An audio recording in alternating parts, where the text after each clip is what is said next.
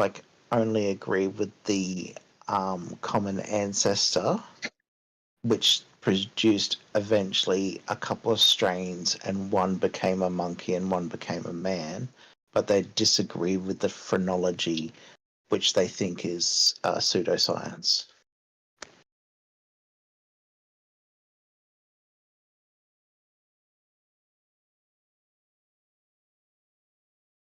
Because, like, as what I've heard from evolutionists, evolved from monkey is straw man. That's like saying a poodle evolved from a Rottweiler when the ancient ancestor was basically some kind of pre-wolf kind of common ancestor. Maybe that Yeah. evolving away from being an animal is a double-edged sword. So it comes with benefits and cons.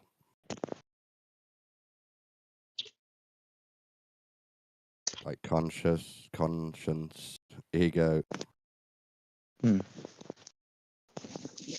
It's the whole master race theory. It's like the health and wealth accumulated by this one group, this racial group. They're considering themselves some kind of like, you know, they've advanced because of their will to succeed that they've gained. Like they had access to knowledge because they've been around longer. There's like so many like weird things they connect to this theory. I think that's what it's based on is there's actually too many people on Earth and too much diversity. And I don't mean based on my morals. This triggers men. They think, oh no, we're going to get taken over by something that isn't us. And that they feel very scared. So they then need to talk up themselves and they come up with a plan of how we should be the ones that have the space. Yeah, like I think the overpopulation argument is like began even in like the year like 500 to 600. Like it's not new, but it's like it's actually real. I'm not making that argument. I'm saying there's enough of us where men get triggered from other men. Yeah.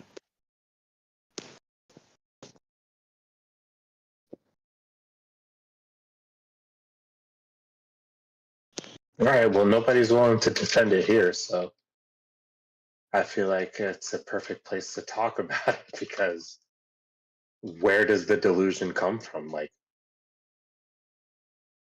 I guess it's a defense mechanism. Yeah, if you're scared of other men that are different to you, big tribe of black men is terrifying, and then your schism kicks in, and you write a book about how they're not very good people, and it needs to be just us.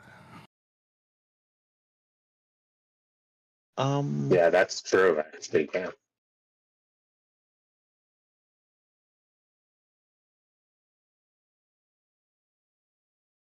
This is also what they did when they said the Canaanites, the white people are bad, they're Babylon. My friend still thinks this. Nah. Yo, peep this book, though, this petrified book. If you were to test that book using potassium argon or whatever radiological dating, what do you think you'd come up with? How old does that book claim to be? I'm just saying, if you were to use the same type of dating methods, how old do you think that book would be?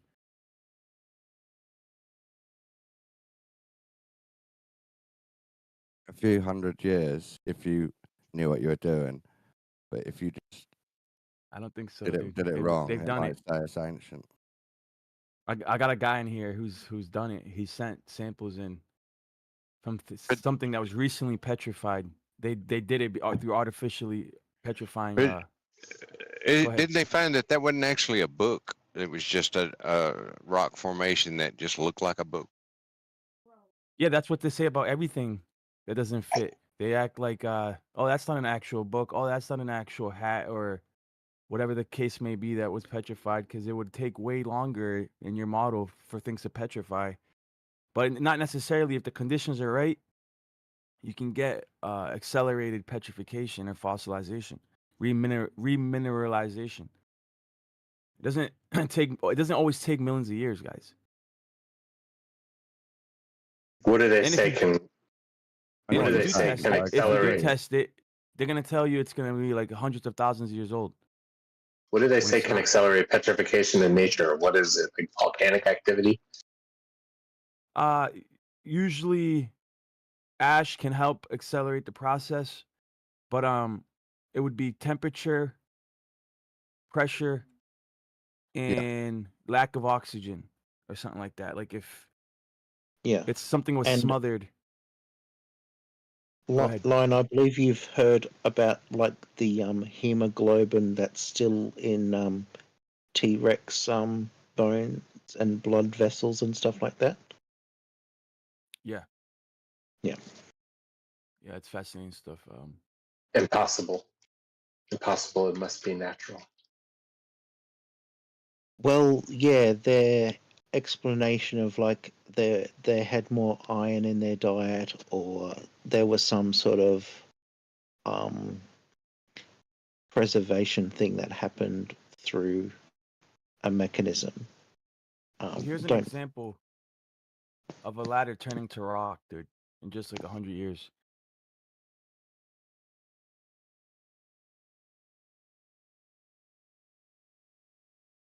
Especially near caves, that environment always like, dude, you can leave a Coke bottle in a cave, bro, come back a month later and it'll be petrified. No jokes. They've done it. What happened? Well, that ladder, that's just where the mineralized water's, washing over it, depositing the minerals like a stalactite or stalagmite, whatever. Yeah. It still achieves the same, remineralization. However it's achieved, there's multiple different ways that can be achieved, though. I bet the wood, though, in the core of that is still wood. Yeah. No, the whole thing is replaced to the core. Like with that. I wouldn't think so. I would have to see that. I think that. No, yeah. So I get what you're saying. If it's only been in the cave for a couple of weeks, yeah, you can crack it in half. You'll still have the core of the substance will still be wood or whatever, right? But you leave it there for 100 years. The core of the substance is no longer going to be wood. The whole thing will be replaced with minerals to its core. The longer that it's, and it doesn't take millions of years for that to happen. It's interesting to think about the fact we just turn into rock if rock is near it, the right rock's near us. It does say ashes to ashes, dust to dust. That's so what I'm it's just a matter of if man came from the basic elements or the earth, it's like how quickly did it happen according to Aaron Ra? Many millions upon billions of years. According to young Earth, 7 to 10,000, maybe less. Yeah. We came from rocks, and we will turn back into rocks. We have wood. And that's Dwayne Johnson is petrified. medium. Yep.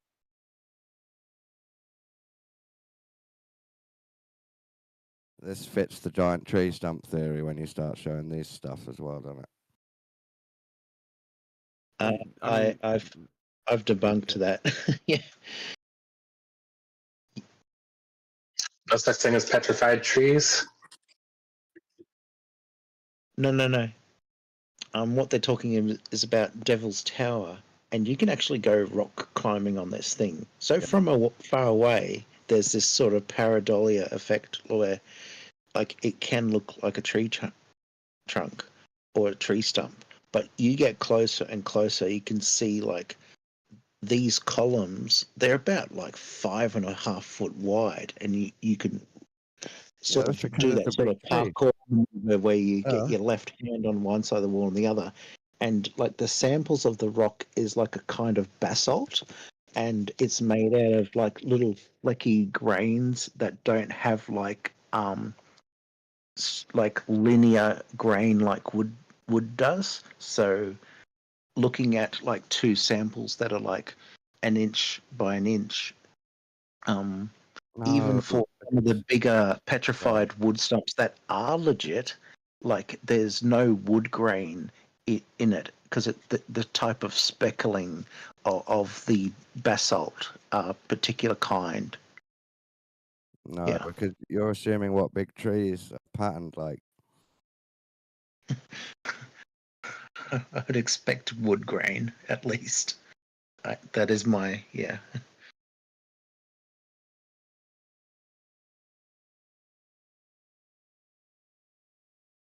This guy's asking me for links, bro. I'm just going through a gallery right now, dude. I don't have. I'll try to find the links in a second. He's not grateful. I see what's going on. Yeah, I'm actually. But, I appreciate what you're posting. This is just. So I these mittens became 100% aragonite. So they've gone through a petrification process. It says here real quick.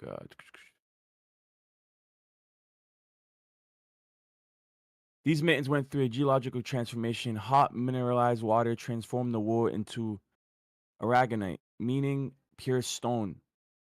Question: if the worldwide flood is true, then it would require all fossils and sedimentary rock to form quickly and recently. Does the few weeks it took to make wool into stone tell us anything about our geological record? This is some guy's presentation on my Facebook. I'm not even sure where he got these mittens from. Maybe he did it himself. I don't know. But I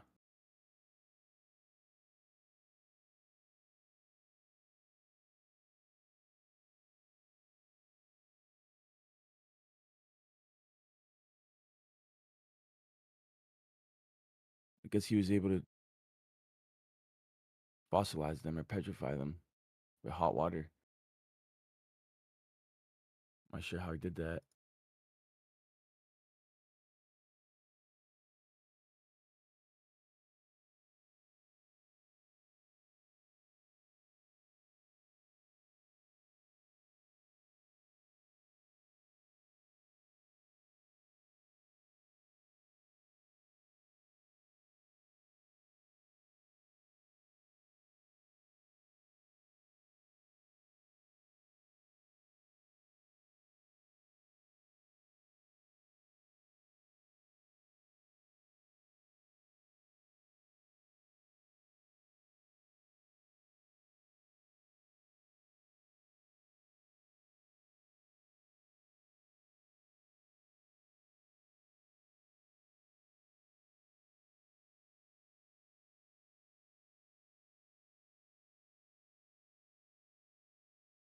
This last image, you guys figure why this is significant?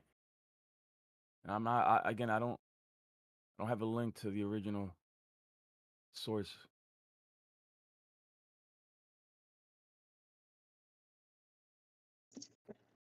At 50 Cent.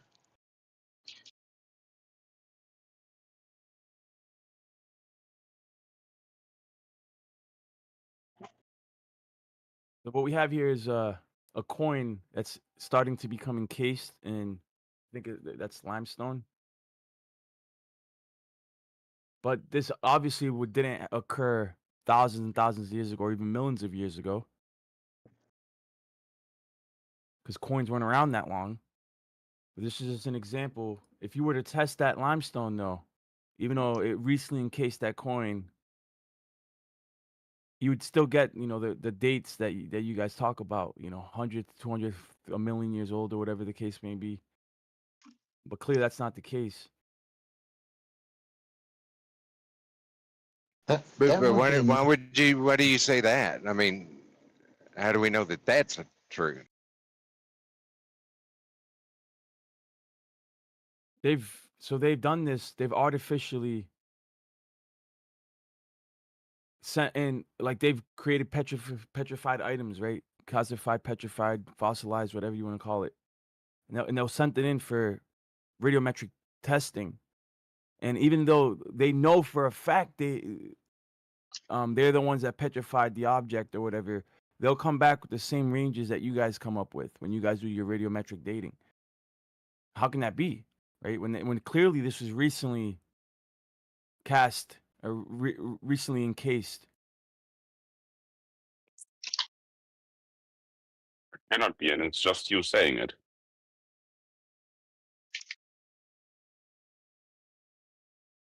No, I mean,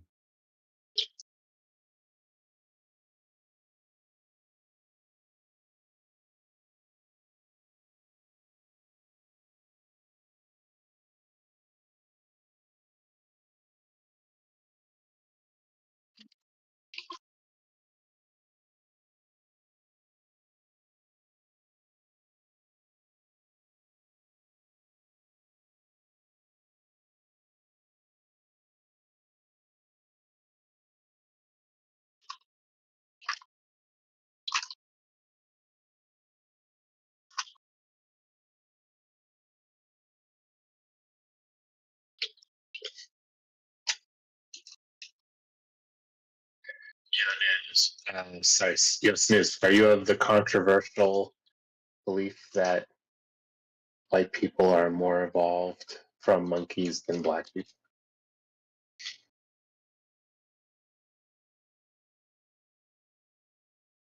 Nope. Have you tried the chocolate? Shout out to Snooze. Okay. Have you tried the chocolate flake in a McDonald's ice cream? We do it in Australia. It's like ice cream cone with a flake. You know, it's funny that you guys say this, but like, do you not agree that like there are like aspects of the conversation surrounding evolution that like this is what people pick up on when they hear? Why do you think so many people misinterpret evolution in this way? Where do you think they're getting that information from? The pulpit. Hitler. Hitler. Wow. That's valid. And like I said, that was one of the early interpretations that like certain humans have evolved on a separate branch, and they interpreted that development as an improvement rather than a change. Like what Dawn said, it's like you did become better, you became different, and becoming different like a poodle gives you maybe advantages for being cuddled, but it gives you disadvantages like a Rottweiler who could probably be all right in the wild, maybe. Wouldn't like to give it a go, but yeah. I found an interesting video that links psychedelic influence to evolution. It says all plants give off vibes with essential oils and psychedelia, even in microdosing. But for obviously for animals and each other, each plant, it's really strong. And when we came down from the trees, our awareness changed, and there was a lot more dangers.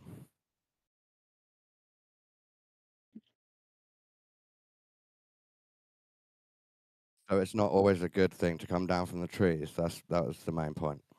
Yo, so the last footprint I posted, that's supposed to be from what might be an American lion. The American lion evolved anywhere between 340 to 11,000 years ago, right between that point right there. But yeah, it's this rock is 100 million years old. So it's anachronistic. This footprint should not be in that rock, right? Is that? And you have plenty of examples like this, bro. I'm scratching the surface, bro. Like you got handprints, you got all types of shit, dude. Human handprints, dude, in rocks that if you were to date the rock, dude, it's anachronistic. Humans weren't around 100 million years ago, dude. That's interesting. That's the shit that I'm talking about. Now they're gonna critique the sources, you know, because a lot of these But pictures how of do you from know what it's creation. going to This was date, like though? How do you know what it's going to date? You say that, but they how do date you know them that? because the Well, limestone you have you have a universal layer of limestone and sandstone on the earth, bro. You guys all say it's a specific date according to the strata.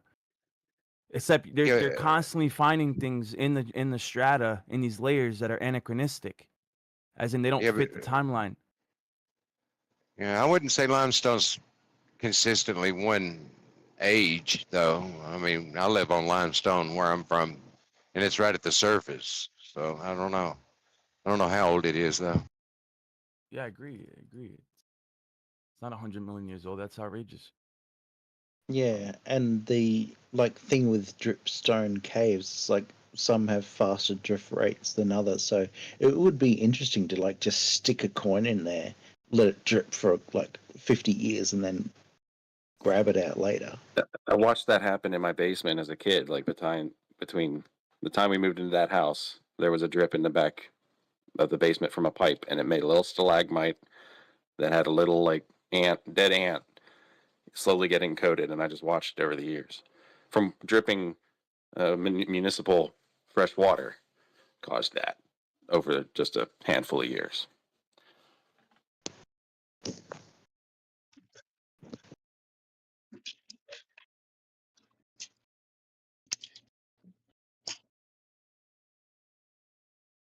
Welcome to Jurassic Ant Farm Park.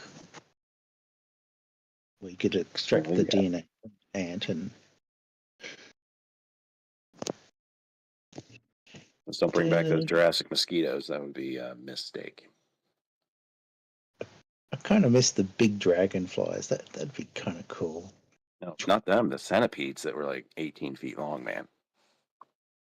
Ooh. So we could have giant insects. We could have giant, but we can't have giant people.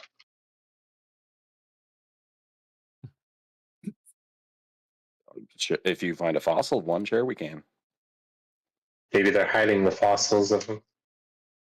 Define giant height-wise. Because it would throw a wrench in the gears of their historical timeline. So they don't tell you that there were giants because... Cool story, bro. How tall is a giant? Like, how do you define a giant height-wise? Renee, do you believe the... I'm sorry, you're asking me a question. I'm going to answer the question. Do you believe that... 10 foot and up, maybe? 10 foot? 10 foot and up. Oh, okay. There's images in the pyramids showing people that, they're like comparable to the size of a mouse to a human. It's like giants as big as that. Like the human is the mouse, and then the giant is like, yeah. In the stories, they get really big. Lots of stories about giants. I don't want to know if Renee believes this, but I'm going to ask him anyway. Do you think in evolution that white people are like further mutated, and that's why, like, are they more evolved than black people? Is that something you believe in? I mean, when you look at if you do believe in evolution, about like, traits being similar across regions, you would say that white people have more evolutionary factors in their genetics, I would say. Blue eyes, blonde hair, lighter skin, those things were things that evolved in the European region, I think. I wouldn't use the term more or less evolved. I would just say adapted differently for the region more than anything. But let me quiz you. If we all come out of Africa, evolving past and differently to what we were in Africa is further along the line of out of Africa, leaving Africa, becoming more than Africa. I agree with that, because in regards of like what I said, evolving to the climate, you know what I mean? You saw it back in colonial times. White people couldn't even go back to Africa because of the diseases, the malaria, the sun, the everything else. So, Right. it's just like at the end of the day, it wasn't a more or less thing. It was cold. There was way stable weather up there. It's just a completely different set of environments. I mean, Africa is still a fucking war zone. It always has been. Yeah, so you're saying it's forward on one path, but not necessarily better or more, just divergent. It's not even divergent; it's the same path. It's divergent in regard to, you said, just simple skin color, but it's just the same path of efficiency. You know what I mean? If it was advantageous to have green skin, I don't know I think over the course of time that trait would emerge, but where did you learn this? Where did I learn what, bud? That blue eyes are an evolutionary trait, and that means that they're more evolved. I didn't say that. Blue eyes is a trait that evolved in Europe. If you have blue eyes, it's just saying evolved, full stop. Like if you have blue eyes, you could like literally trace your ancestry back to like 2 people. It's insane. But it's a trait that evolved in Europe. It did not evolve in Africa. It can evolve in Africa, but it didn't because climate didn't predict it. But you do find Africans with blue eyes. It's just not a dominant trait. In the European genetics, lighter skin, lighter hair, lighter eyes became more of a dominant trait. So you believe that white people came from black people? I think all humans came from other humans. Oh, you do agree with that though, or that's part of your model at least. I would say when you call it an evolutionary trait, is the loss of your pigmentation also part of that? It'd be climate dependent, climate and region dependent. Yeah, that's what I was saying. But I would say yes. I mean, if you want to simplify it, yes, white people came from black people, I guess. But you can't even really state it like that. But like linearly, they came from green people. No, black people came from white people. So, like I said, if you actually followed evolution, you would see that there was 2 exodus of a creature. You had Homo erectus leave, and then there was an ice age. Then Homo sapien came in. The genetics in Europe is a mixture of that. So it's just like I said, you can't just say black people because Neanderthals were black at one point, and then they evolved to be lighter skinned because of the region, because of the climate, because of the environment. So like I said, you can't really say it like that, but if you want to be like high level, you can just go like that if you want.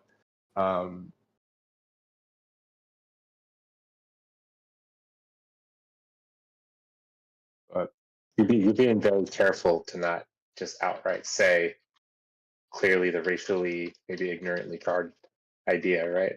You don't want to be of that accord, which is good. So, all right. I'm under the mindset that race is a social construct. And when you look at things with a phenotypical lens and you allow yourself to put people in that lens, it's a tool that is used to separate individuals and allow people to have power. That's my belief about race.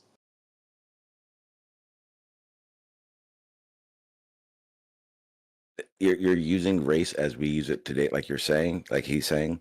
When we're talking about the origin of humans, like I was saying, it would be climate region based, and even those same people over an evolutionary time, as they spread out in that area, would have been different. It wouldn't. It's not that we come from black people. It doesn't work that way. It'd be we came from this region or this climate. And that's how evolution looks at it. It doesn't look at it as a race thing. Exactly that. Then if you look at the tide, it took thousands of years to get to Europe. By the time the person that got to Europe through the path, you look at the skin colors of that path that they took, you would see that they got lighter basically as they went more north. It's interesting to see the the Neanderthal caves in Spain, because that could have been a direct migration of a creature, and then it independently evolved basically in that whole isolation of Spain. But then you see the exact same traits essentially establish itself in the Neanderthal, in the Denisova, all across the region. So the environment. Where's the fork in the road? I'm sorry to interrupt. You're saying that's the fork in the road? Like some people just had to go to a different climate region? What do you mean? Like, why are people white? Why are people black? Like white. Okay, so what I'm getting from this is black and white people share a common ancestors is the Neanderthals. Some Neanderthals went over here. Some Neanderthals went over there. So what? So Food, white resources, people, probably. food and sex are the main two things that make people do anything. But white people, black people don't share a direct relationship to Neanderthal. White people do.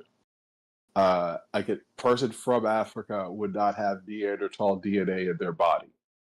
They'd have a precursor of a relative, but they wouldn't have that exact strand. Very similar to Asian Denisovans. So, like I said, it was two different exodus to Europe. It was two creatures. The second creature is what you and I are, Homo sapien. Path. Use a path. It'd be a different path. The different paths of the humans, right? Yeah, but the second creature that came out was Homo sapiens, and when you look at it in our genetics, it wasn't like a flood fucking like assimilation, because there is no Y chromosome Neanderthal in our genetics. That screams genocide. But isn't the common argument whether it was genocide or just bred out of existence? It screams genocide in the regard of the time. A bred out of existence would have took way longer, and then you would have seen integration of the Y chromosomes on some levels. You know what I mean? Okay. Yeah. Yeah. Okay. Yeah. You know what I mean? So like legitimately, 100%, yeah.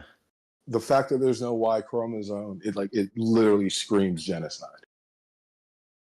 You're right. I get what you're saying. Yeah.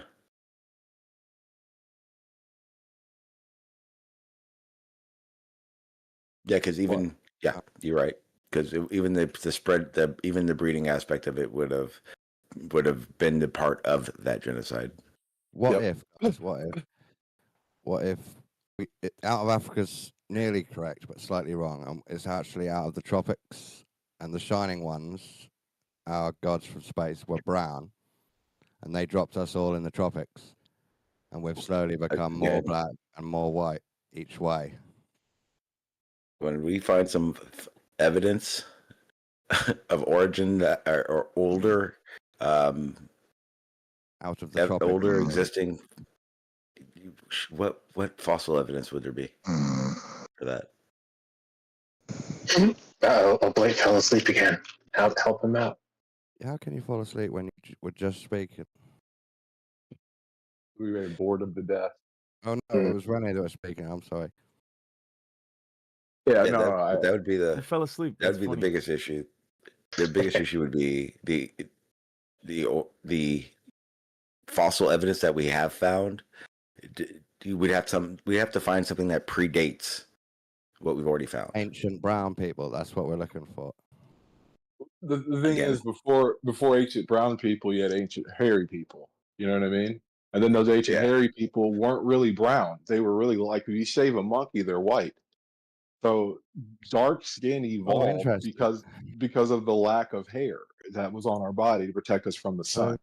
Out of the trees theory, and then that would include the Americas. American monkeys. I don't think the monkeys came to the Americas kind of quote unquote late. After the South America and Africa broke apart, they allege that like there are these like land rafts, like giant chunks, like island size of like fucking like terra firma that would float. Yeah, and, but what I'm saying is, some American monkeys turned into American black people. there are no American black people, though. Don, can you tone down the racism a little bit? He said there are no American black people. There are. I mean, are there? That's what I'm arguing for. There could have been a few. There's black people on every continent, too. Out of the trees theory. But like I said, like when you look at the exodus of what were the Native Americans, the ones that were in America, they walked all the way essentially from Africa. You had the Polynesians that sailed, which was remarkable at the time that they did it. But you like there was a land bridge in between Alaska and Russia. It was frozen, but it was actually a lot closer than it is today.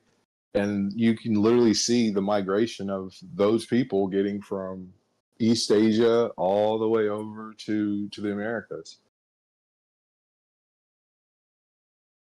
America's a hard part of the puzzle, but it's not the whole argument. It's like I hear your the underlying theme of what you're saying is that white people evolved from black people, but you're not willing to blatantly say that. Because they didn't. It's better. It's better to say. Well, here. If you want to play that game, then he already said it. We don't come from black people. We come from hairy, a hairy being. Yeah, and that hairy being was probably lighter skinned when it first started losing its hair. So the first development of a darker skin was an evolutionary term. So technically, if you want to say it, black people evolved from white people. If you want to, if you think about it that way. Right, you've changed. Okay. Pale skin humanoids. Pale skin humanoids. Yes. Yeah. I think you've landed. To say that all people with pigmentation come from that ancestor. He's saying we both came from the hairy ones now. Yeah, because melanin would have been a mutation in the evolutionary chain. Yes, it would have been yes, that's when you look at nature. Like you don't really see black animals; they have black fur. They don't have black skin or darker. Like melanin is something that develops. But I mean, you even see it in the British culture. You had British people moving to Jamaica, being Jamaicans, and year over year they were Jamaicans. I mean, they weren't breeding with the locals. They had their own kids. 4 or 5 generations later, their kids were born with tans. That's what also. Why? So also, what you see is because what you see is Caribbean Indian. That's why you see darker skin, freckles. Yeah, freckles is a freckles is a precursor basically of showing you needed more melanin or something. You know what I mean? But yeah, dude. It's legitimately environment is very, very, very, very important when it comes to skin color. That's pretty much the determining factor in the past. Now that we can all travel and move. That's right. Don. Just remember, there are naturally white Africans. I'm not talking the integration of South Africa. I'm talking in Egypt and etc. Right? I'm just saying, since Jesse started asking you, you've sort of switched now to a new theory where we came from monkeys and first we were white, and then some of them turned black. That's right. You're saying monkeys for no reason. So Don, basically, we're talking about the whole of evolution. Yeah, so basically my stance is that before there were black people, there were hairy humanoids, right? From those hairy humanoids, black people came. And those black people... White people at the same time? Which one first? I don't know. I don't know. You're going with about the same from hairy. No. If we're looking at the evolutionary chain, and for what we do have at the very least, understanding that, again, melanin would be a mutation, it would most likely be that hairy with pale skin would probably be the first humanoids that existed. We don't have white animals either. The animals are camouflaged. What are you talking about? Go get your black. If you have a black dog, shave a piece. His pale skin his dark hair is what covers that pale a dog skin. and a pig. But what about Pigs? Same thing with fucking pigs. Yeah, I'm saying that The lack of hair.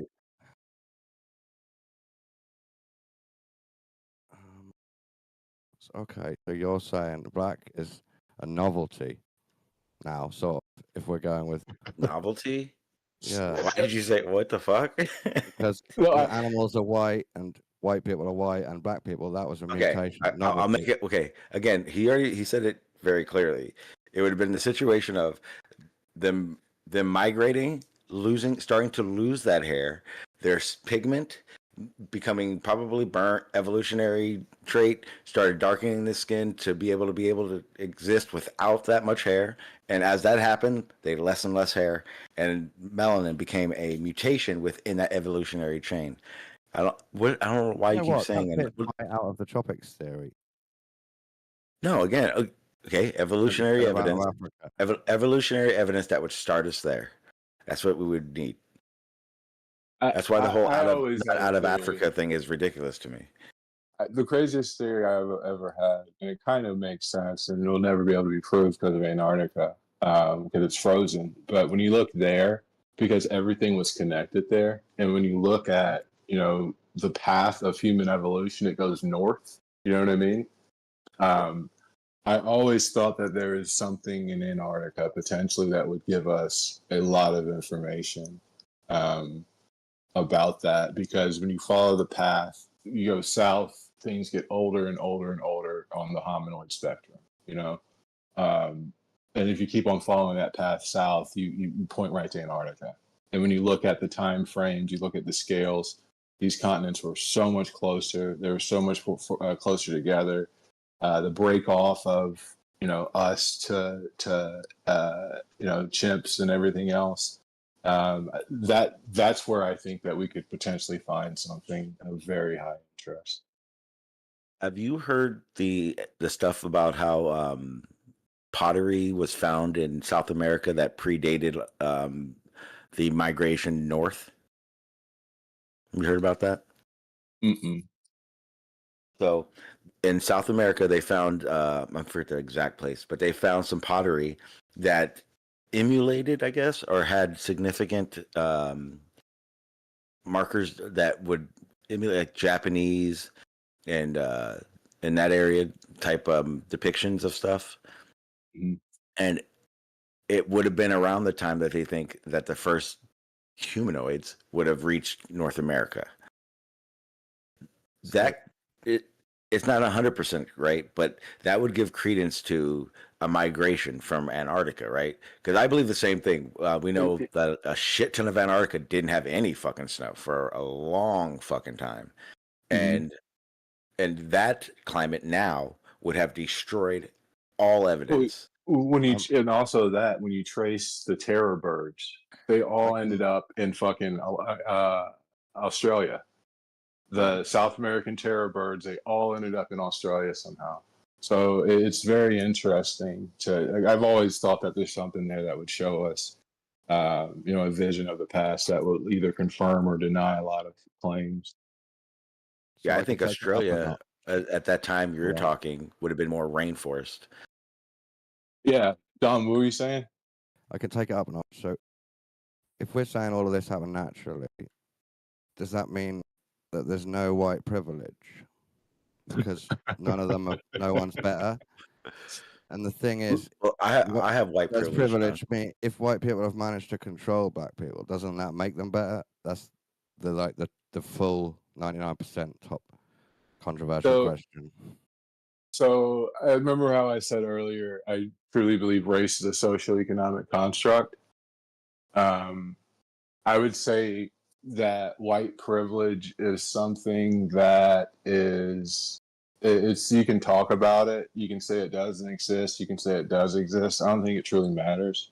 But in the big scheme of things, race being a socioeconomic construct, like I said, it's the reason why you have the control over the black people and everything else are economic gains, and then societal gains. Doesn't that mean that they're better somehow? If black people can't not be controlled.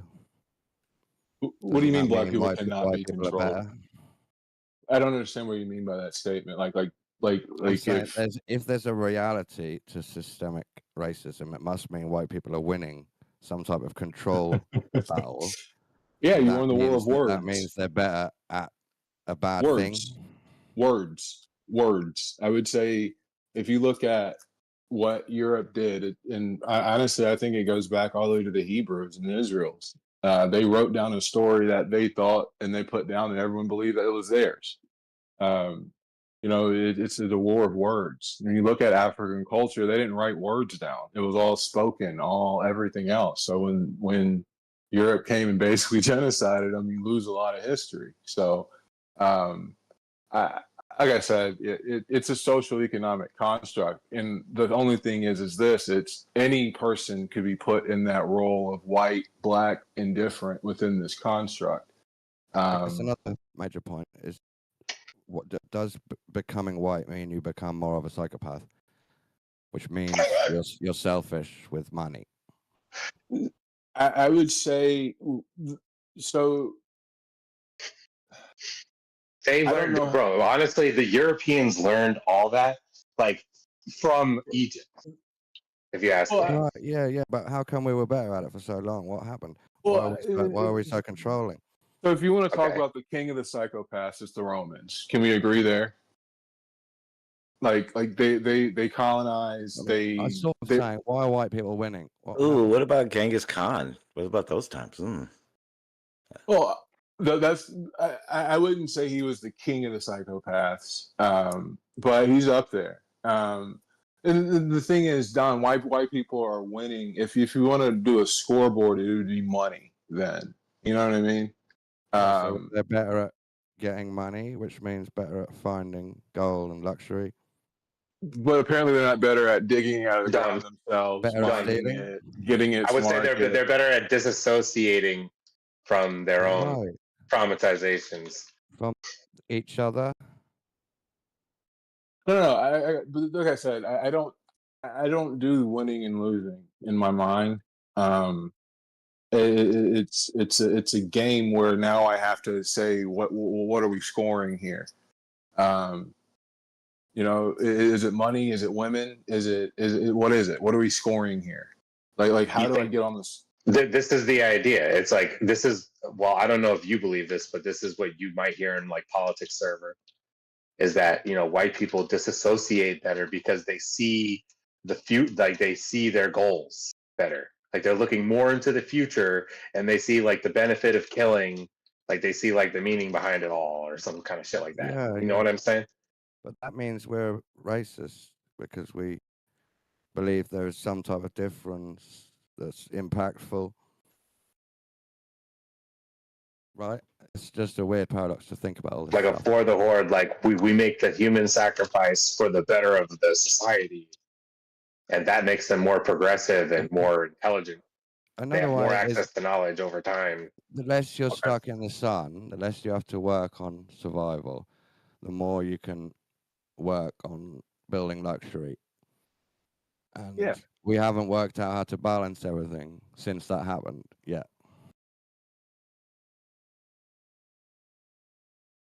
No, I mean, like I think I've said this before. Like when you look at even in like desires inside societies for men, lighter skinned women in darker skinned cultures are more desirable. The lighter skin meant that, like you said, you weren't working outside all the time. It means you had money. All across history, even in the cultures with darker skin, being lighter meant you were richer. And then magically this pale person shows up, That's crazy as hell. This guy must be rich as fucking hell. He's never been outside in his fucking life. Like that's probably the first thing that they thought when they looked at a white person, Yeah. I mean, it's just like, it's I just don't know how to keep score. That's the thing. I think both sides of the spectrum have existed forever. Like, people think that the blacker you are, the more of a king you are, and people think that the more light skinned you are, the more beautiful you are. That's been around forever. It's never been just one way. Dude, honestly, sexual selection for males has always preferenced lighter skin. What if white people are from space and black people which are from shows you planet, how white people evolved. I mean, like I'm serious. Like literally, sexual selection in males in our species. It still does it in monkeys. It always prefers. It has something in it for lighter skin. I don't understand. I don't. Wouldn't that mean? Whatever. I don't care to even defend this.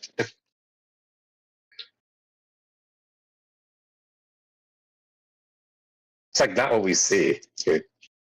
What do you mean by that? Sexual selection in males.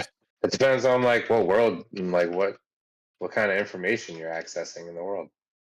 It just depends on where you are and how you live your life, I guess. What you choose to pay attention to and make more prevalent cases for.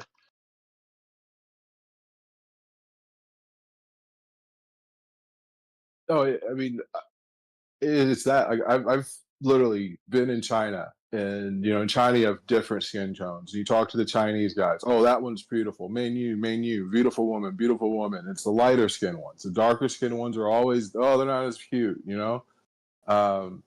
Even in Eastern Europe, same thing. Fucking Saudi Arabia, same thing. Africa, when I went there, same thing. It's nothing that I was seeking. It's something I've observed and then actually looked into, and it's a trait that men sexually select for.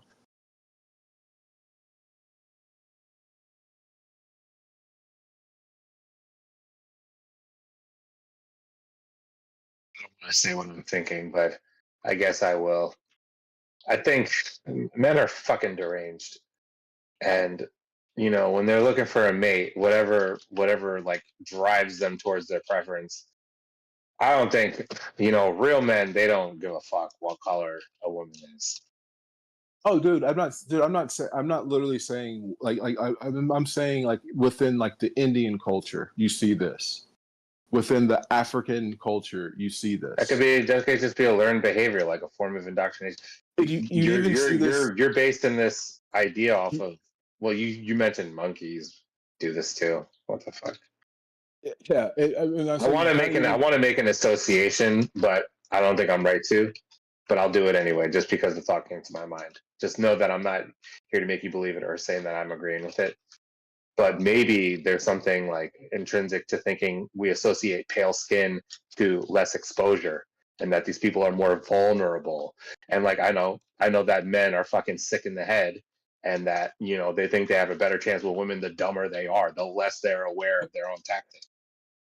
Men can just choose a form of deception because they think the woman won't pick up on it. Maybe the pale skin is like a sign that you have less knowledge, that you're like less learned. Well, they say blondes are dumb, Innocence, yeah. The pale skin represents innocence, being sheltered. I think when it's young. That is actually what was happening in like these royal families, dude. It was in fact like a sign of royalty. The paler your skin, the less you went outside, the less exposure you had to the real world. The further you are from animals. Some people think. But to think that humans naturally associate that idea to the skin color stuff is, I don't know, dude. But when now we're in modernity and black people are fashionable and they have access to nearly everything white people have, it's more balanced, and women fancy black men and they're cool. So everything is fetishized. That selection is changing. You think white women fancy black men? Yeah, there's more different nuanced novelty selection happening in the modern world. I'm saying something like you hang out with a lot of racist women, Renee? No. I had a goal in life and I've completed it, but I don't know. I don't know. I don't know. I don't know. I grew up in like I don't know. Where you live, do white women typically preference like not sleeping outside of their race? Dude, where I came from, is mixed children considered frowned upon? Well, yeah, that's not in the rest of the world.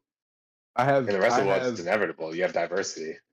I have 3 mixed children, so they're children. I don't. Everybody always calls them mixed, but where I came from, yeah, 100% it was. I remember there was in high school there was a kid that dated this girl whose family was famous singer, and the coaches literally beat his ass. I mean, it was, yeah. I mean, it was a thing. That was for sure. These are learned behaviors because it's not, it's not intrinsic to every region, right? We have diversity. We have mixing everywhere. We have, yeah. I mean, that's why, like, you go to a port city. Yeah, you go to like a port city where there's a port, you'll see a lot of mixing. But when you go to non-port cities, there's not that much mixing, dude. It really isn't. But yeah, port cities, hell yeah, it's always been like that.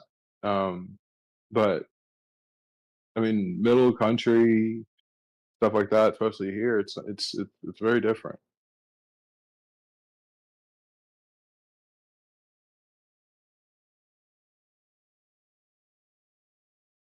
Do you think it's truly necessary? Like, this is part of their left brain when they choose to not sleep outside of their race?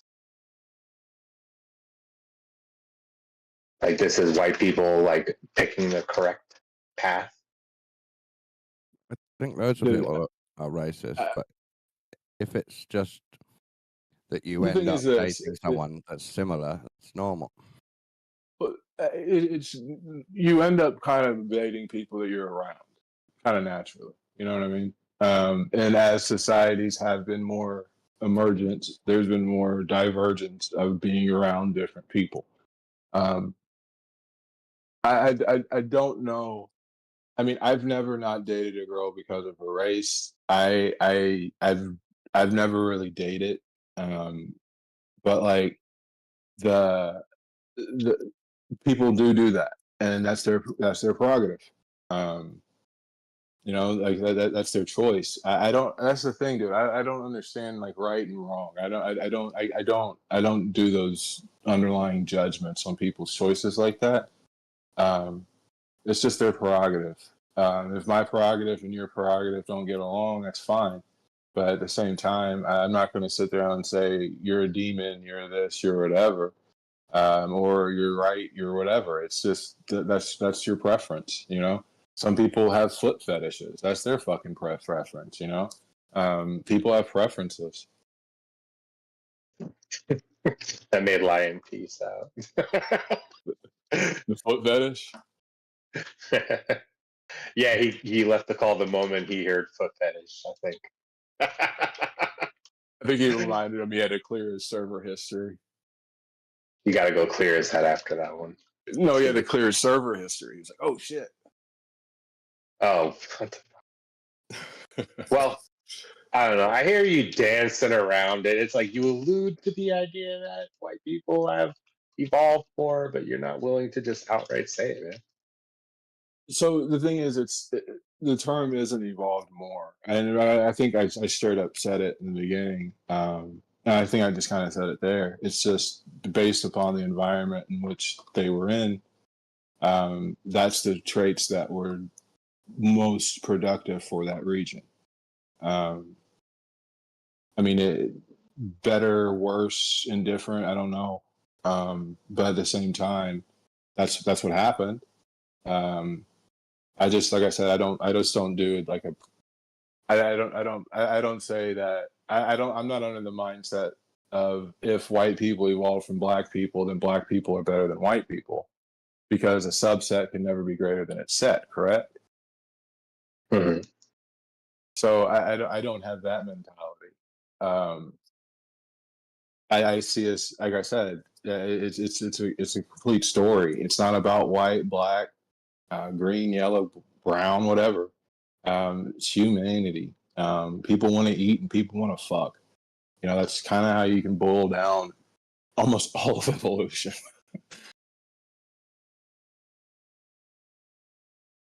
It's a sensitive subject, so nobody's willing to just outright say the most, possibly ignorantly charged thing to have me correct them. So I'll say all the ignorant things for you, man. I'll just allude to all the things that I feel like people think. I've got like various checking questions. Okay. The Egyptian pharaohs in magic and the occult, we look up to these guys for some reason because they built the pyramids and they invented the sun hero, and they used the sun hero a lot, so that's how we know about it. And were they mostly black or white, or were they black then white or white then black? You talking about the Egyptians? Yeah. I think they were darker skinned. Horus. I definitely think they were darker skinned people. I don't know if you could call them black people. I don't know. I would say if you look at the genetics there, it'd be very similar to the people that are there now. Would be a lot of the genetics that were during that time. And you see like darker skinned people there. I wouldn't call them black. I don't think many Northern Africans even consider themselves black. I think it's important as well because we've seen a lot of white royalty, and it's good to know there was black royalty before that sort of thing. It's like an important part of the story. There's a guy named Mansa Musa. That's like the most famous African king ever because like he was like rich as shit and did a pilgrimage to Mecca and like literally spent so much money, crippled economies on this trip there. And then you have like Shaka Zulu, but that was in the 1800s. You know what I mean? I mean, like I said, you could, for Western history, you can technically take it back to the Greeks, you know? I don't find that source of history for the African continent. Well, Egypt's like an older, more mysterious Greece, but with a lot more black people. Darker people. But not whites, I mean.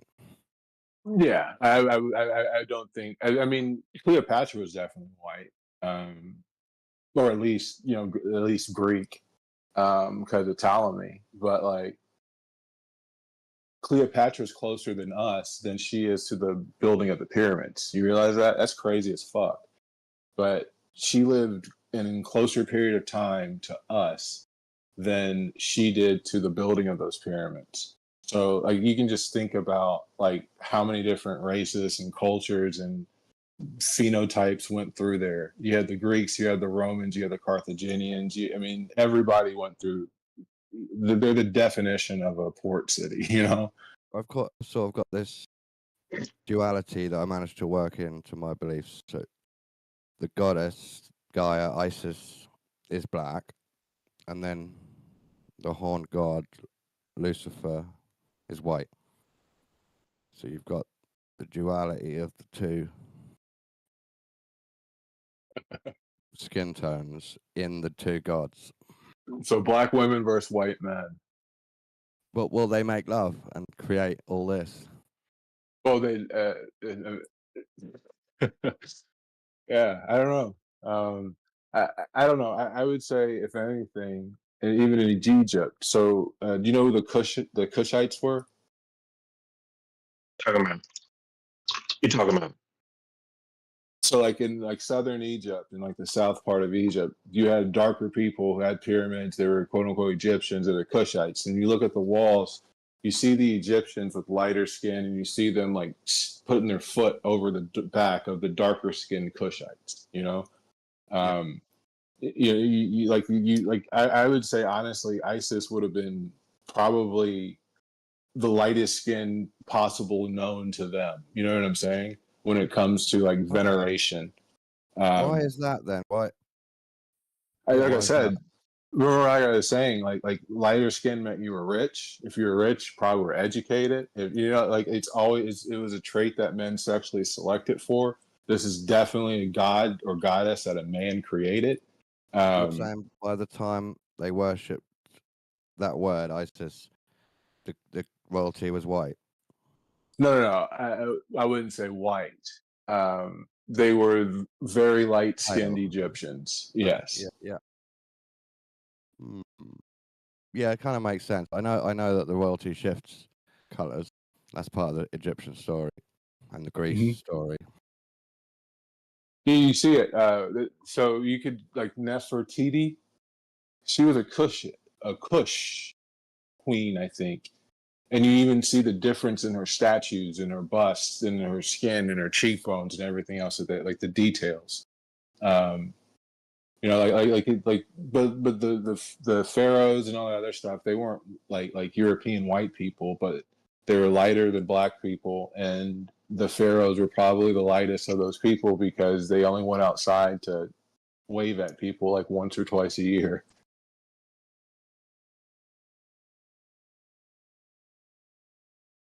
So in that way, you're saying some of the ancient Egyptians were people that had gone north, became white, and then came back to take over Egypt? No, the Egyptians were people. I at no point had they become white throughout the narrative. How come they were paler then, even if it's quite close to Africa? I would, like I said, when you look at even like it wasn't the desert at that time. You know, like there was a completely different topography throughout that whole region. Good point. Yeah. You know, so when you look at all those factors and you put it in, it was like I said, you know, people became lighter, and like when you look at Egypt, it was the definition of one of the first, second or third, basically, because you have the Sumerians, but like the irrigation systems and all that other shit. So basically, you have a mix of people from that Sumar region and that Mesopotamia region, which is as old, if not older, than Egypt, all mixing together in this area, and the Egyptians are a product of that intermixing. Oh, that makes sense. It's slightly different climate, and then the money manages to make everyone breed, and because different people have come there, a few different people from different areas. Yeah, I mean Egypt. I mean, even when you look at the the first Bronze Age collapse, Egypt at that time was the fucking centerpiece of the entire world. And I think the Bronze Age collapse happened like 1800 like 1800 BC. You know, it's been interconnected and everything. What about the pyramid then? Do you think that's a pale person's idea? I don't. I would think it's a pale person's idea because scribes and everybody else, and the priests and the architect and the engineers and the people who drew it up were probably wealthy. Yeah. You know what I mean? But at the same time, shining one race theory. If they keep coming up with the money, the pyramids, the cities, it's like, bro, how do they know all this stuff? Oh, another cool thing about like kind of why things got the way they were was like the weather patterns. You know, the weather patterns in Africa, they're still not very predictable. At that time, they were even less predictable. So like you couldn't put down a civilization and like be like for 5 years know that you're getting the proper same rainy season, same, you know what I mean? You had desert turning into fucking jungles, and jungles turning into desert in a matter of years at that time. There was that's why you see such a hunter-gatherer lifestyle until you get to the Mesopotamia area, where there is an ability to kind of set a schedule and like irrigate and all this other stuff. The climate allowed for cities to start forming with the technology, and you kind of see the differentiations in the people. When you go slightly north of the tropics, it's easier to make a bigger group.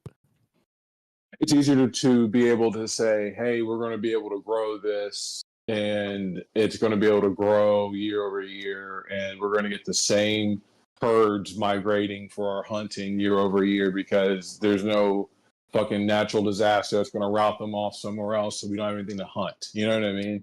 Like back in the day, like they would literally just follow like packs of wolves, like just follow herds. So they always had something to eat. I mean, and then, being able to have a steady climate. And that's why you start seeing so much writing and all this calendar and astronomy to control time, because time was their ability to plant their crops.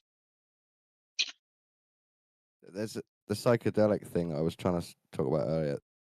Sort of plays into some plants that we ingest are telling us to stay near them. And some plants are telling us to go away. And this is a variable that connects with the environment, but it's also separate. So maybe DMT has a role to play on who goes north and who goes further to the equator. There's another theory that like early hominids would find like fermented fruit, and like that's like alcohol basically, and that's like kind of one of the main reasons why they even started venturing to the fucking ground, was to get like booze basically. And then there's another theory that like they would actually pick fruit and then like protect it from being eaten in like a community type setting up in the trees, so they didn't have to go to the ground and get it. Yeah, and that like literally like they there's like a theory that like society basically started because everybody wanted to get drunk. Yeah, I know it's not just DMT, but if it works with alcohol and weed and DMT and mushrooms, all of these things, caffeine, sugar. In one of the Bigfoot movies that's really good, if the Bigfoot finds a bush of berries that have gone off and eats them to get drunk, and becomes aggressive and protects it. Animals like if there's like fruit and shit that animals eat in nature that naturally like get them fucked up and they go after it. For sure. So you think stoned ape theory? Do you think that has anything to do with? I think it's interesting. When you look at the ability to grow things, so like I had a few marijuana grows, and like if you're growing like outdoor like primal weed from like what the genetics would have been, there's no way to really get high off that shit, like you'd have to like press it into oils and stuff. And I know that's why you see the alchemy to get. Yeah, there's a lot of technology for stoned ape, but there's not much technology needed for drunk ape and mushroom ape. That's for sure. You need some sticks and some fruit. When they say stoned ape, though, they mean mushrooms, but I think it's all toxicants. Yeah. I thought you were talking about weed. I'm sorry, I thought Jesse was talking about weed. Yeah, but I guess I added that in and said that's part of it. There's two types of DMT. One, NN-DMT. You get the entity come up and sort of have a go at you and say you shouldn't be here, or we've let you in this time. And then, so that's supposed to be to make animals run off from the environment. And there's 5-MeO, which says this is brilliant. Just lie down, and you're part of us. So there's this idea that the environment is using psychedelia to direct where humans go. So remember earlier when you said like, is being white being a psychopath, or being more of a psychopath, or whatever? Just think about, like I said in my model, you have a monkey. If you put a fire in front of a monkey today, it still runs away. It screams and runs the fuck away. For some fucking reason, there's a relative of ours that said that's cool. You know what I mean? There's somebody that took the counter narrative. But he was a fucking moron at the time. You know what I mean? Maybe, but I think it could be cleverness sometimes as well. That's what I'm saying. He's managed to think, I can get close to this and look at it. Exactly, or that's not a god. Yeah, I can put it out. I can pee on it. Like something sparked. Something happened. When every other animal runs, we walk towards it. That's interesting. There's so many like little feats that we've done that like it takes a level of psychopathy to actually do. Right. It's more thinking whether that's dark or good or bad. I don't know if that's even true either, but it's another way to say it. Yeah, I mean, it's less empathy, less care. I would say it's the ability to shut off flight or fight. Mm. I would say that would be one of the first things that psychopathy allows a human to do, and why I think a lot of early humans are probably psychopaths. It's another example is black people are often scared of dogs more than white people. Oh, that's because white people sick dogs on black people historically. Mm. Mm. No, I think it's because white people had more fences and they trained the dogs because some of them were brave to go grab a dog. When I see a dog, I see a tool that has hunted me down in a fucking runoff. I don't like dogs. I don't like any of them. I'm just not afraid of them. I don't fucking like them. Like an ancestral memory of being chased by white people's dogs. No, wait. But this is all based on the idea that black people are scared of dogs in general. That's not true. Yeah, I'm not scared of dogs. I just don't like they are more. They are more in scared. General, okay. 2 out of 10 I would say I would 100% agree with you, Don. I see that fear in black people a lot more than I do in white people. 100% agree with that. From my interpretation. Black people are not scared of fighting other black people, but I'm scared of fighting other white people. Maybe they're brave, man on man, in a different way. I don't know. Like I said, at the end of the day, a dog is a fight. If you think of it like that. Maybe that's why I don't like dogs. It depends on where you are. Like, I don't even want to talk about this, but I will. Like, if you're in a place like, okay, so I'm in a place where it's like pretty much like 99% white people, and when I see a dog out in like these, fucking Renee, you're from Tennessee, you know Dixon, you know Bon Aqua, you know Fairview, you know that area. I know exactly what you're talking about, bro. You think I trust a single dog out there? Hell no. Oh, hell, dude. So it's crazy. Like those areas you're talking about. We used to play them so much in football and shit. But like, yeah, dude. If I'm in a city and I see a dog, I would probably think that the dog has an owner. If I'm in like Dixon or Fairview or that area and I see a dog, I would be like, that's a wild fucking dog, probably. You know what I mean? But I mean, it's a. This is the thing. I just don't like dogs. I don't understand. I have kids. I already have to clean. I had to clean shit. I had to take care of something, and I don't. It's just I don't understand why like you would go out and like pick up this thing shit and like all it baffles my fucking mind when I see people walk their dogs. The dog fucking is tugging them, goes and takes the shit. This person just walks over there and just picks up a fucking pile of shit, puts it in a bag, and like carries it and fucking throws it away. I'm like, why would you want this to be a part of your life? Like why would I don't want that to be part of my life. I know how to connect that. It's because white people have less empathy, so they like to be friends with dogs instead of other humans. No, it's not. It's not that. Okay, you got to pick up the dog's crap. Granted, well, depending on where you live, and you take your dog to the park or to a dog park, which I don't like dog parks. I don't go to those. Like if you take your dog out somewhere and they take a dump, yeah, it's just common courtesy to clean up after your pet. But I mean, yeah, picking up your dog shit, dealing with them chewing the furniture when they're like, dude, puppies are the worst. Dude, I had a wolfhound, and he was amazing, but he died. I'm gonna say you gotta like do those small chores with your dog, but the dog also enriches your life in ways too that outweighs picking up their shit. Dude, I've heard that. I've heard that, and I don't want to discount that because like I've heard people living years longer after they got like a dog after like a bad diagnosis and stuff like that.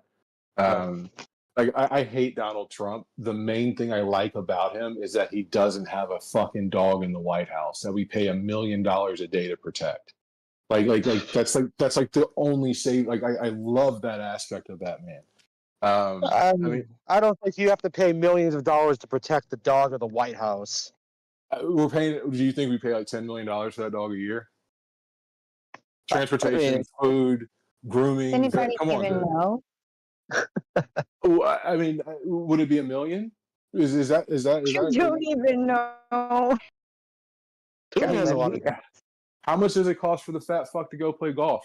It's like $1 billion we're on the hook for, probably. Yeah, but that's every. Hold on, like Donald Trump is a fat turd, sure, but every single president in my lifetime spent millions of dollars playing golf. That's not. But he's like number 1 and 2 with these 2 terms. Well, yeah, but he has his own golf course, doesn't he? Like that we pay him, that he uses the taxpayers' money to put in his pocket. Yes. Dude, we gave like $200 billion to Ukraine over the past couple of years, so who cares? I do. I care. Our money's not real. Our money just gets printed. I agree with that. I wish the Fed would stop charging an interest rate from saying, hey, I'm going to pull more money out of my asshole. If I'm going to charge you 5% to do so. It's bullshit. I'm pretty sure they really expect me to use that money, whether it's really real or not, to pay my bills and buy my food, and it's really happening. Money's real. I'm just saying at the end of the day, where they get it from is their metaphorical asshole. Just to switch back to the dog topic, the good thing about dogs is they're a total net positive utility. Like there's things that dogs are capable of doing that are extremely beneficial. Like for instance, like my dogs know when someone's like a half mile from my house, like way before I'm aware of it. And it's like I look at them like, oh, something's going on. I have a drone that I could just land and fly on my roof, and it can go up, take pictures, and I get that same information. Technology to dogs now. Okay, what if you're watching TV at 11 o'clock at night? My drone can still fly at 11 at night. It's infrared. Go do a lap around your yard and then come and alert you that someone's around. Oh, okay. I have cool drone. I have sensors on my fence, and I also have cameras. Oh, I know people's houses like that are. Not only that, but like most dogs. Well, it's actually this is a myth. Most dogs, like if you have an intruder, 90% of all people's pet dogs are going to cower or run off.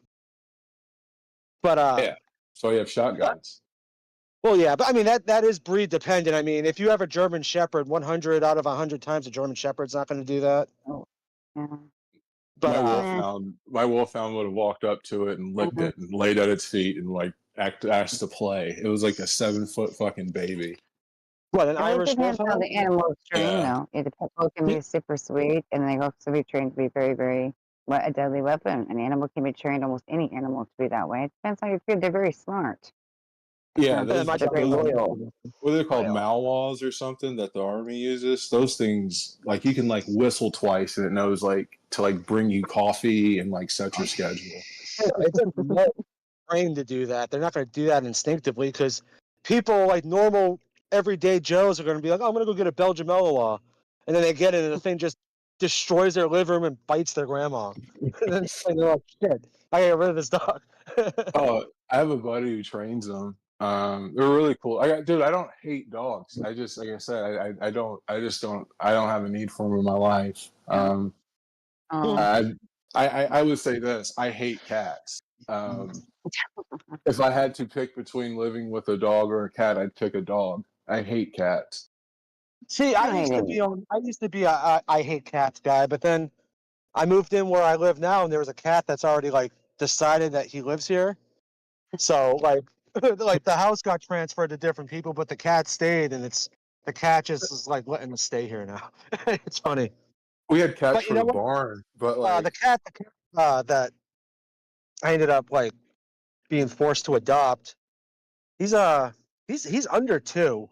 I know that because I was told he was a kitten when they got him and then they left. But he's got his own benefits too because I live in the deep south in the United States, so I got a lot of snakes and stuff. Mm-hmm. So like when I walk out to my pool at night to put chemicals in it and shit, and he's just like a dog in the sense where he follows me everywhere. if that cat's floating around me, I don't worry about snakes or anything. Yeah, because that cat's gonna scream a million times quicker before I do, and then take care of it. Or the snake's gonna see the cat and get the fuck out. Like snakes are absolutely terrified of cats. We had cats. We had a barn, so we had a bunch of cats. My mom didn't want to fix them, and in about 4 years, there was like 80 cats. It felt like. Oh yeah. And it was just a huge problem. Like still to this day, there's still like feral cats from that fucking line running around that area. But like, I've never been a small animal fan. I'm a humanist, I guess. You know, like I had my first kid when I was 25, and that was like kind of like the first time I ever like, I guess would like have like a connection to anything. I feel you on that. I had my first daughter when I was 26. Yeah, like it changes everything in your worldview. Because like once you have a child, and all of a sudden, now it doesn't happen for everybody, obviously, because some people are shitbags. But once you have a kid, all of a sudden it comes crashing into reality that hey, you are no longer number one anymore. Like there's somebody else that exists now because of something you did, and now you have to take care of them until they're old enough to do it themselves. So it's heavy. And that's kind of like what, like, because my wolfhound, my son, I didn't want him around my son, and I was like, and then like wolfhound, right? Yeah, they're like the size of Great Danes. Like they look like the dog from bigger. Skyrim. They're the yeah, tallest. they are generally typically because I've never had a wolfhound, but I used to have Great Danes and stuff, and typically the wolfhound was taller. Yeah, I got it because we were supposed to be the same height. I was still taller, but yeah. But at the same time, I've never seen. There's certain Great Danes that I've had that are way bigger than any wolfhound too. It's weird, but typically on average, the wolfhound's like 4 inches taller. Then the difference is a wolfhound's kind of like a giant, tall greyhound. You know, like in the regards of like their like the way they move. You know what I mean? They got really long faces too. Their snouts are huge. Yeah, really, they're cool. They're cool dogs. And that's kind of when I gave up on animals because I was looking at them. I'm spending X amount of money on this dog a year that I could be putting in my kid, my college fund, or whatever. You know, it was just your child. Huh? Why didn't you want him around your child? I didn't like his size essentially. I got it. Yeah, he is huge. Yeah. It's just simple accidents like them turning the corner. And he was super cuddly. And like he was super cuddly, you know, super curious. I just didn't like the size, dude. But I mean, like he could have like just laid on him wrong, you know. That's when you establish your boundaries with the dog. That's what I'm saying. I'm not losing sleep. I ended up giving him to one of my teammates, and they ended up passing away a few years later. But they got short life too, don't they? Like, yeah, I know Great Danes 8 years is pretty much max. Like when your Great Dane turns 8, they're not going to usually see 9. Yeah, the wolfhound's like big breeds. Well, yeah, oh, really? yeah, 5 to 7. But like there's like legends of like 20-year-old ones in Ireland and stuff, you know. But like they don't live long, and that's the thing. After that, their hips, like it's just yeah, not fun for them. I think that's in most dogs. Like even pit bulls, I had mainly pit bulls in my life, and one was 13 and passed away. The mother and then the daughter was 15. Recently last year passed away, and they are kids literally. And you can't travel, you can't do shit with a dog. A cat can have to take care of itself. But in reality, I think the hips thing. My dogs too had it too. Pit bulls are known for that as well. But even with elderly, like we as humans, our hips start going as we get older. Pit bulls had hip problems. Yeah. Oh, yeah. I'm not a fan of pit bulls, to be honest. I know a lot of it's the stereotype, but I'm at the same thing. When does the stereotype become an actual pattern? You know, because like it does kind of seem like most of the aggressive, nippy dogs I've ever met were in fact pit bulls. No, most aggressive dog is a fucking I Chihuahua. mean, just my it's hyperbolic, but my personal experience, like I would rather have a pit bull around a kid than a Chihuahua. Yeah, my pit bulls were super sweet as can be. Unless you don't socialize them, you don't train them correctly, then it could be the opposite of that. But many in my life, one was not socialized during a lot of times of me being in the hospital with my mom. So it was with the other person I was with, and so because of that, that dog does not well with other humans. The other ones, though, because they grew up around kids and baby, everything, you could a baby bird went in her. So it depends, honestly, the environment, how they're raised, just like us. that's Truly just like does. anything. Honestly, you can socialize it whatever you want out of a Chihuahua. It's still going to turn into a little demon hell sack of shit. That's because they're That so might be the small. case. It's their defense mechanism. Small brain. Yeah, it's those things. Honestly, like I guess I'm not a huge dog fan, but that would be the last dog I would ever allow around me. I'd rather have a cat than a Chihuahua. I love them all, though. I've had a little cute Chihuahua, too. This is super sweet. I think it's y'all, the rock. All dogs are cool. Like if I'm walking down the street and I see a random dog, I don't ever worry about it, regardless of like, dude, I could be on like a country road or in the middle of a city. I don't usually stress too bad about dogs because I mean, not everybody can, but if you like watch the dog from a distance, even you can pick up on their like. See, that's why dogs are quote unquote man's best friend. It's super easy to read a dog's emotions through their body language because, especially if you are a dog owner, you automatically know what like okay, his ears are like jetting forward. That's not good. That means he's getting into a a frame of mind where he's going to be either rambunctious or aggressive. Yeah, yeah. Oh, I knew mine was ready to go. Hey, calm yourself down. The biggest thing is if you come across a dog like in the wild or in public or whatever, the number one thing to do is never make eye contact. Refuse. No, dead serious. Because see, dogs and people don't realize this, with the exception of I think maybe chimpanzees and maybe some other primates. Dogs are the only other animal that purposefully will make direct eye contact with humans. No other animal that walks God's flat earth will do that. Like a squirrel's never going to try to, make direct eye contact with you. A lion, no, they don't. No, I mean sometimes they'll in New York City, they'll fucking walk up to you and take your food. I mean, it depends. In Naples, Indiana, they do the same thing. Trust me, to come out here. A squirrel's not trying to initiate eye contact. The squirrel's just watching you and watching your hands, and you're going to throw some of that bread or see if you're going to leave that sandwich next to the park bench and they can snatch it. But with the exception of primates and canines, those are the only two animals that purposely make direct eye contact for communication. So you were saying this whole time the birds and everything that I swear are looking at me are not looking at me at all. No, birds don't have the concept of that either. I mean, that's not in the, birds don't challenge other birds by staring directly at them and shit. Like if you got two grizzly bears and they're standing next to each other or across from a creek or something, and they're making direct eye contact with each other, that literally only means one thing: they're going to fight. Are you sure? On the other hand, dogs make direct eye contact with humans for food, for attention, to go outside. Like if your dog needs to go out, they'll paw you on the leg and stare at you, and then stare right into your eyes.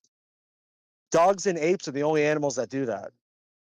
But is this kind of like the knowledge earlier you said that maybe, or someone said, $10 million, $1 million, don't really know? Is this kind of that information right now? Because I swear there's other animals that stare at each other. And I'm pretty sure sometimes they stare at each other and they might want something like, It could be many reasons that they do this stuff. I don't think it's just about the fight. I don't know. You guys are funny. Is there like any research on this? Understand anything you just said. That's probably good anyway. Stare in the eyes of an ape. Funny. But like, I don't know, dogs are useful. Like, I can't tell you how many times like I've been sitting there in my living room and all of a sudden both of my dogs, they'll perk up and I'm like, okay, something's going on. And like it automatically makes me become more focused of my environment because they clearly are trained in on something. But you know what I don't get though? Like they say like let's say you and your dog are in the woods, and then you guys get separated. Like your dog's never not worried about finding you because their sense of smell is so strong, right? Like that dog could be a half mile away and know exactly where you are, and they're just out chasing squirrels and shit. They're like, oh, I still smell him, he's fine. But we have no idea where they are because that's how good their sense of smell is. Well, if that's the case, how come they have to put their noses right on top of each other's ball sacks and assholes when they smell each other? It's funny.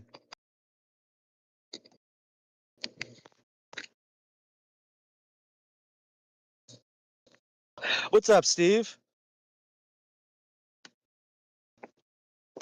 I wonder if Steve's a dog guy.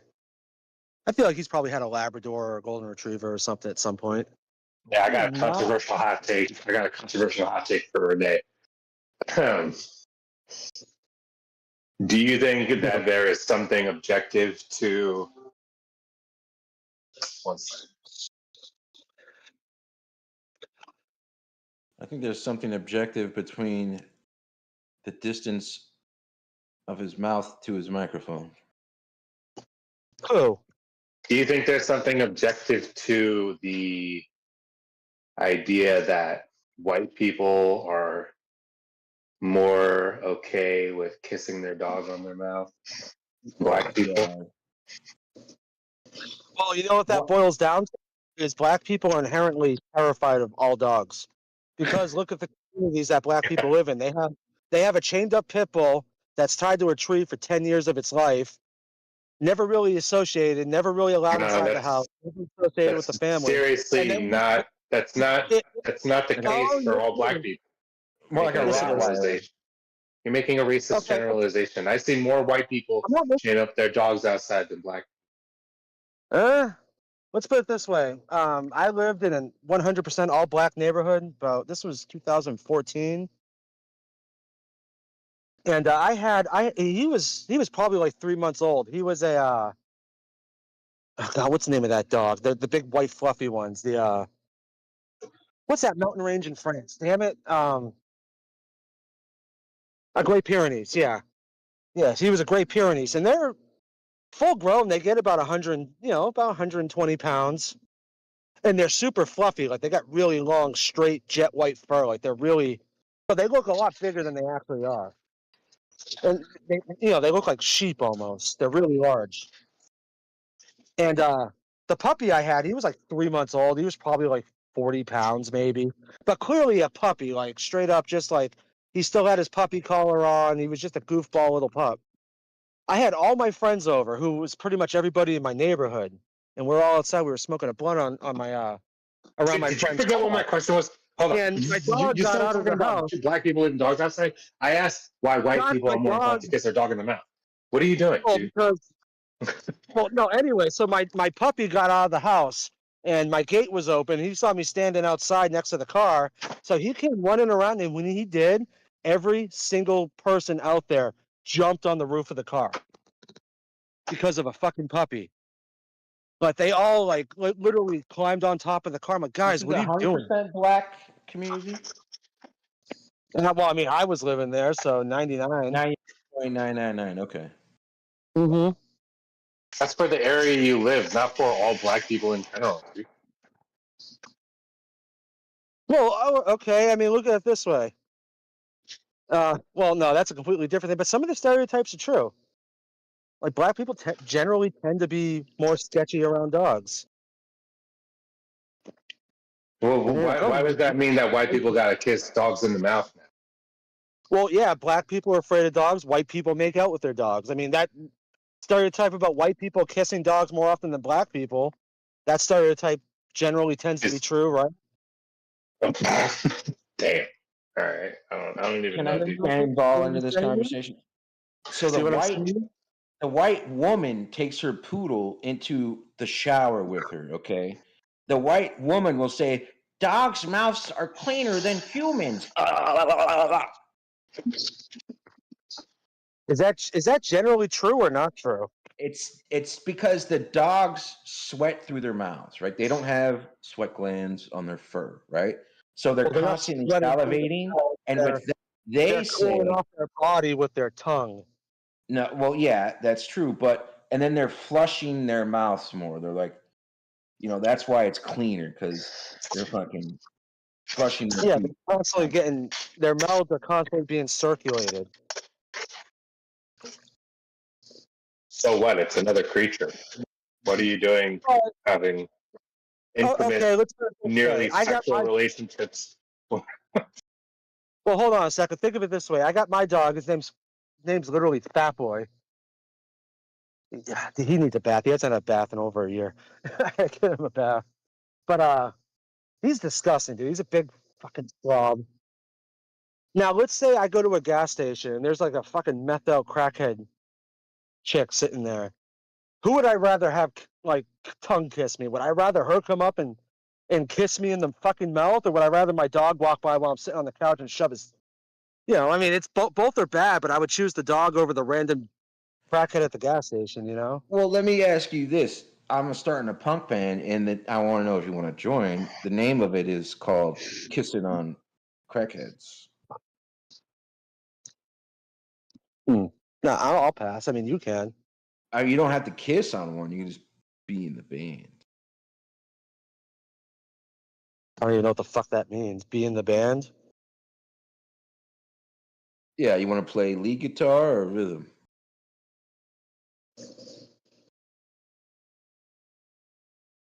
So I'm going to play lead guitar while you kiss a crackhead at Circle K? No, this is the name of the punk band. The punk band is called... Okay, so what's the name of the punk band? Kissing on Crackheads. That's a terrible name. I mean, what punk band has a good name?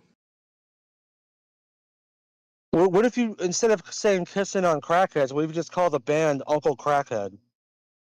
That sounds a little better. All right, what about Making Out with Cracked Out Hookers?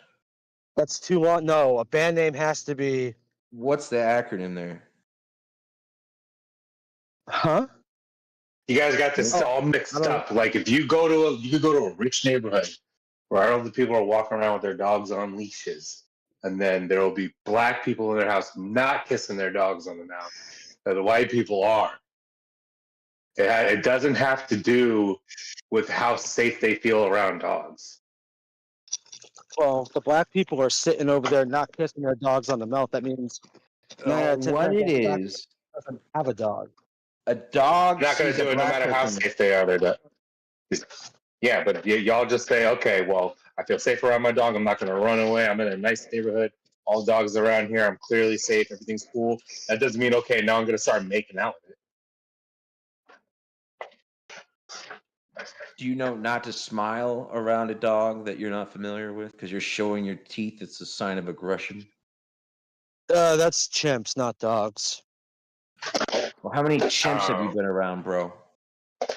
No, I used to live in... No, I'm just... Wait, what? Huh? My bad. 100% black neighborhood?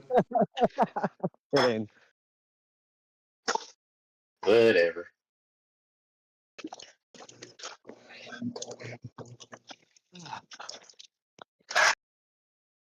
What's funny is like that group of friends, because I live relatively close to where where that neighborhood used to be. Like I literally live like probably 10 miles away from that. And I haven't went and seeked out anybody like that I used to hang out with and stuff. I'll see some of them sometimes when I'm like driving to work or something, like in their yards cutting grass and shit. But like half of that group, like, because my brother just became a prison guard like 3 months ago, and half of that group are like pod leaders. I'm like, oh god, that sounds about right. It sucks that I haven't had contact with them in like over a decade.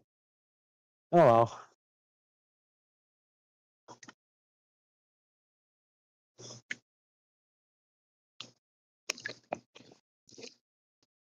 Half the guards or half the inmates?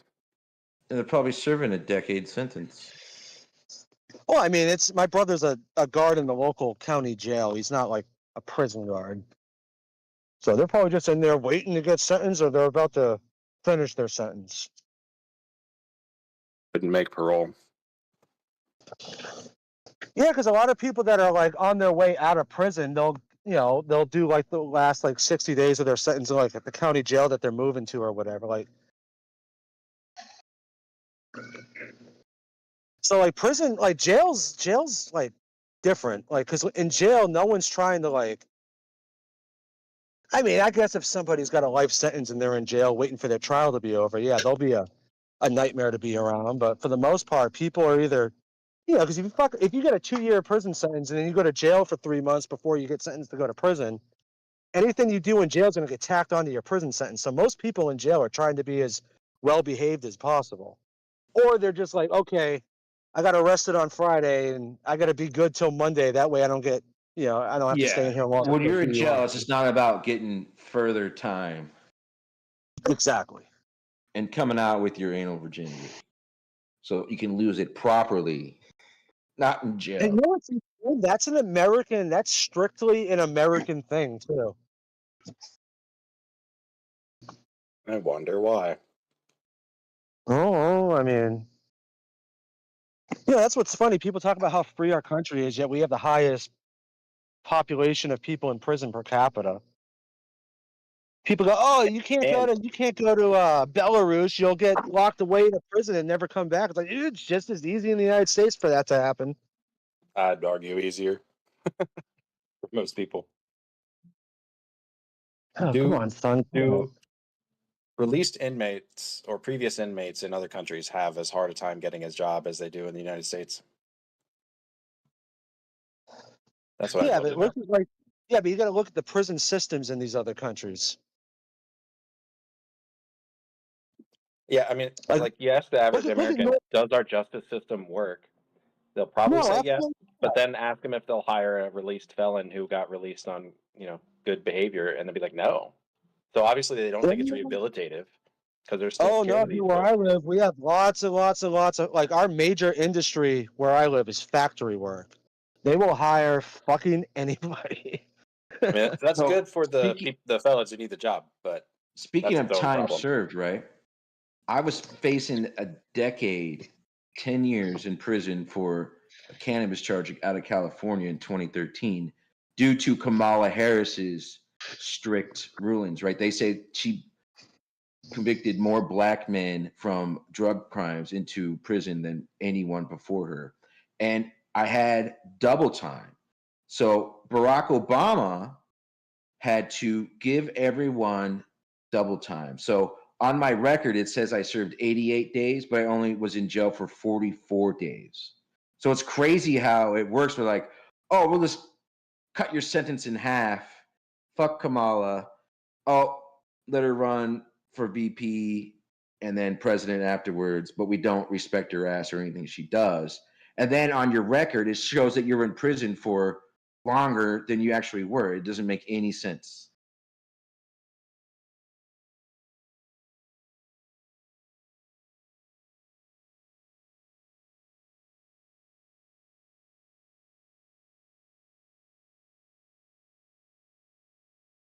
Don't do drugs, kids. Oh, damn it, I was on mute that whole time. No, I was saying it's hypocritical.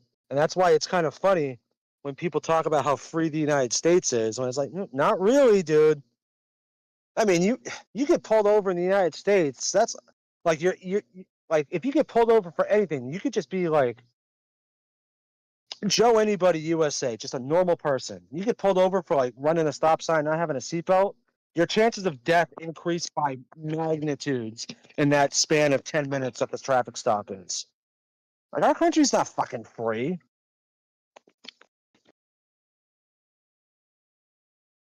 It's a complete lie. Yeah, certain states, certain areas, you're allowed to have firearms. Yeah, that's literally about the only thing that we have on other places.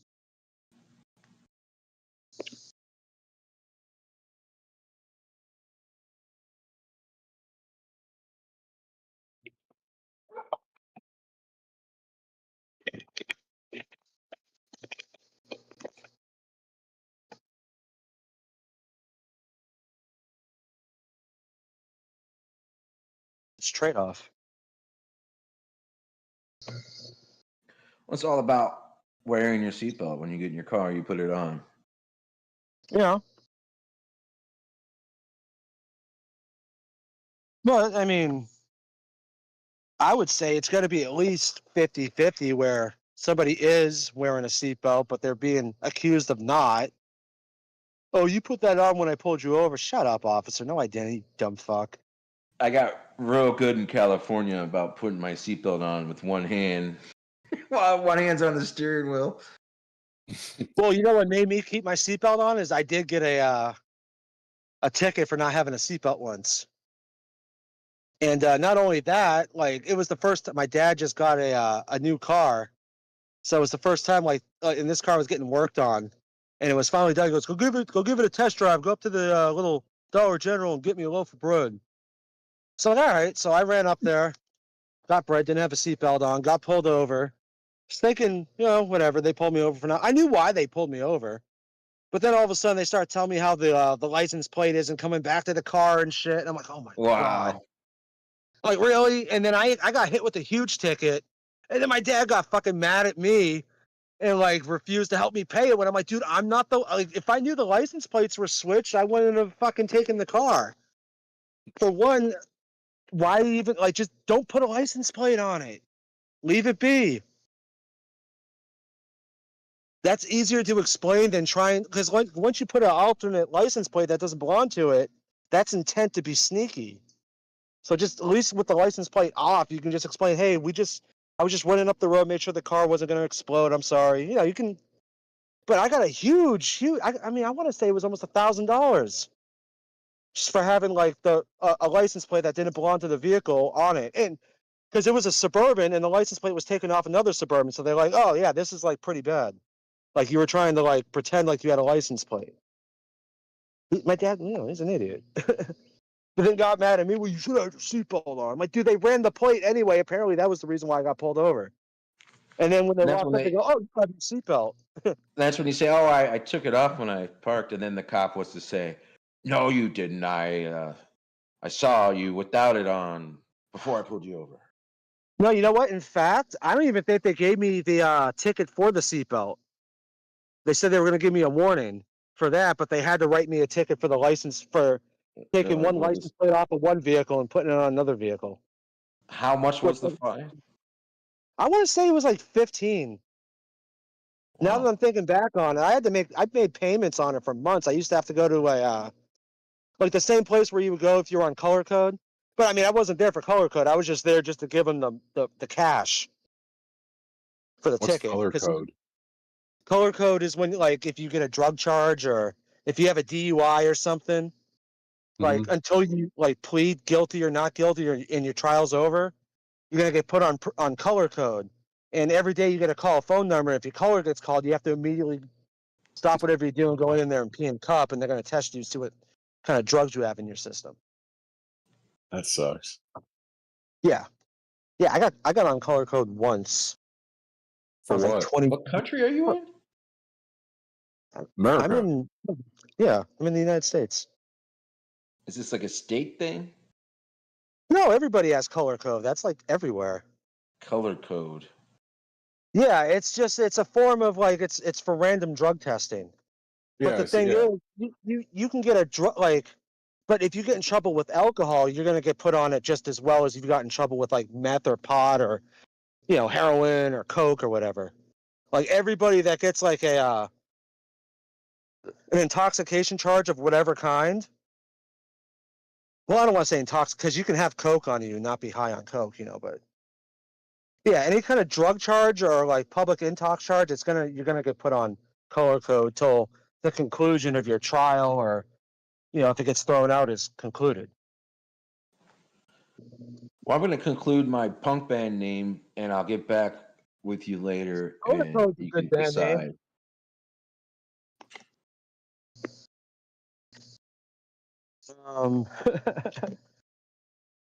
Oh god, I had one band when I don't even want to say the name now. It's so crazy.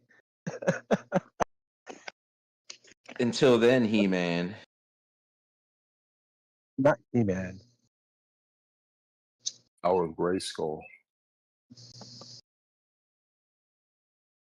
Like a punk band name has to be kind of ridiculous, like the Coat Hangers.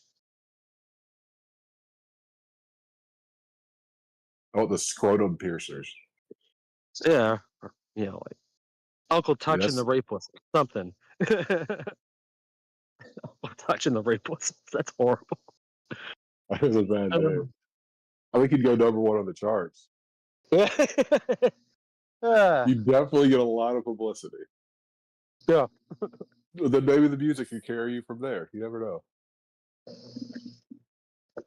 The debut album would be called "Don't Touch." Don't touch. This totally wasn't a band I was in at any point.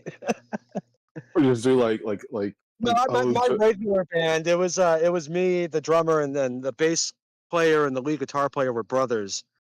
And like it was just something that me and the bass and lead guitar player came up with when we would just hang out. We're like, let's do a punk band. Are you like a trained musician, or just beat the shit out of drums? Do I what now? Are you like a trained musician? Oh no, I'm not trained at all. I'm 100% self-taught, which is fucking horrible. I think Ringo Starr was too. Yeah, but I'm not a drummer. I'm a guitar player. Oh, I thought you said you were a drummer. I was wrong. No, my profile picture is me playing guitar. I'm not looking at my screen, but I'm sorry. Fair enough. I was going to start a flat earth. So if you I had a question about like self-taught. Like, do you teach yourself all the electric guitar, or do you teach yourself all acoustic? Well, it's electric guitar and acoustic guitar. They're one-for-one equivalents. Even bass guitar. It's all like anything. Bass has less strings, though, right? Well, yeah, it's got less strings. It's got like less octaves. It doesn't get as high pitch. But if you know how to play like an A minor pentatonic scale on an acoustic guitar, it's the exact same scale. 5 something. What's a pentatonic scale? What is that? See, that's the thing. I'm self-taught, so I don't really have a way of explaining it. Explaining it, yeah. It's kind of like trying to explain superposition. But it's easier than that. It's just a 5-note scale where there are no discordant notes, right? Like any of them will sound good with any other note in that. Exactly. If scale. you play like I thought they did it by any 8. note you play in a pentatonic scale can be played anywhere else on the neck if it's in that same scale. Am I just a lot of like Eastern music is based on pentatonic. Am I confusing the terms? I thought everything was like 8th, or is that like tempo? Western music is based tempo. on 8. The 8-note scale. That's tempo? Well, an 8th note is just an 8th note. Like how many 8th notes can you play in the span of one full note, right? 8 of them. 8, yeah. Oh, so it's a tone. It's about the fuck. I said the word earlier. It's not scale. Is it scale? Yeah. Like yeah. So la-di-do. Yeah. Exactly. I know how to play Redemption Song. Never. Is that a band? It's by Bob Marley. It's who?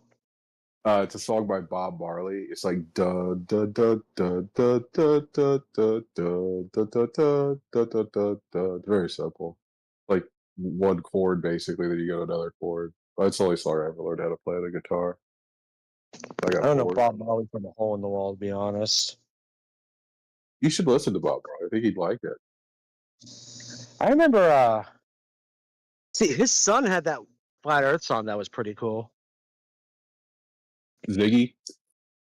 I think so, because I thought it was Bob Marley because it sounded very similar. Like it was like it was a very reggae riff, and the vocals sounded like Bob Marley. I think that's his son though. But I thought his son was like a gangster rapper.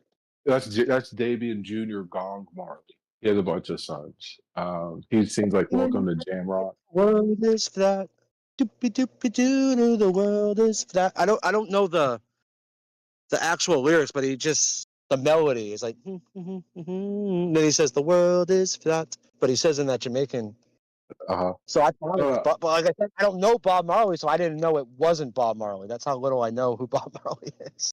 I know of Bob Marley, but I've never sampled any of his, listened to any of his music. Oh, you should just go on Spotify and push play. It'd show up eventually. Buffalo Soldier. You know what those were, weren't you? Don't you? I mean, I imagine everybody knows a little bit of Bob Marley, whether they realize it or not. Dreadlock Rasta. One of the coolest stories is a song. It's called "The Cornerstone," and people don't know this about Bob Marley, but he's actually mixed. His father, Marley guys from Britain, had money and a family and like a construction company. And it was at the beginning of, huh? I didn't realize that because he doesn't have the darkest complexion. He's mixed, and so he goes like in the beginning of his career, he's starting to catch on, and he goes to his construction company. It's called Marley Construction, and he asks for a loan because other family members get loan, they deny him, and he wrote a song called Cornerstone, and it's the cornerstone that the builder refused will always be the main cornerstone. And if you would think about like what he was saying there is like basically in the future, every time someone mentions Marley, they're going to think of me, not you.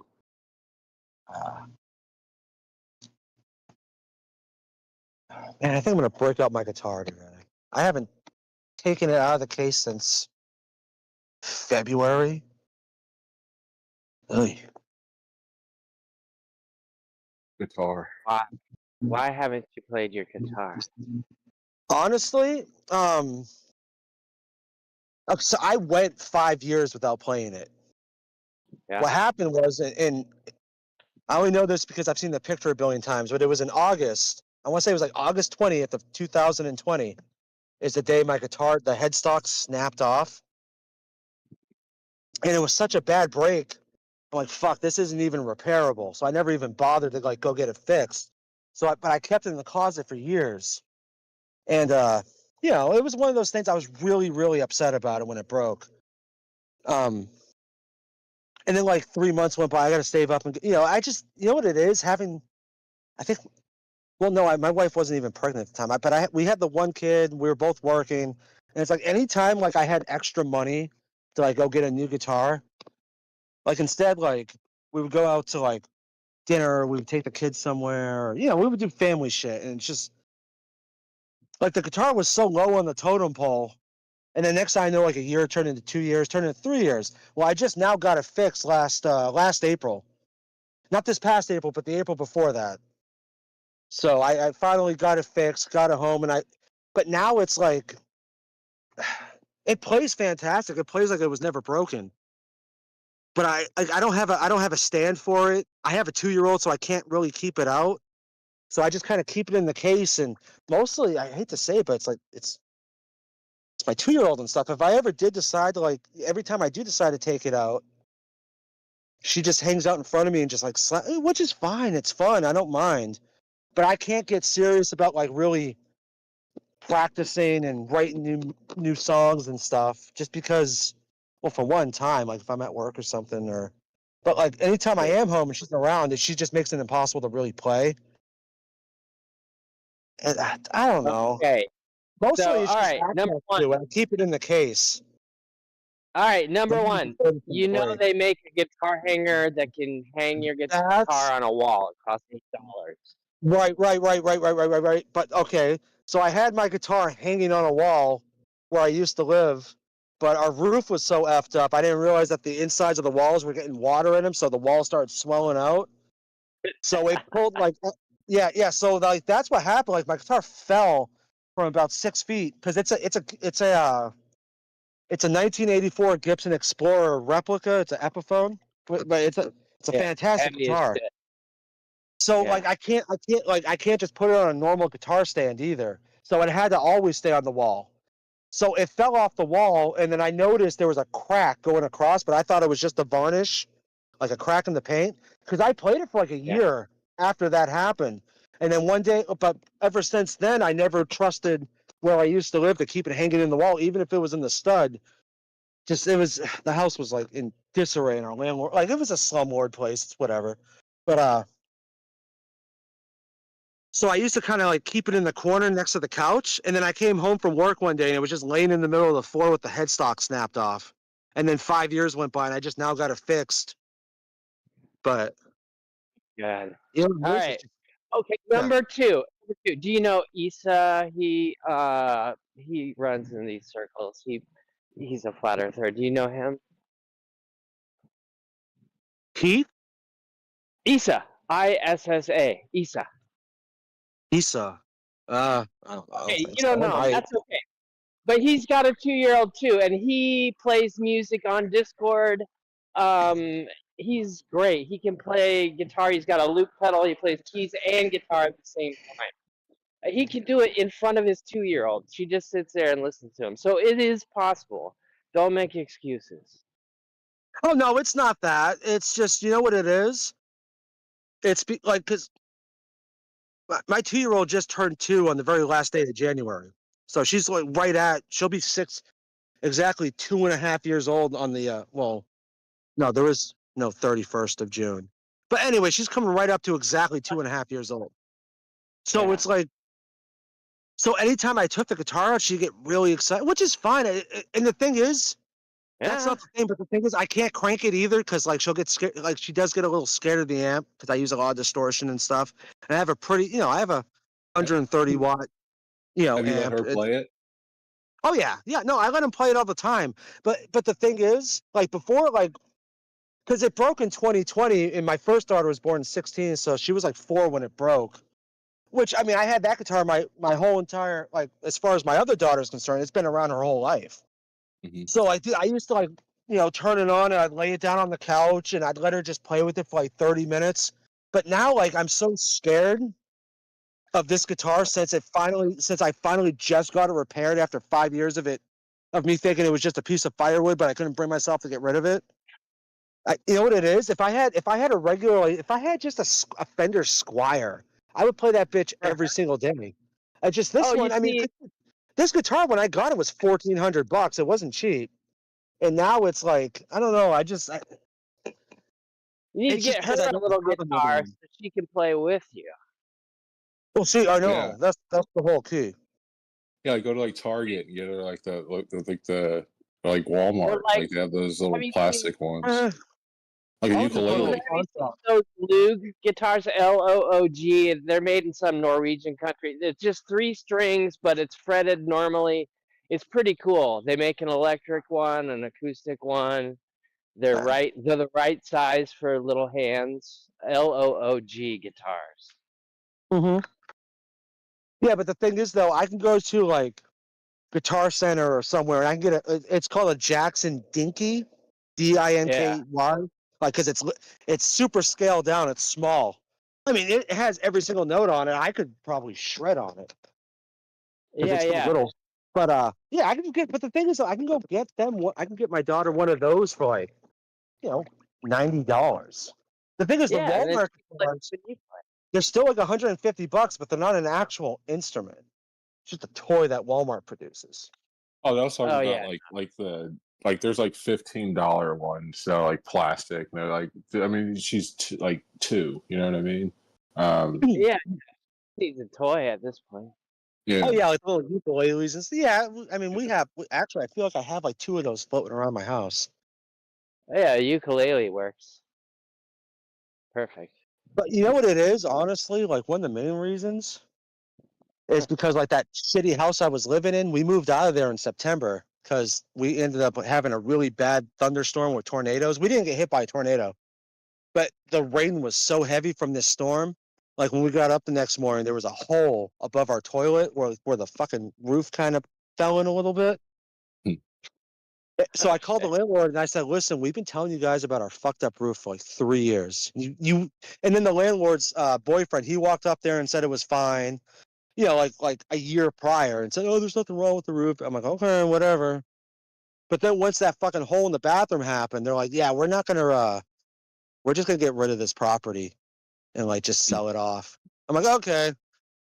And we were on what was our lease agreement? Because these were different landlords than the original ones that we had too. So like we were never actually, like, nobody in our area was on an actual lease. Everything was like a month to month. It was scummy. So I ended up moving in with my dad because he lives by himself. He's got his own house and shit, but he had several strokes. He has mostly he just doesn't make enough money to support himself. So like, and I didn't realize that because we weren't on speaking terms for like 2 years. So when I moved in, after about a week of us staying over, because we thought we were going to stay over here for like 2 months, get our shit together and leave. And then like after about like a week of us staying here, like we started like checking the mail and shit. They're like, oh, dude, you do like my dad didn't even realize he was on the verge of getting like, what's the word? It's not evicted because it's a mortgage. Foreclosed. Yeah, Does he have he a was will, about to get man? foreclosed.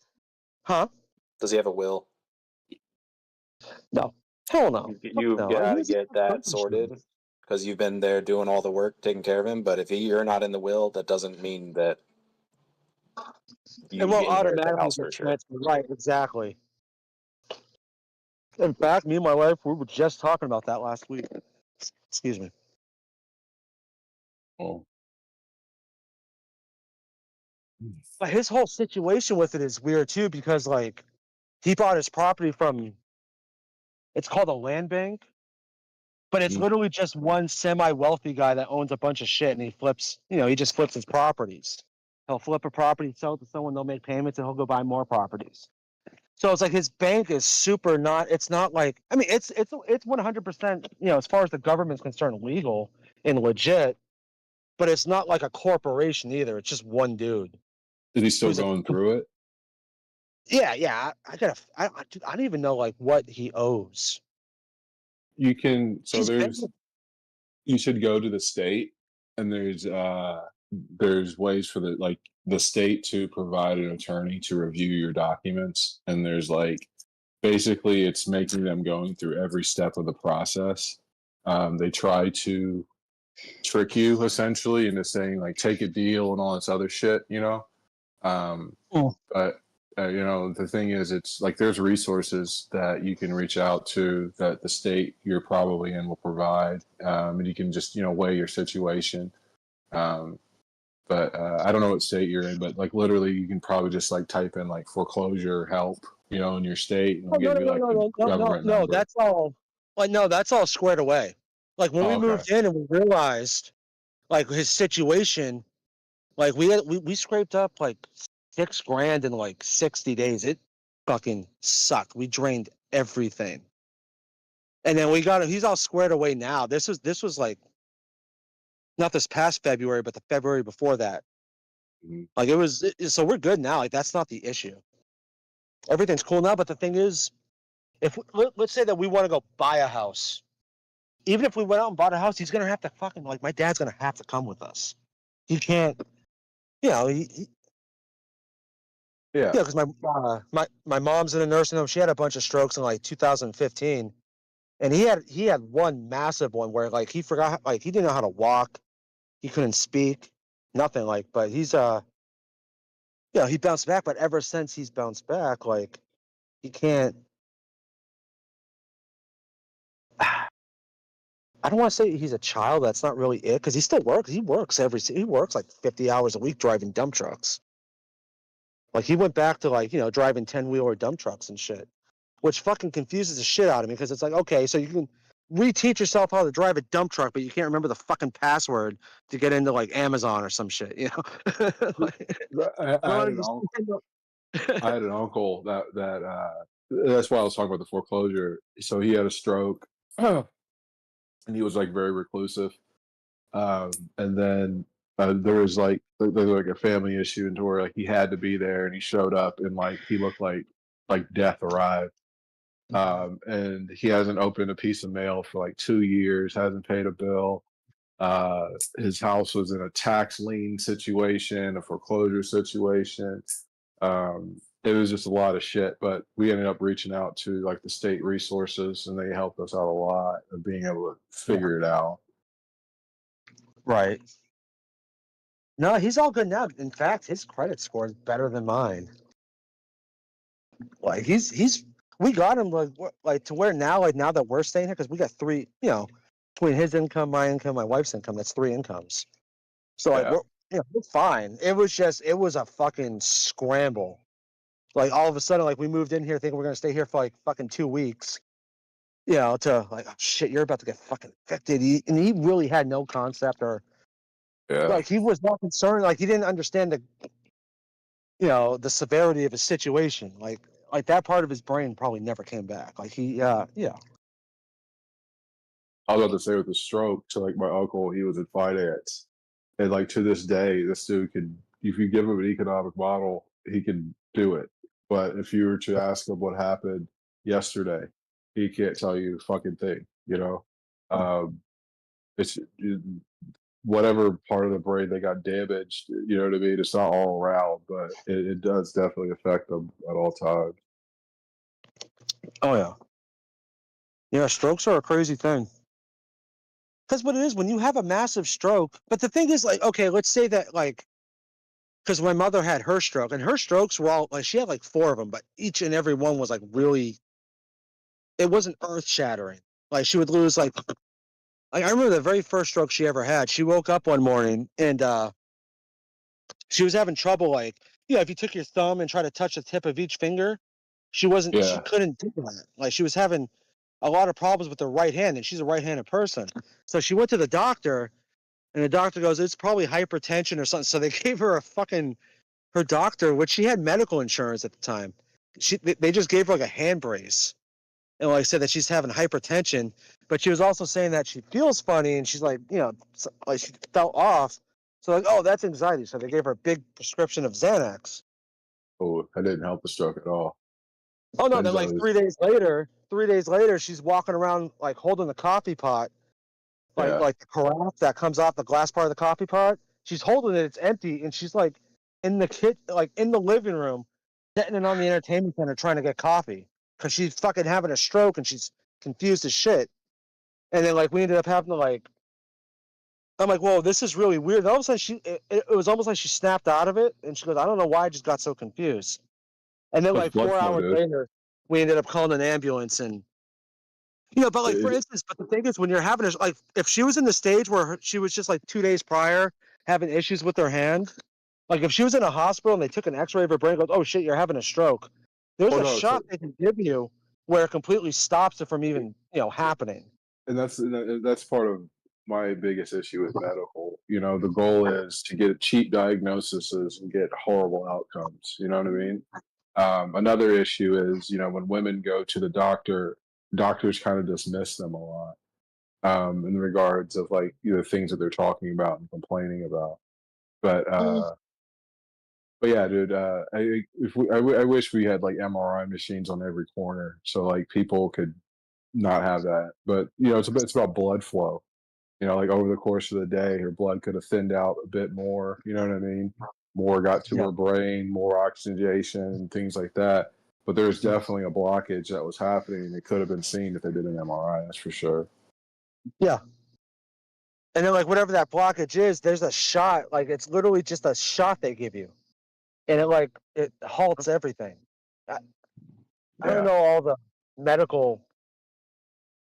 Yeah, there's the earlier you find something out, the better, the more options you have. That's 100% true. And that's the thing. We don't have the capability for that. We have the it's a cost, best dude. medical system in the it's all. But the thing is, if you want to get an MRI in fucking Atlanta, Georgia, without insurance, it's like 10 grand.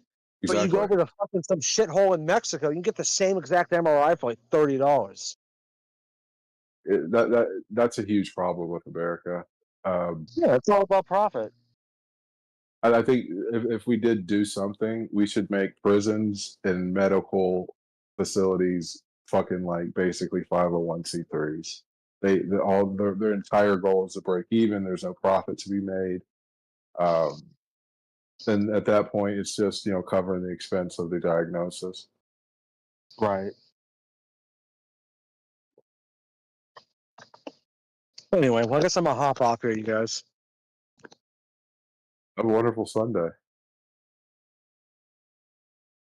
Who else can I get out of here?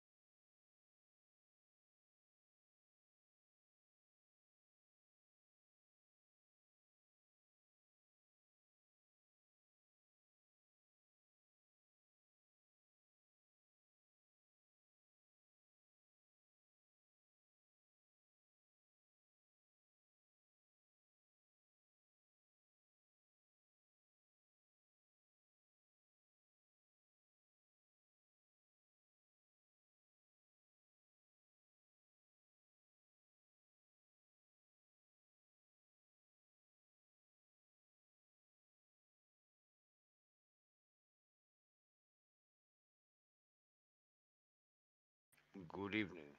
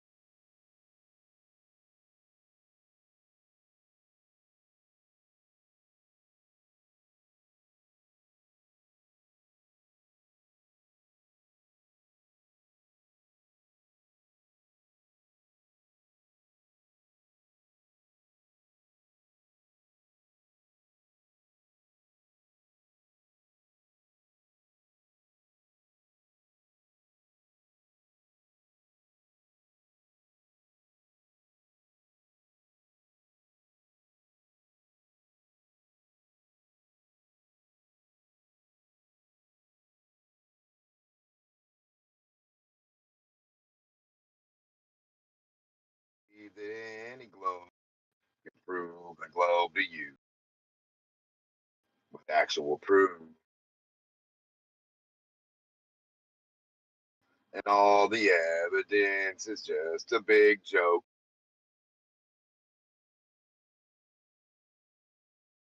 And all the globers high on really big smoke. There is some mercury that they smoke with Einstein too. They'll show you how. Globers, you gotta get really crazy.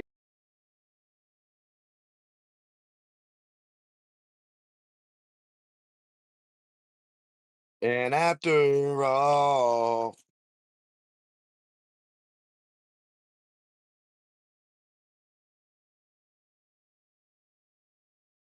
by now you should have somehow realized flat Earth is true.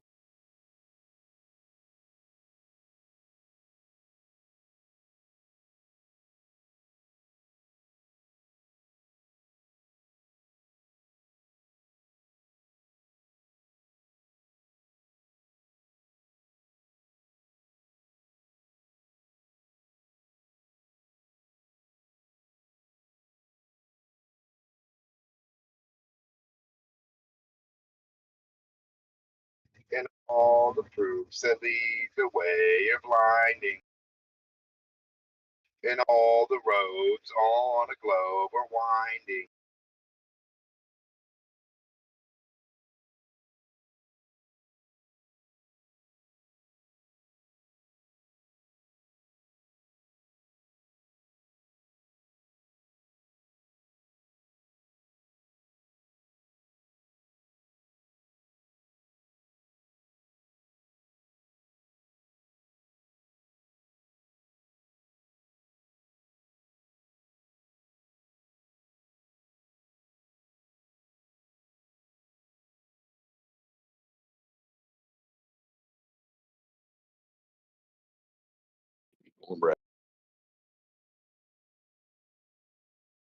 By now, you should have somehow realized flat Earth is true. And did you really know the Globers can't prove nothing's true? All they have is false evidence that they want to show you.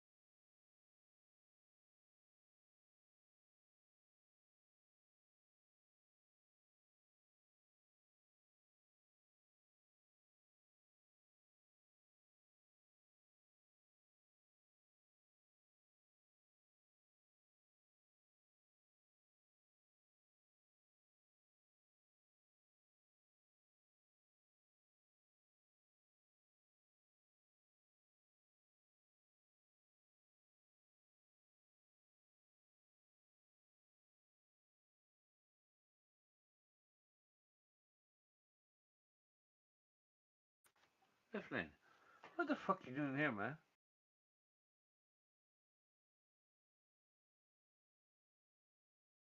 Listen, what the fuck you doing here, bro? Never mind. Battle Rider.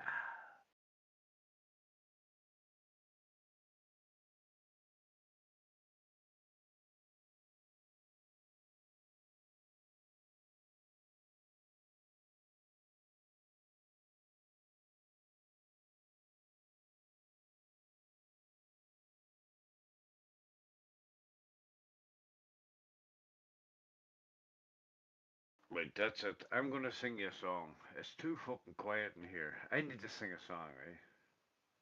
1, 2, 3, 4. Cut.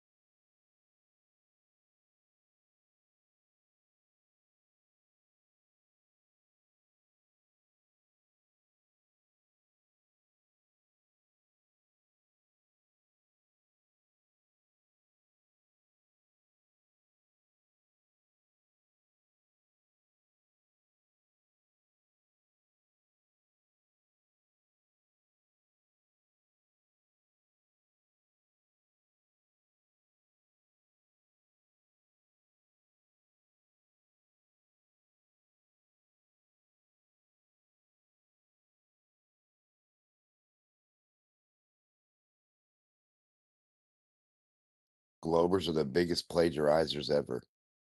They plagiarized the globe story forever, still today. Bunch of plagiarizers.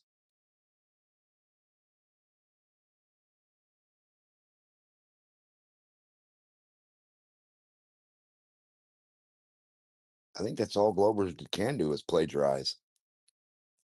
Look on the board, class, plagiarize my writing. Then you're going to get in trouble for plagiarizing anyone else's, but plagiarize mine all day. The teacher.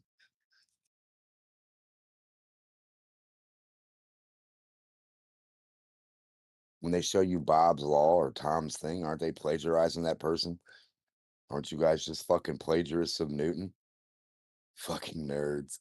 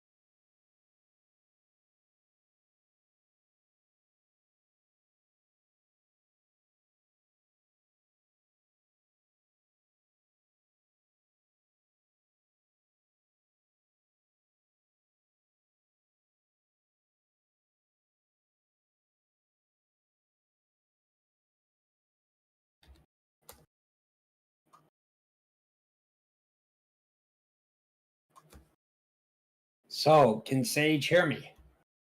Hello, Sage.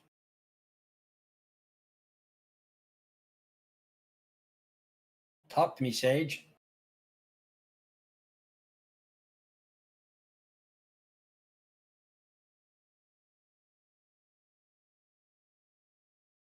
Well, that seems about right.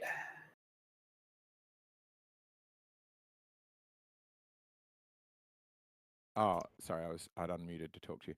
That might work if you put her name first and say talk to me about. Okay. Well, I was just messing around. I don't know. I'm not, I'm not seriously interested in trying to make the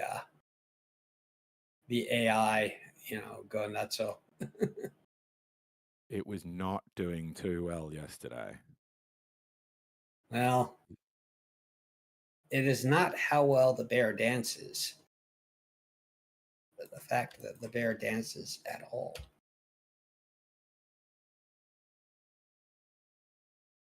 Right? Yo, X-Shells, your chat GPT bot is lying about me. Yeah, man, it was saying that you were saying Yeah, it said I said the F off-color word. stuff.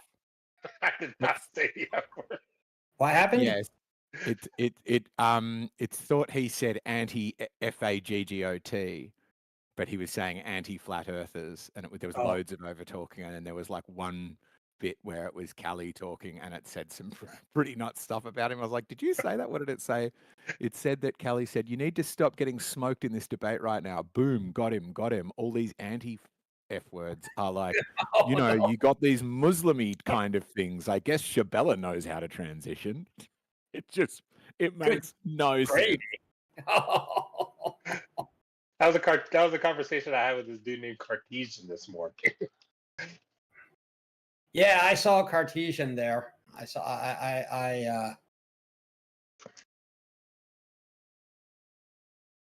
Yeah, we'll see how that goes. He wants to debate me later on tonight. He's like, "Hey, when are you free to talk?" I'm like, "Dude, when do you want to talk?" He's like, 11 p.m. I'm like, so now I'm looking forward to talking to this guy.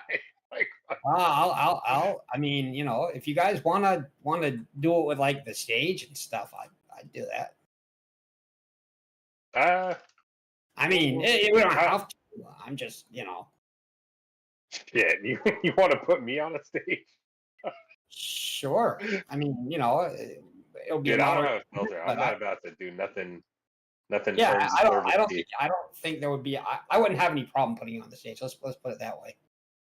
Oh, well, that's cool. Well, I'll do my best to fucking make me not be myself. Oh, okay. Dude, this guy Cartesian, this is gonna be horrible. Just like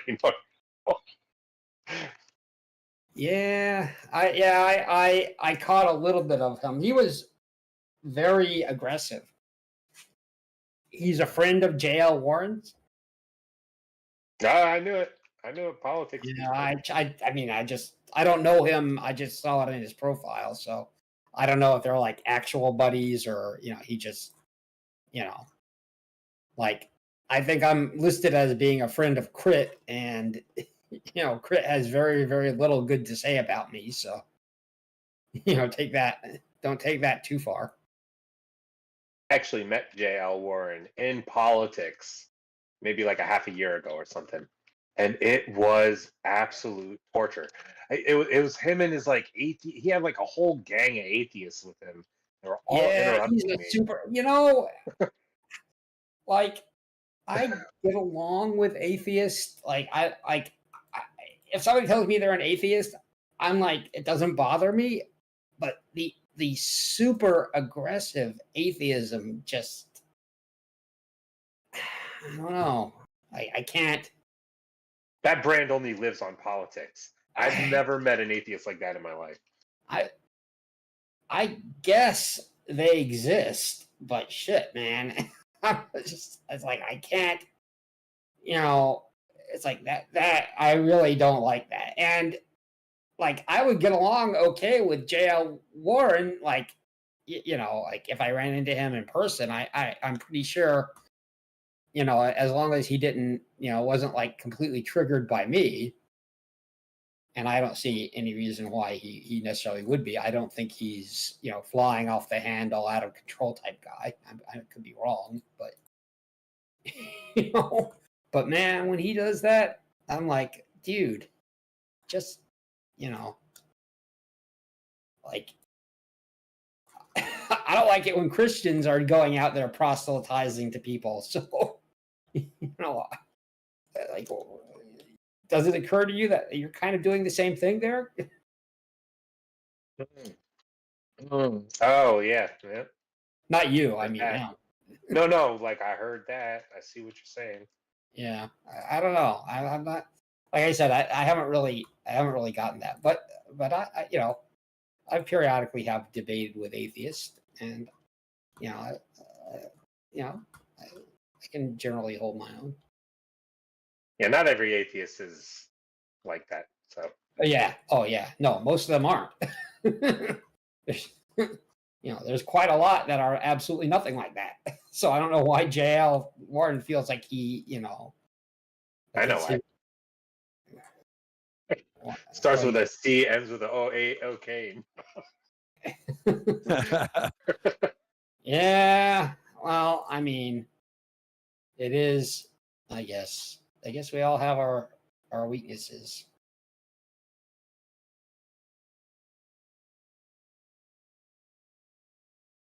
Mine is, kryptonite. Funny. So this SageBot is looking pretty nice. Eggshells. I like the what you idea. got going on. Love the idea. It's a fun idea. It's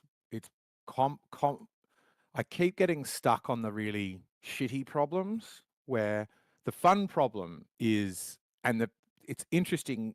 Technology's turned a corner where the tougher problems are now what you would have thought of as easier problems. So the main problem I have now is when there's over talking. If you scroll up in the OmniText debates, when there's over talking, it just outputs absolute garbage, right? Like one of them, where is it? It just has transcription by Alexandres with like equal signs dividers, or discount chemist, or like it. Apparently I've been reading into it, and when there's just too much chaos and misunderstanding, it defaults back to like, what has it heard the most of? And so my guess is these transcription companies that Whisper has bought transcriptions from have, here I'll show an example, I'll post it in text chat, will just include a URL to their website as a bit of advertising, because they'll know that once it starts to hallucinate, it'll just start outputting this garbage. So the tough problem is getting it to read people's audio. The easy bit is then, if you've got good audio, you can really effectively give people feedback on the debate. Like, here's the two people's positions. Did that person really say that thing? Yeah. Are you straw manning them? All of that stuff is really easy. You just pipe the whole conversation over to an LLM and say, are these two people, having a meaningful discussion, give some feedback, ask an insightful question, whatever you want, and it'll do it. Yeah, the fact that it I mean, we all know LLMs can do that. Like, that's not news to us. But that's still, holy shit, that's pretty is pretty impressive. I think that that the easy part is that it can figure out if you made a good argument or not. Yeah. Like that's. Yeah, I don't think it will go anywhere. But Yeah, that's the part that I like. It analyzes who's using tactics. It's like this person's being interruptive but not really addressing the argument. I love that. It's so funny. Yeah. I'd be Yeah, careful. I'm really doing my job for me, dude. You trying to get me out of here? I'd be careful what bots you choose for your server. It seems like your one of your newer bots is recording what people say in the VC. Is that correct? That's what we're talking about. Oh, yeah. That's my bot. I'm building it. Oh yeah. Eggshells is totally NSA. Well, I mean, Well, the thing is, the idea is to be able to analyze debates and ask. It can tell if somebody's straw manning. It can tell if somebody's making good points, some kind of thing. yeah, dodging a question, missing the crux of the argument, just literally anything. But the point I made about it, because I get why some people who are worried about government. So do I. I get why they're nervous about that, but I'm like, what I'm trying to build is far more complex. I already have all of the architecture in place, and it already exists on YouTube without the bot to know what everybody says. Because you go to this room, and Earth is Life or 24/7, all of these rooms are streaming to YouTube, which automatically transcribes at a quality better than Sage can do. And then that's a searchable plain text transcript. So if I wanted to know what Mateus or Riggs is also concerned about, if I wanted to know what they thought, I could just scrape all of that data and I would get exactly the same stuff, but I would be able to go back in time for whenever 24/7 started live streaming. I could get all of that data and build up a giant library of here's who believes what. So I get that people are nervous about it, but the point I keep trying to make is this is already happening. You consent to this by sharing your views on the internet, particularly in a room that is being live streamed. Yeah. The reason why the reason why I said be careful about the bots that you choose is because my original server that I built that I made myself, it got shut down because I had a couple bots in there, and I'm pretty sure that the bots were scanning the messages. I didn't have a VC bot. I just had I think a Bible bot and some other. I only had two. One of them was a Bible bot, and the other one was another bot. I can't remember what it was, but I had, and I still do this in my server. I only allow trusted people that I know aren't going to fucking report shit. So that I know won't work. I know that every bot will read every message. It's whether it records it and saves it is a secondary question. But in order to function, like in order for any of the mod bots to function, they have to read every message that comes in to see if somebody's, saying something that would violate TOS, which is generally why you've got the bots in there. But beyond that, Discord also reads every message that comes in and has those flagged to it. So bot or no bot, whether it calls back to base, that functionality exists as well. That's I'm just fundamental bots part of.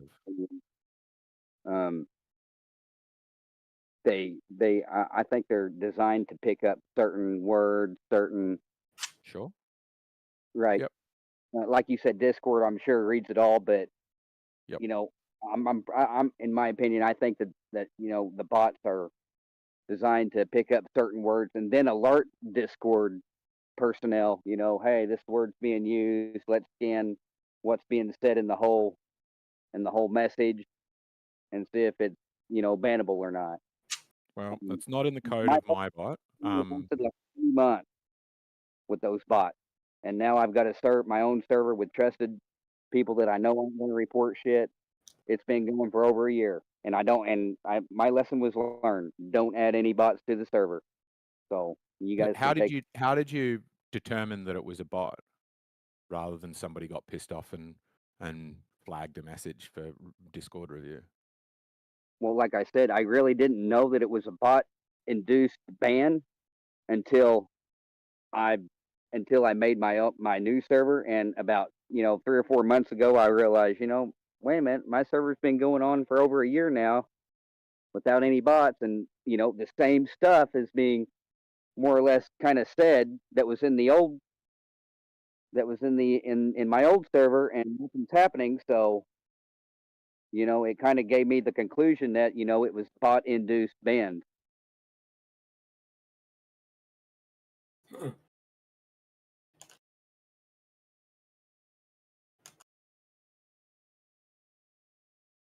So, like I said, you guys can take that for whatever you want. Just telling you my experience with bots. Yeah. Well, I mean, I'm okay doubtful. with a I think the debate bot is definitely worth trying out, because I would like the ability to be able to say, did this person, what is the analysis of this argument, or what is the analysis of my argument? Like, I think that's. And to be what you're saying, Mateus, there could be bots that do that, but I have built this one. I have decided what code goes in there. I know that it is not reporting anything to Discord or anything like that. But it reads every message. Once it's on, it will know every message that anybody types.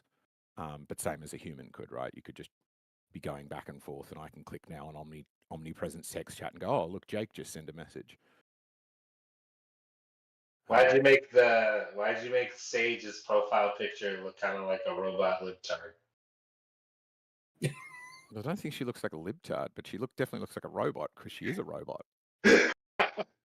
Sorry, I'm just joking. Quad said the same thing. He's like, why didn't you make her hot? I'm like, I so don't get this idea. It's very She got the Julius Caesar armband. She got like the what's the dude's name? Fuck, what was his name, dude? Oh my god. Socrates or something. No, it was a wrestler that was like 7'2". Mr. Big Show. He's got the Mr. Big Show armband. Yeah. I got to show you, actually. Let me find it, because Sage used to be. Let me show you first. Sage. I'll be back in a few minutes. Bye. Right. So Sage used to be this. This is the first iteration. And I was like, and then I realized I just kept using a female. I kept being like, she doesn't look like a man. So that's the first one that I had as a man. And I was like, I'm not sure Sage is a man. So I said, I like that style, but I was asking ChatGPT, can you make it a female? And it's like, and it was like, yeah, sure, bro. Hot. It's like, yeah, sure, bro. I gotcha. Here you go. Long hair, but still a goatee.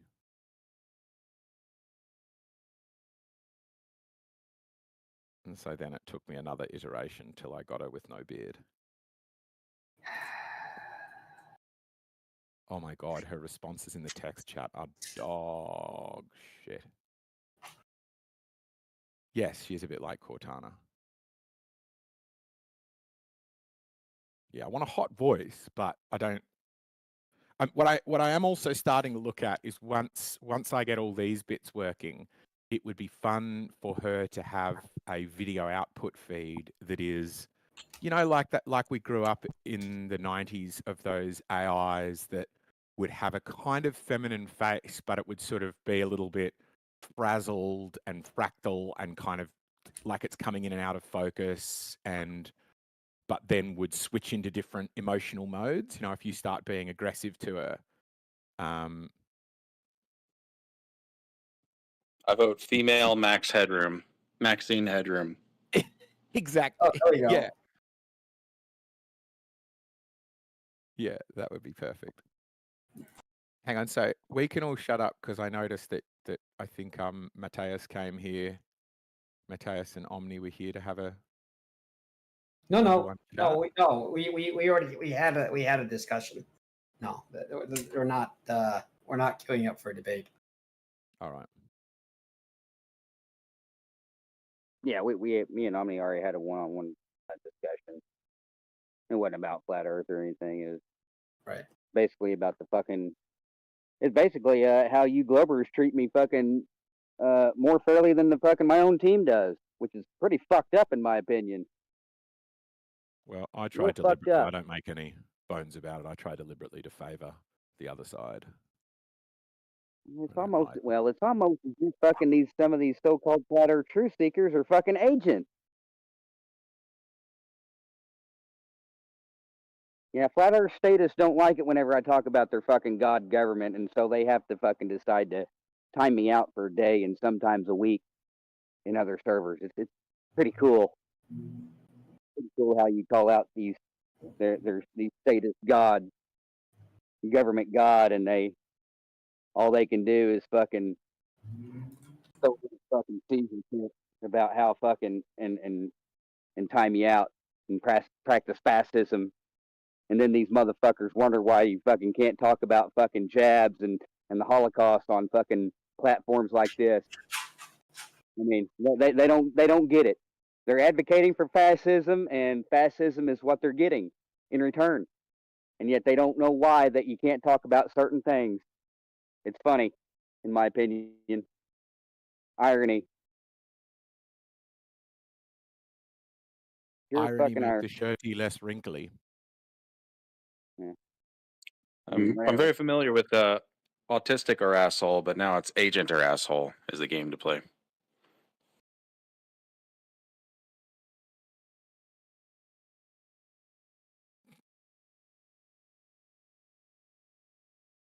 Yeah, I was actually congratulating Omni about how he, doesn't practice fascism. I wasn't the biggest asshole for once. Yeah, no, it was fine. No, you got second place on that one. Yeah, well, honorable mention for sure.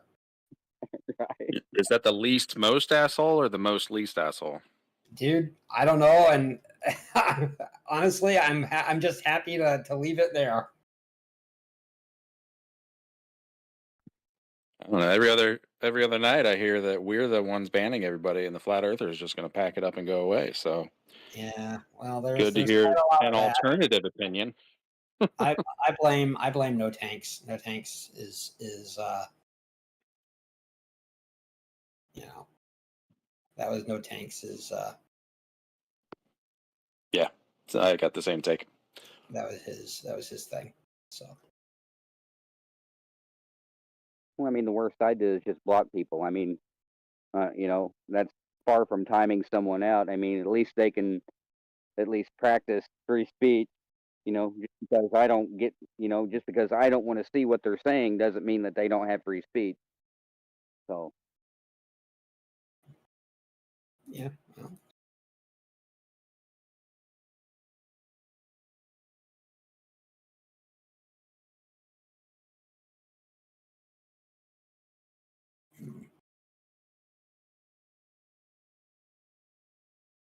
So do you have to pay to use the API there?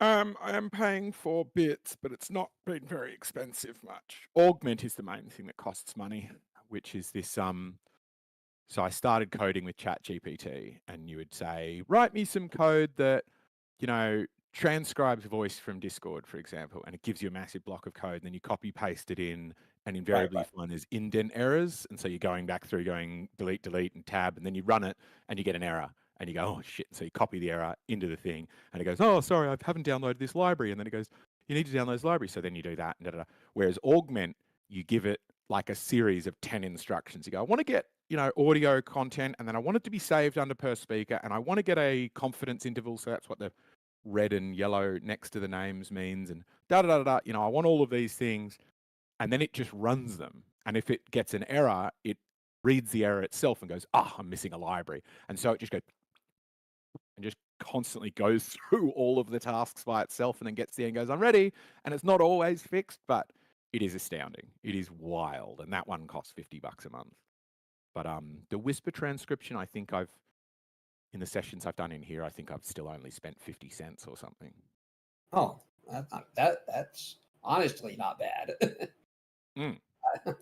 Wow.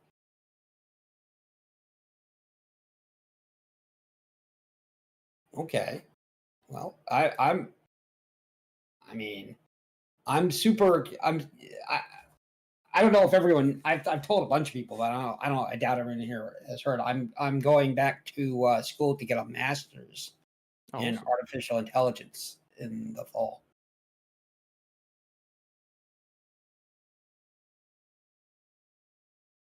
I was like, man, this stuff is changing so fast, and like I played around with it. Like I did some stuff with it, but I was like, how do I get into it?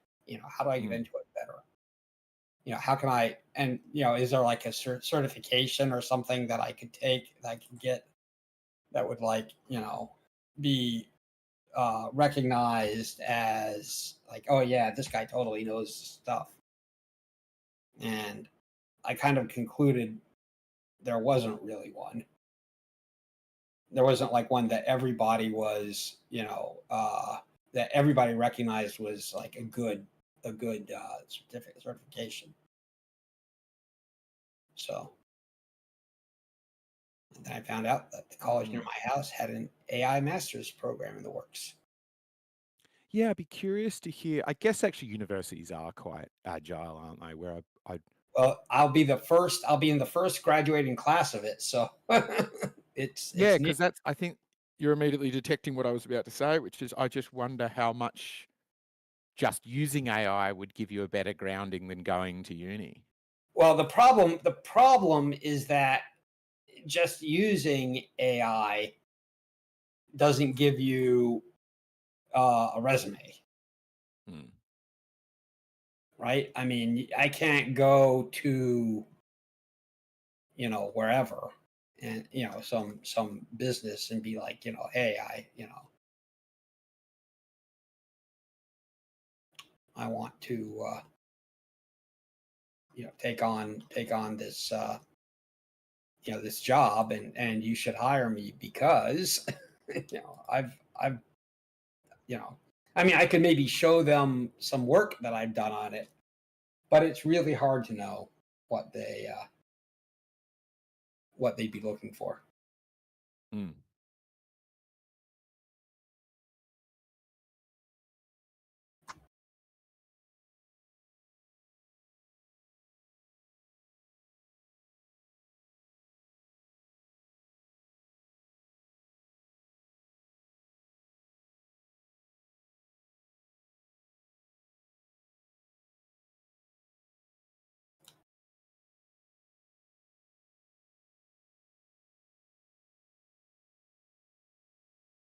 So, Matthias, tell us what this Pascal's principle is meant to help us work out.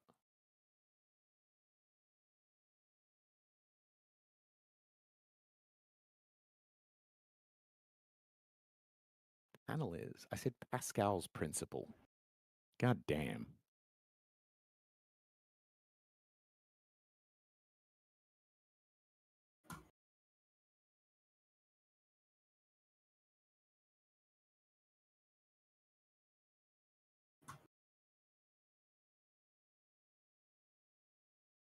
Pascal's principle is that water will always seek its level regardless of the shape of the container, and that pressure will equalize all along the container holding a fluid. Oh, he must have dipped right as I asked that.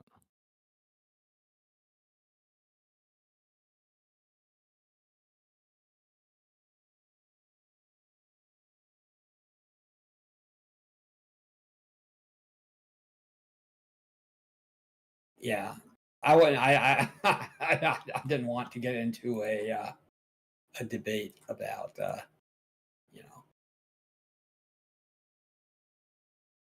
about Pascal's principle or any of that stuff.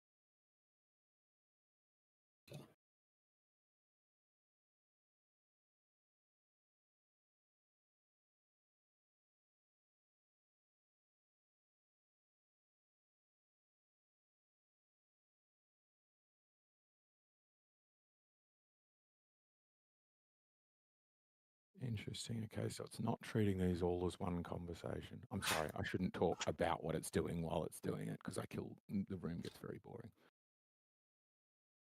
Need somebody to argue.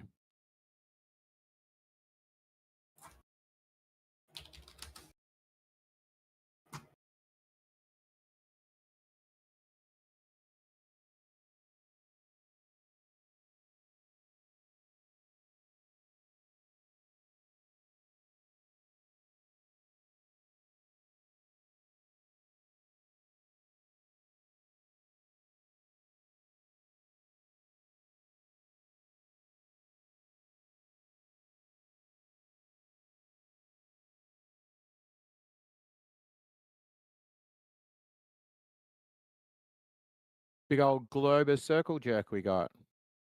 Just Quad's the only non-normie. Yeah, well, we had Matthias a minute ago. Hmm. And we have Quad. Quad's a flat earther, I think, still. I'm not 100% sure.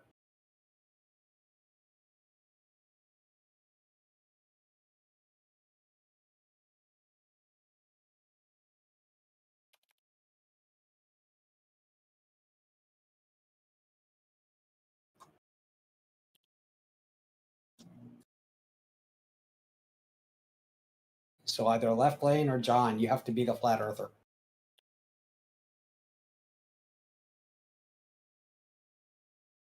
I could take my turn.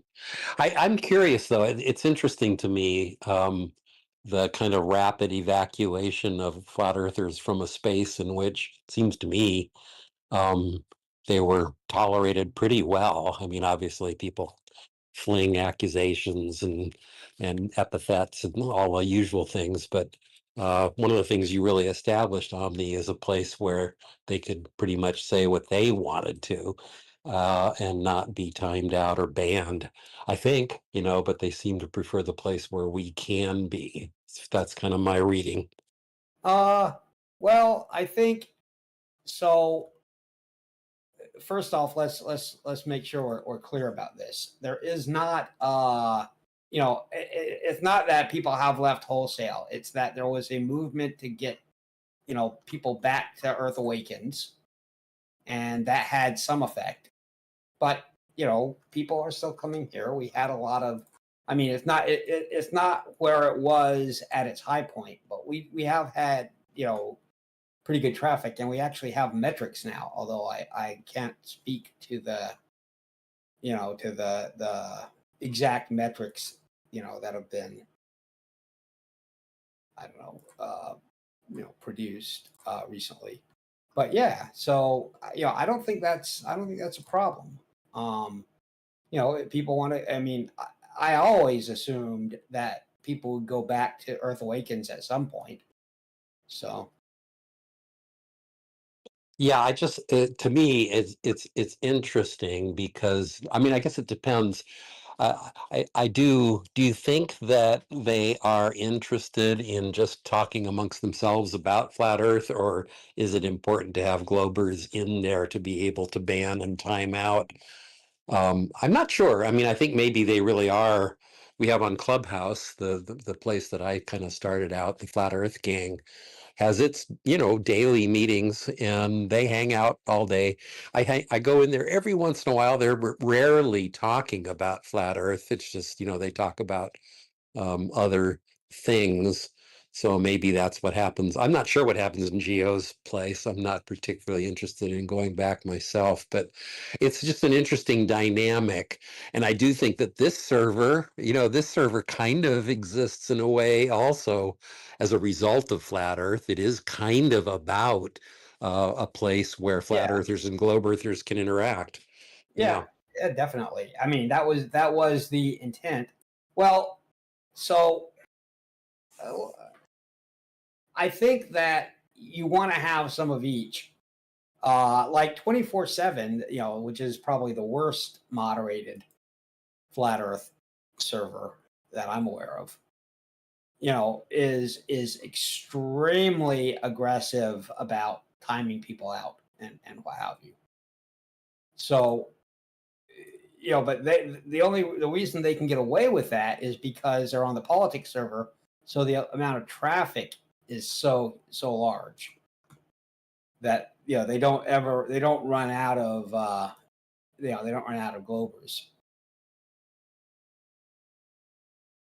Well, one thing that was interesting to me was because I poked my head into the text chat over on Geo's place.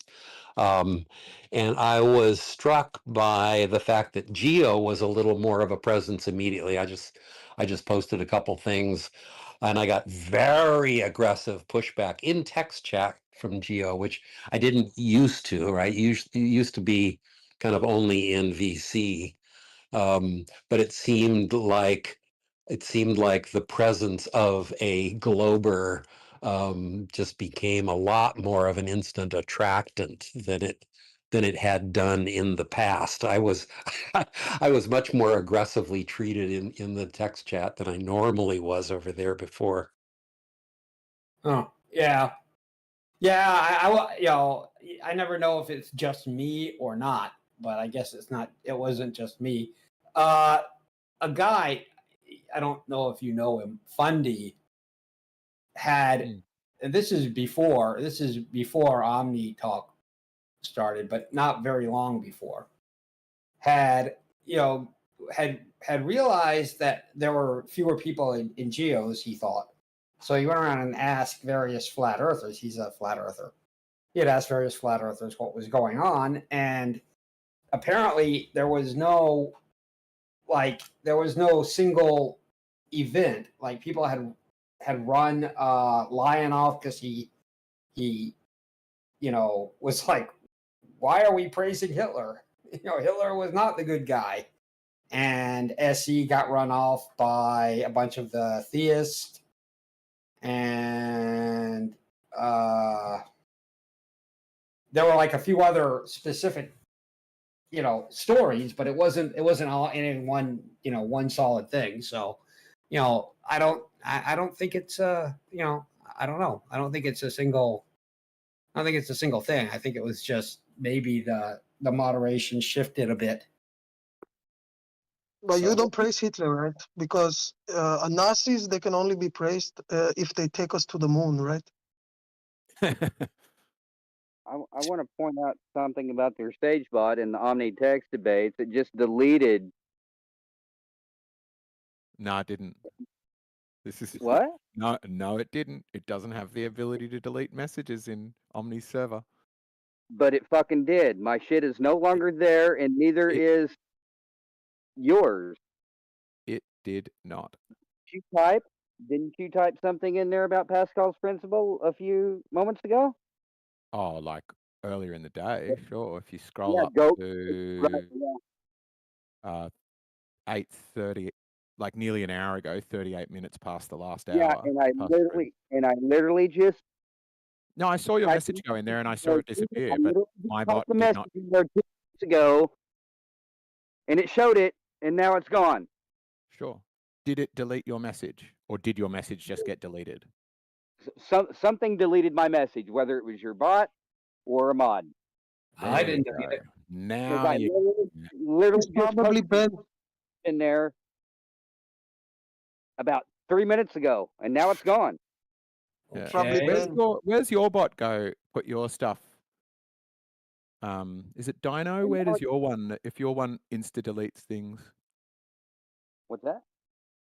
I'm just trying to find, because there's a log on Omni's server. I'm just trying to find it to see what bot or how it did get deleted. Because yeah, let me see. Somewhere I'm checking server settings to see if there's a log for. Because it didn't look like it was anything that would be TOS violating. But no, it definitely. Let's see. Auto flag. In here, Sage can only delete her own messages. In my server, she can delete messages because I'm building her to be a mod bot as well. I don't show. I show something by the Quad Father, by Quad being flagging a message. I don't know what the message is. But no, nothing. Well, let's see. Sent by Brookenor. Well, let's see what it. Brookenor with a keyword. Let me see. Edited. There we go. Message. So there we go. I can see it in messages events mute me. And it says message sent by Matthias deleted in Omni text chat. Does it say who deleted it? Right. Telling you, it's banned. He's a bitch. Yeah, so I'm just saying. I know I just sent a message in there 3 minutes ago. I even seen it go. I even seen it, you know, white itself in there, and I was in the middle of typing another message, and then all of a sudden it was gone.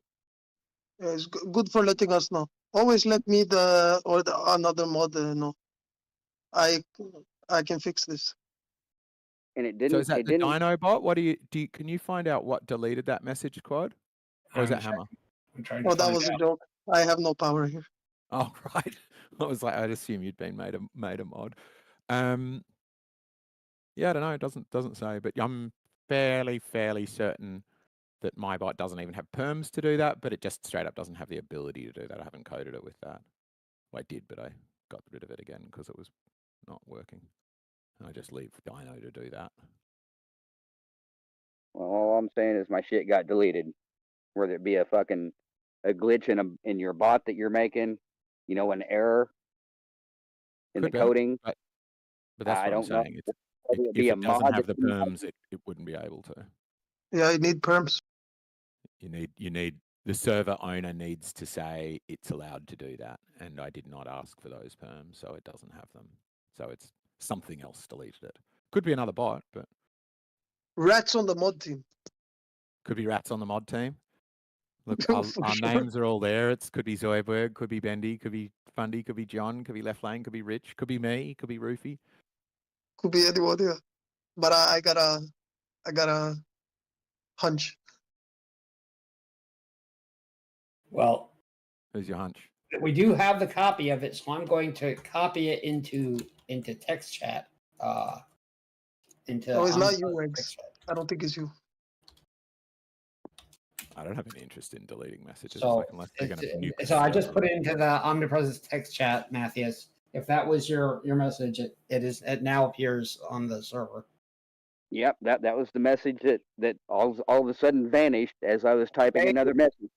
Okay, well, let's see. It's here now. Who's that for, though? Who you replying to? I think it was. That's a good question. It was one of your blue mods. Who are you talking to, though? What's you don't your want point? to rat him out? What? Who are you typing your message to? Was it meant for me? Was it meant for professors also? It was typed in that channel. It was the one that was that replied to my Pascal's principle, my theory argument. My summed up argument so far is globe Earth, concave, and then flat Earth Pascal's principle. And then I thought it was you, Eggs, that replied to it earlier. I did initially, and then also Professor has responded. Yeah, I'm talking about I was responding to the guy I was responding to you. Yeah, once again, it didn't even show because whenever I respond to a person, I usually go to reply and then type to who I'm responding to. It didn't even do that. So let me go see if I need a fucking update on my fucking Discord. Well, I don't know. I mean, anyway, it's back now, so we can hopefully figure out, you know. Yo, what's the topic?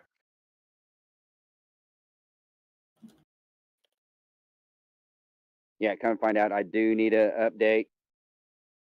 I don't think it would be an update issue. I think I would be astounded if I don't know, maybe, but if I don't see how an update would mean that it suddenly goes back and deletes minutes old things. I think somebody's deleted that. We just got to figure out who and how. Do you not have that in the mod log? No, that's what I was saying. I should have looked there. I mean, I can go up through hang on, if I had this instance running long enough. I mean, even in my server that has no bots, I can see who does fucking what. You know, who deletes messages and shit. Yeah, that's what I found. I found that a message has been deleted, but it doesn't say by who. But I thought it only doesn't say by who if it's deleted by the the author of the message. I thought otherwise it says message deleted by so and so. Hang on, why don't we test that? Can you just type a message in Omnipresence text chat for me, Matthias?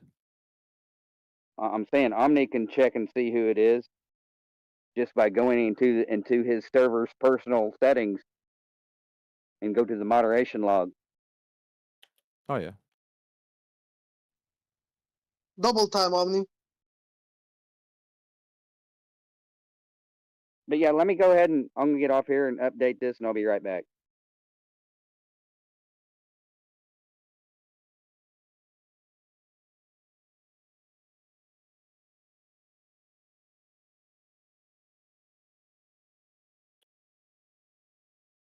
Look at the sage bot over there, looking all ominous and menacing, and just plotting my demise.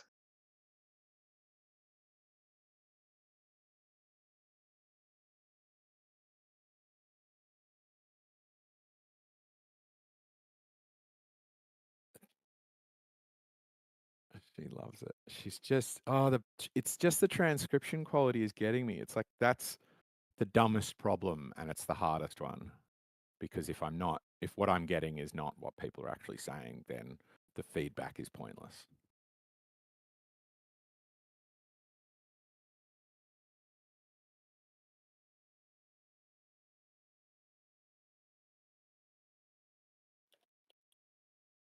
It gets me too, bro.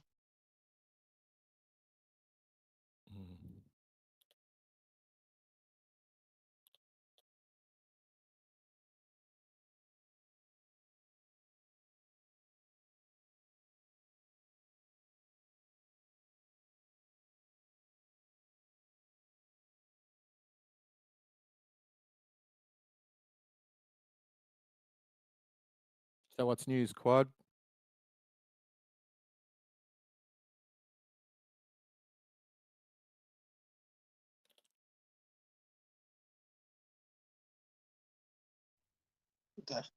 Here and there, you know.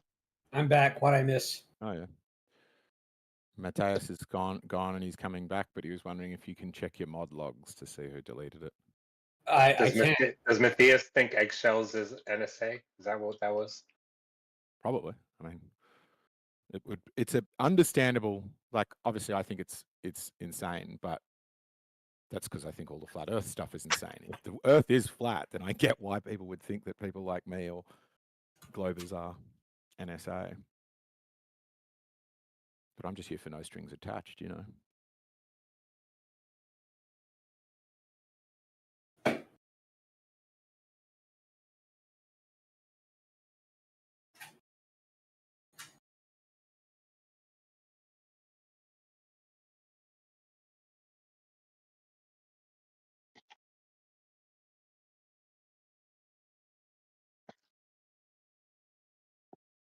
Hello?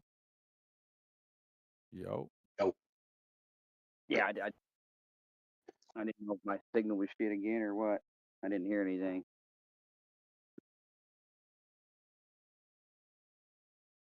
What's the word on the street, Matthias? I feel like I haven't seen you in a few weeks.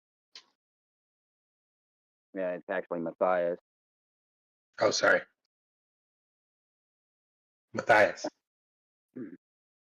Yeah, all good. Excuse me. Same old fucking shit, man. So here's a topic for discussion. One that I think is, if you're online and you get to choose your username, unlike your real name, which you didn't get to choose, do you get the right to correct people on how it's pronounced? Because I keep going back and forth on this, where I'm like, if you get to choose it, like, you've got to type it, see what people say, and then go, okay, maybe I better choose a different one. I don't get what you're saying. I never had this problem. Yeah, exactly. Nor, but that's because I have this principle of, like, I won't make a name that is impossible or difficult to pronounce. But I can tell you that if they said it wrong, I wouldn't give a fuck. That's probably also true. I mean, I wasn't hounding the guy or anything. I was just, Yeah. Terrifying how to spell my name because the IEUS kind of fucks people up, and I can admit to that.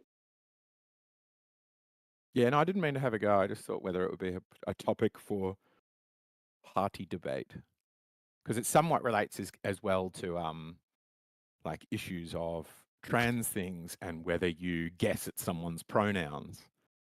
You know, where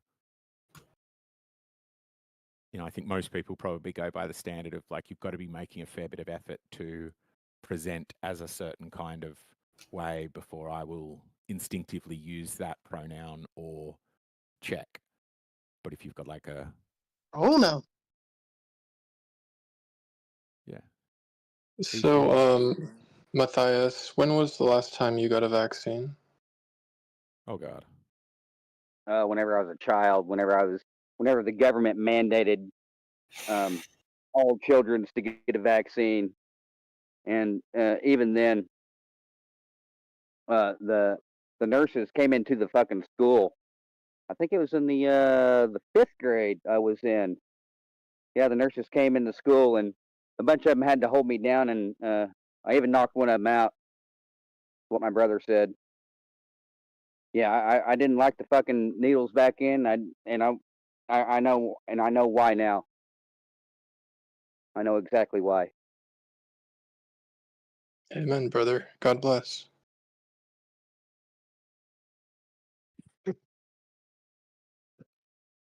Yeah, I used to always flex my muscles during a vaccine, and it would make it a lot more painful than it needed to be. I always would try to resist their poison. Yeah, I remember that went round school where somebody got told that by their brother, and then they ended up thinking that was really funny. I should do that to other people. So then everybody was going, "Oh, you got to flex your arm when they." Anyway, I think we got to get off this topic. Yeah, let's let's do something else.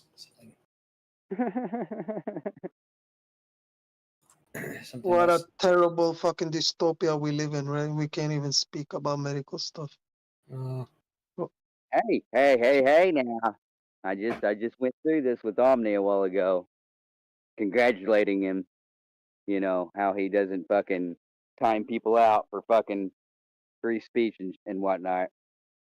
Which I can understand. He's got some bots in here that I'm pretty sure scan the messages, and now he has a VC bot, which I'm pretty sure, well, obviously is scanning what we're saying because it's writing it all down in another fucking chat. Look at the transcript right now. Well, the transcript thinks that Quad just shouted opioid twice. So I think we're safe. Well, it's on YouTube as well. So I mean, the bot. Hi, Mom. The bot is just doing a worse job of something that YouTube is doing automatically for free right now, which is listening to our voices, separating out speakers, and telling the world what they said in plain, searchable plain text. So, well, I mean, you can't really. What I'm trying to say is, you can't really blame the government, for not allowing certain topics to be discussed, especially whenever most of society is advocating against free speech to begin with. So, I mean, blame society. By the way, in my server, which I'm going to guarantee that the high majority of you will not be able to enter, allows free speech. We talk about anything and everything. I say fuck the TOS because it's anti-free speech. Yeah. Well, that's why you're going to get your server nuked. You'll piss somebody off and then just report a message. I would. That's what they've been saying for don't over mind a making new servers.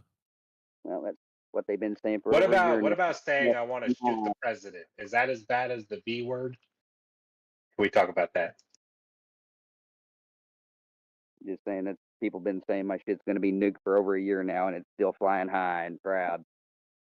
Well, you can just make a new server if they nuke it anyways. Word. Yeah, like I did.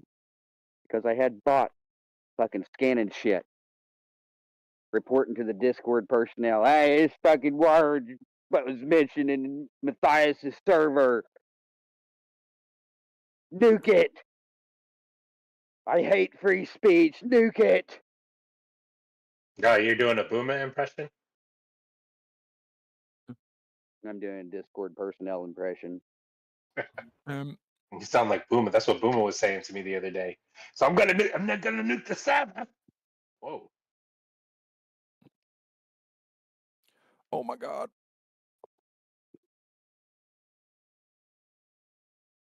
Right. So that's what. Okay.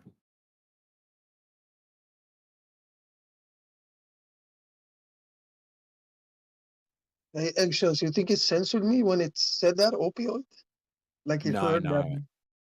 It's what it does. What I've got a problem with is it's mixing up all of our audio. So when we clip and overtalk one another, it doesn't know who to separate, and it ends up being such chaos that it, like if you look down a few at the one at 41 minutes and 15 seconds where it says you said transcription by ESO, transcription by dash dash dash. What it's doing is it's just the noise is so chaotic, it can't make sense of anything. So it's like it's having a dream or a hallucination, they call it, where it just goes, oh, well, here's something I've once heard before. Maybe you said that. And so I'm really having a hard time trying to fix this up. Right, because I can get it. Dystopia opioids. It's kind of similar, but twice. I don't know. Oh, you said dystopia. Okay, so it wasn't that far off. No, it wasn't. But it was twice, so I don't know.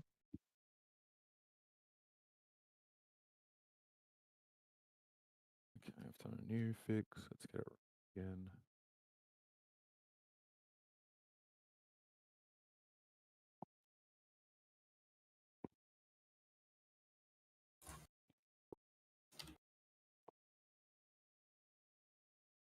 Best believe I'm still bejeweled when I walk in the room. I can still make the whole place shiver.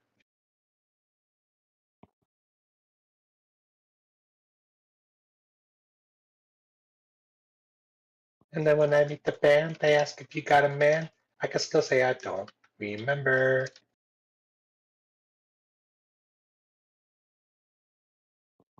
So, Matthias, do you want to make this case about Pascal's principle? I already did. Feel it could do with a bit more meat on its bones. I mean, if Because you want I to don't get why it wouldn't work if the vectors of down, the main difference between the two models and the behavior of water is the vector of down. So if globe, then the vector of down is ever so slightly tilting inwards. You'd still be able to get Pascal's principle. What do you mean by the vectors of down? Well, down can be treated as a force, and it's got forces have a vector, and that vector would mean that for different places, it would be somewhat converging. Whereas on flat Earth, those vectors of down would be perfectly parallel. Right. Yeah. On a flat Earth, everybody has the exact same down. Correct. Your down is my down. Yep. There is no diagonal down compared to each other, which is not reality. And this is why, once again, why I say, whenever Globers invoke down, then they're automatically conceding to a flat Earth, because the globe doesn't have an up and down. They have an inward and an outward, as you just described. Sure. Right. So on a globe, there is no down vector. It's an inward vector then, correct? Sure. I call that for each person, like left and right is subjective. I would agree. I'd just say that inward is for a subject on the surface of it is what they call down. So I think the definition of down, what is the definition of down, dictionary definition?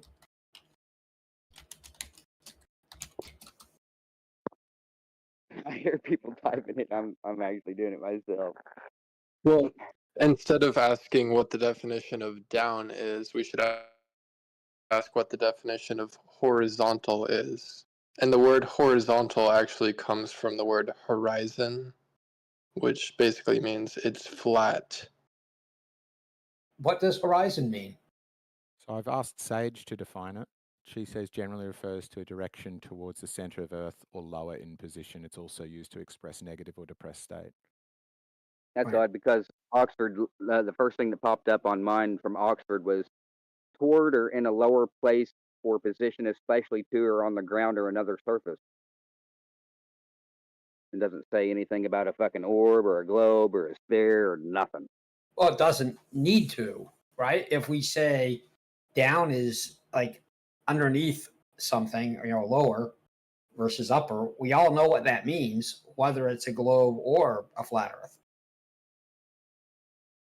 Well, once again, I can now appeal to fucking 1984 fucking Winston Smith fucking editing content. I've got proof of this on my YouTube, how Wikipedia has even edited the content of Operation Northwood.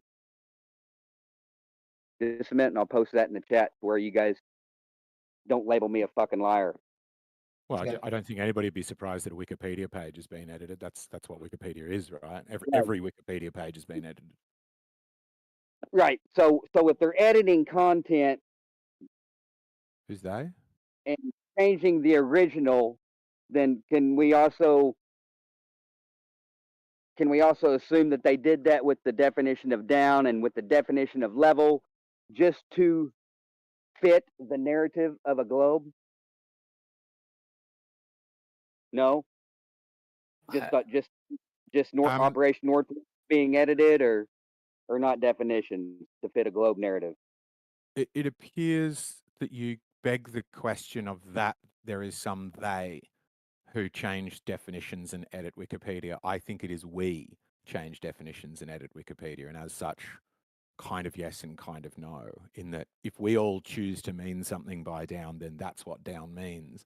And if that meaning evolves over time and people start using the word differently, that's what happens. I can't think, there must be some examples, but I can't think of any where the government has changed the definition of a word. It seems to much more happen that the usage of the word shifts and we are stuck. How would it even be enforced or reinforced if it was just a top-down government says this word means that now? How do people stop using it the way they're used to?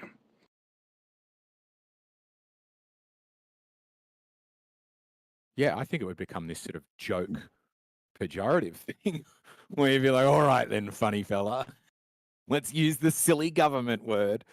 But yeah, like humans edit. Individuals, you can edit the Wikipedia page if you want. Right.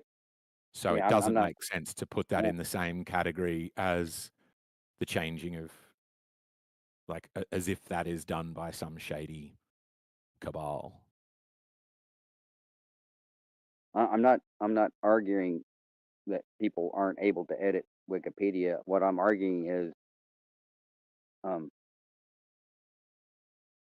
that people have changed the definitions as well, not just on Wikipedia, but you take an old, I think it's 1786 Bible, I think it says. It literally mentions flat Earth in it, and now the Bible nowadays don't. So obviously something is being tampered and altered to fit a certain narrative, don't you think? No. That's the substance of the debate that we need to sort through. You're fucking denial then. Well, I am denying it, but if you can present a good case for it, we can then discuss it. But it sounds like you're just presuming that is the case, declaring it is the case, and then calling me insane for not agreeing. I need some evidence or some good argument for it. How the 1700s Bible include the words flat Earth, literally include the words flat Earth in the Bible, in the 1700s Bible. But yet now it's nowhere mentioned, and yet you just want to deny that shit's being edited. I didn't know. When have I said it's not being edited? The question's who's editing what Bible? It? Or why? Can I see this, or?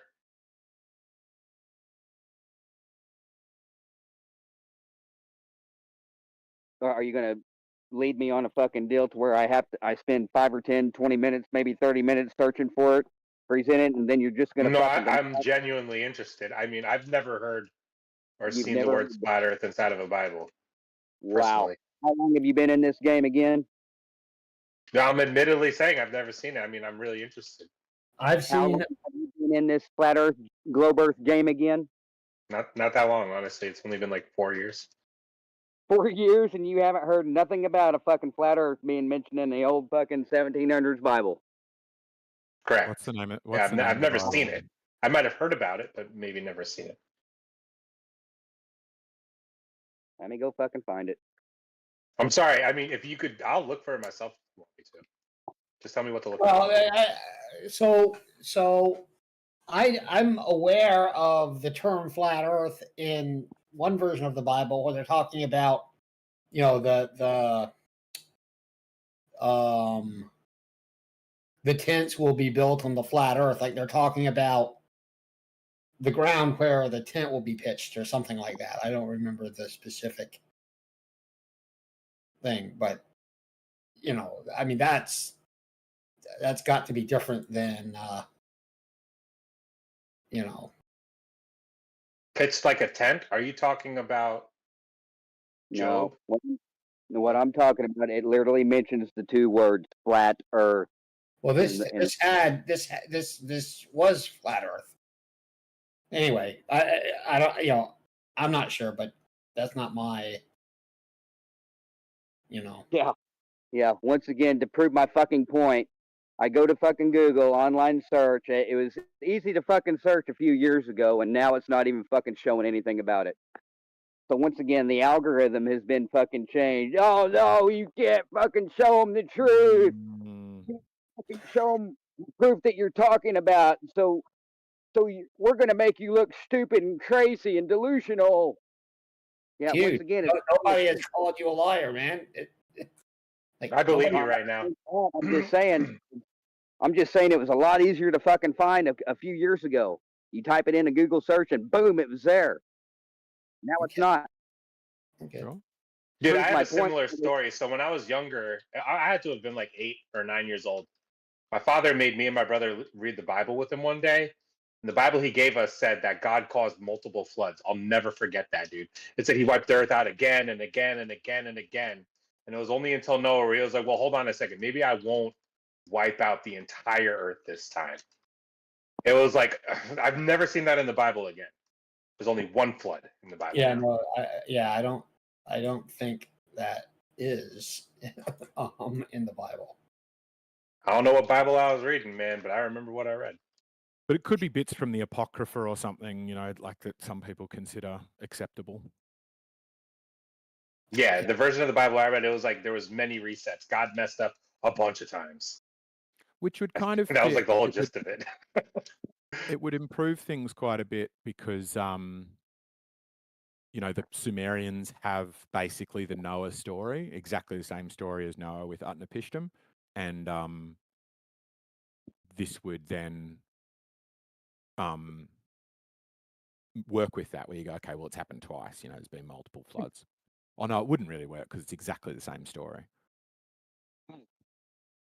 Yeah, YouTube's fucking algorithm is against me now too.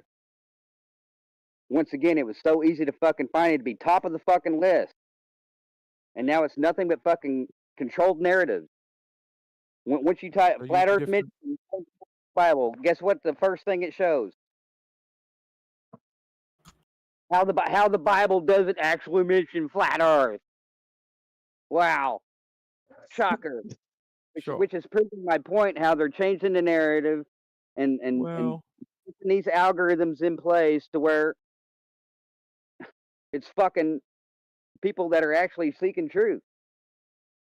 But the thing we have to try and figure between is that a group of Christian Bible literalists working really hard on their SEO to boost their links up to the front of Google's page, because the fact that it's not on the front page of Google doesn't mean it's been scrubbed. It means you can't be bothered looking in different search engines or further.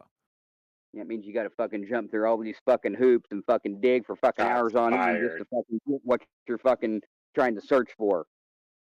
Yeah, Yeah, this is that's the process of finding truth. Being played. Google has a whole algorithm where they don't give you the best results based on what you're searching. They got like, these things that they rank above others. And you're not always going to get what you're searching for or what you should get, right? Yeah, exactly. But that's why I think, great. That's good. You just know that they're going to be doing that. You know they're going to be skewing the results, and you use a search engine that doesn't do that. I think we also know, because of like Answers in Genesis and Christian churches in general, certainly mine, they really don't like, the attribution of biblical of the Bible as an argument for a flat Earth. Because they think that it makes them all look, not good. Well, once again, the Answers in Genesis. Danny Faulkner is a Freemason. Yeah, we've already made him look like a fucking fool. By the way, I'll present a video here in a few minutes. But yeah, he's already claimed that flat earthers ain't got nothing on him. There isn't an answer that he hasn't, there isn't anything that he hasn't refuted yet. Yet whenever Nathan Thompson walks up to him at a flat Earth conference and asks him, how do you have gas pressure without a container? He invokes his Fifth Amendment right to remain silent and cowers like a little bitch. But yet he's claiming that, there is nothing that I can't refute. Narcissistic, by the way.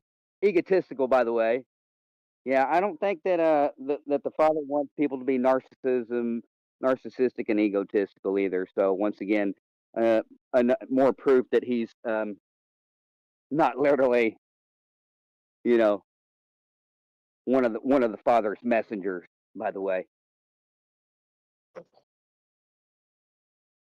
Well, it seems like Q-Op is in here. I have, or was in here. I don't see him. He may have popped in and popped out. Right. Well, it said I was. The stage bot said I was interrupting him. I've told him many times that I had him muted, and I guess he blocked me. So now I mentioned this in EA about a week ago that there's a big conflict that we was interrupting each other, and I didn't even know that he was in here. In at the time, he's going to have to fucking put me off block so I can turn his volume up, because it doesn't even give me the option to turn. Yeah, it doesn't even give me his volume option or anything like that since he has me blocked. So if you wonder why I'm talking over Q-Op whenever he does come in here, that's the reason why. Okay. If Steve's in here, maybe he remembers. Steve, you there? No. I guess not. He's probably sleeping. Yo, Omnivore, I want a cookie. They unbanned me from Earth Awakenings, and I still haven't gone in there for like 5 days. Give me a cookie. I'll fax you one. Yes. Hell, I just got a fucking 7-day fucking censorship. In Earth Awakenings? Damn. Yep, like 2 minutes ago, I just got 2 notifications for it from the fucking little dino bot. Looks like Galatrax is hard at work today. Who? Galatrax is the worst. Yeah, he's really bad. I'm pretty sure it was Geo. He's I played him for a fucking fool about a week ago, telling the chat that no, I'm not a slave, and I said, okay, status motherfucker. I didn't say it like that, but I presented the evidence that if you're being controlled by the government, then you are a fucking slave, which he is being controlled by the government. He's already claimed that he's a statist, pays taxes, and all this other brouhaha. Yeah. Now, once again, these wannabe. Come on, man! Everybody's a statist if you live in America. There's no way around it. That's not a point of criticism. We have to be. I hope, but not Geo. Geo's not a. Wait, what? Sarcasm, dude. No, I'm confused now. Sorry. No, Geo was defending statism, right? No, Geo was saying that he was not a slave. to anything. And I was like, and first off, I was like, well, there's many different types of slavery. There's not just physical slavery. There's mental slavery, physical slavery, of course, financial slavery, um, spiritual slavery, whatnot. I mean, the list goes on and on and on. Most people just talk about slavery as in they just think about physical slavery, but there's many different types of slavery. Like the ones I just mentioned. And like BDSM. Well, I mean, whatever, but. And he banned you? What is it? Total slave move.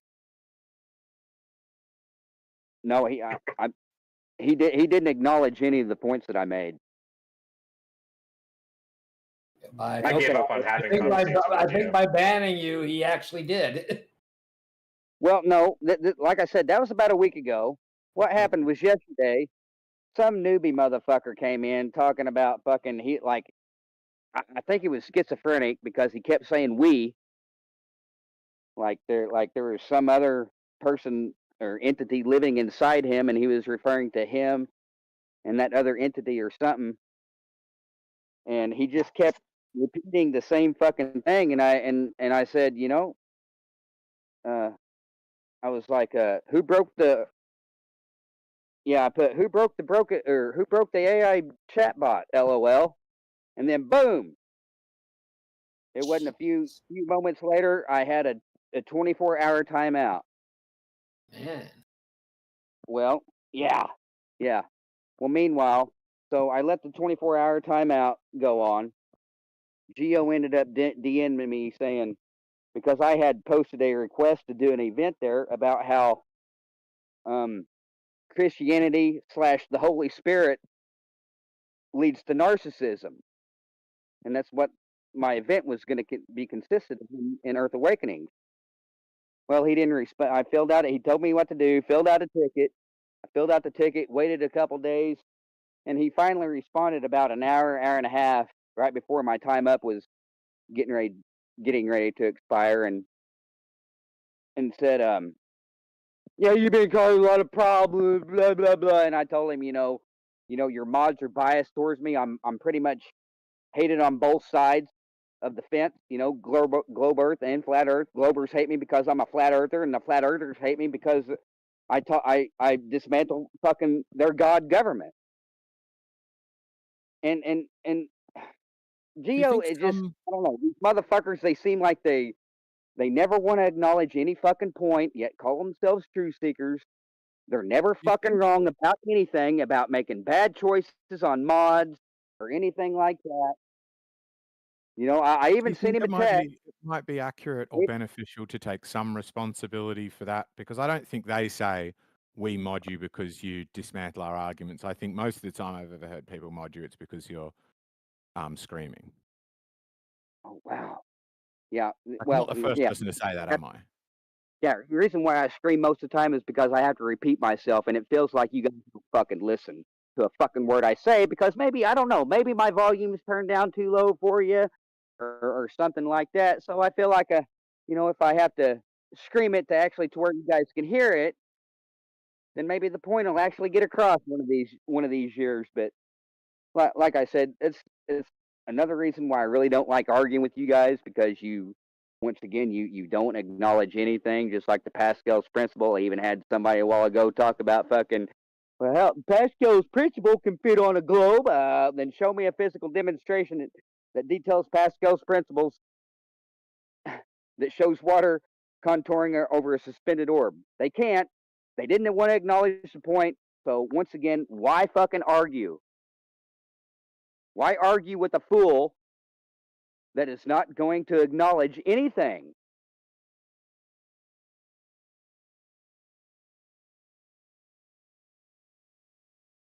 Wouldn't they be able to do that on like 0G? You can explain all you want. Physically, now see, this is the thing. I don't accept explanations without demonstrations. If you got an explanation, you best fucking be able to demonstrate the motherfucker.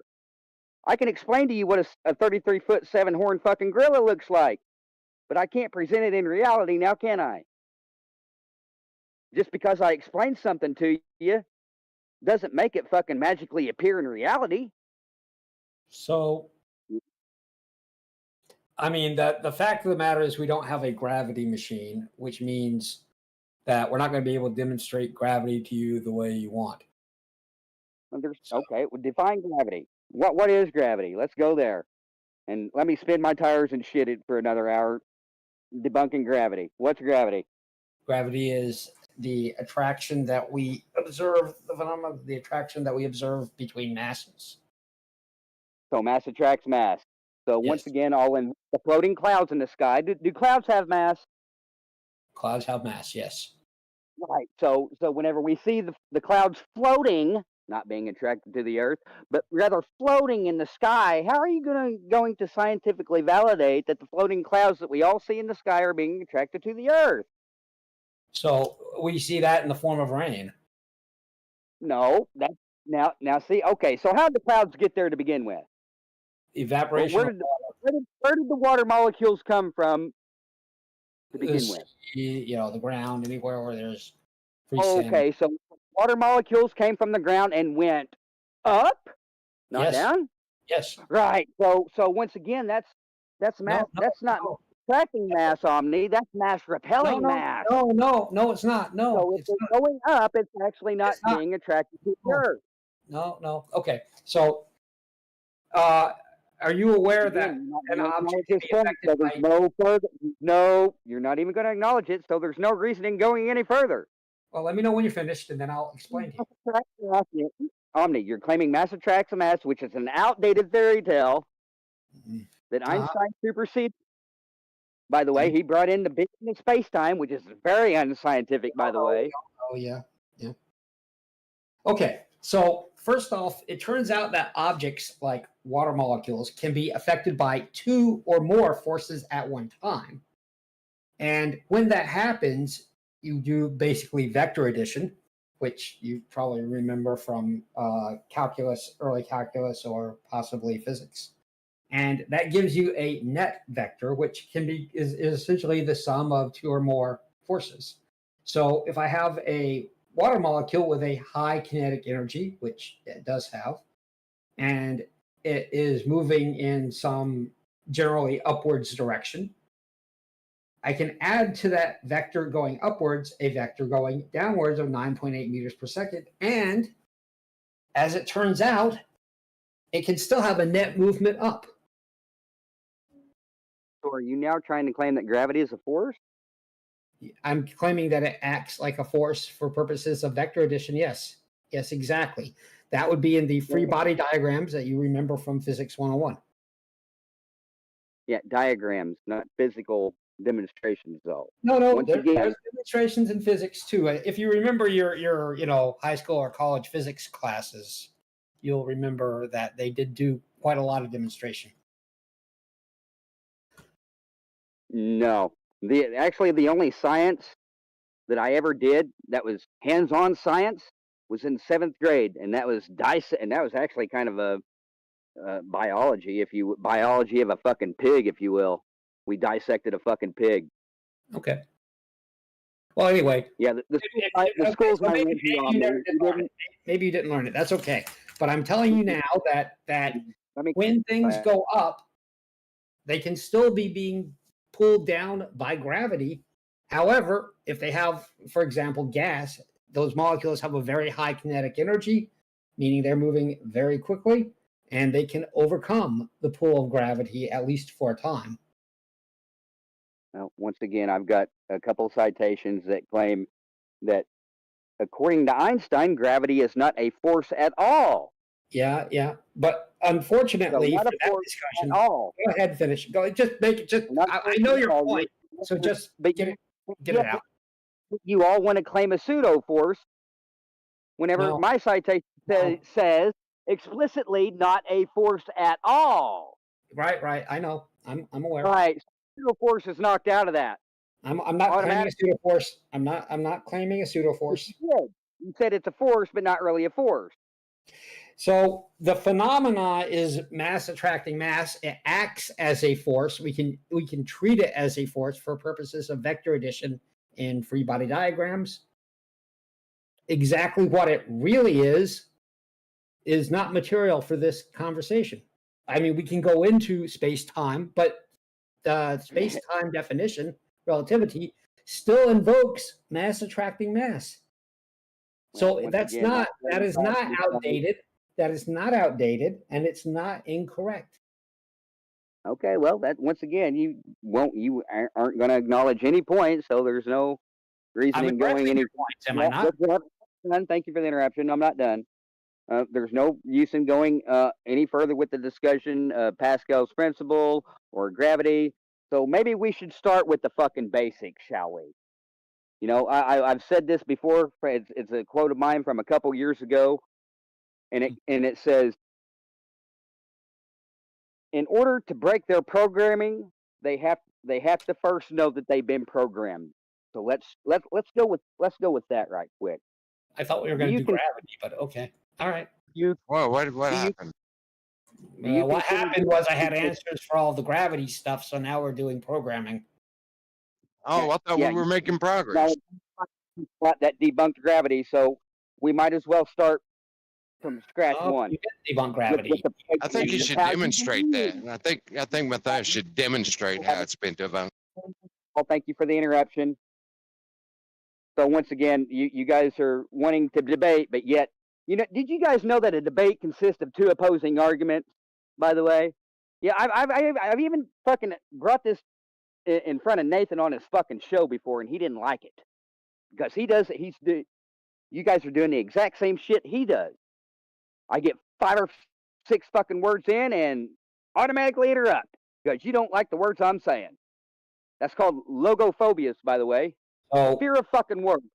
I just want to make sure you understand this.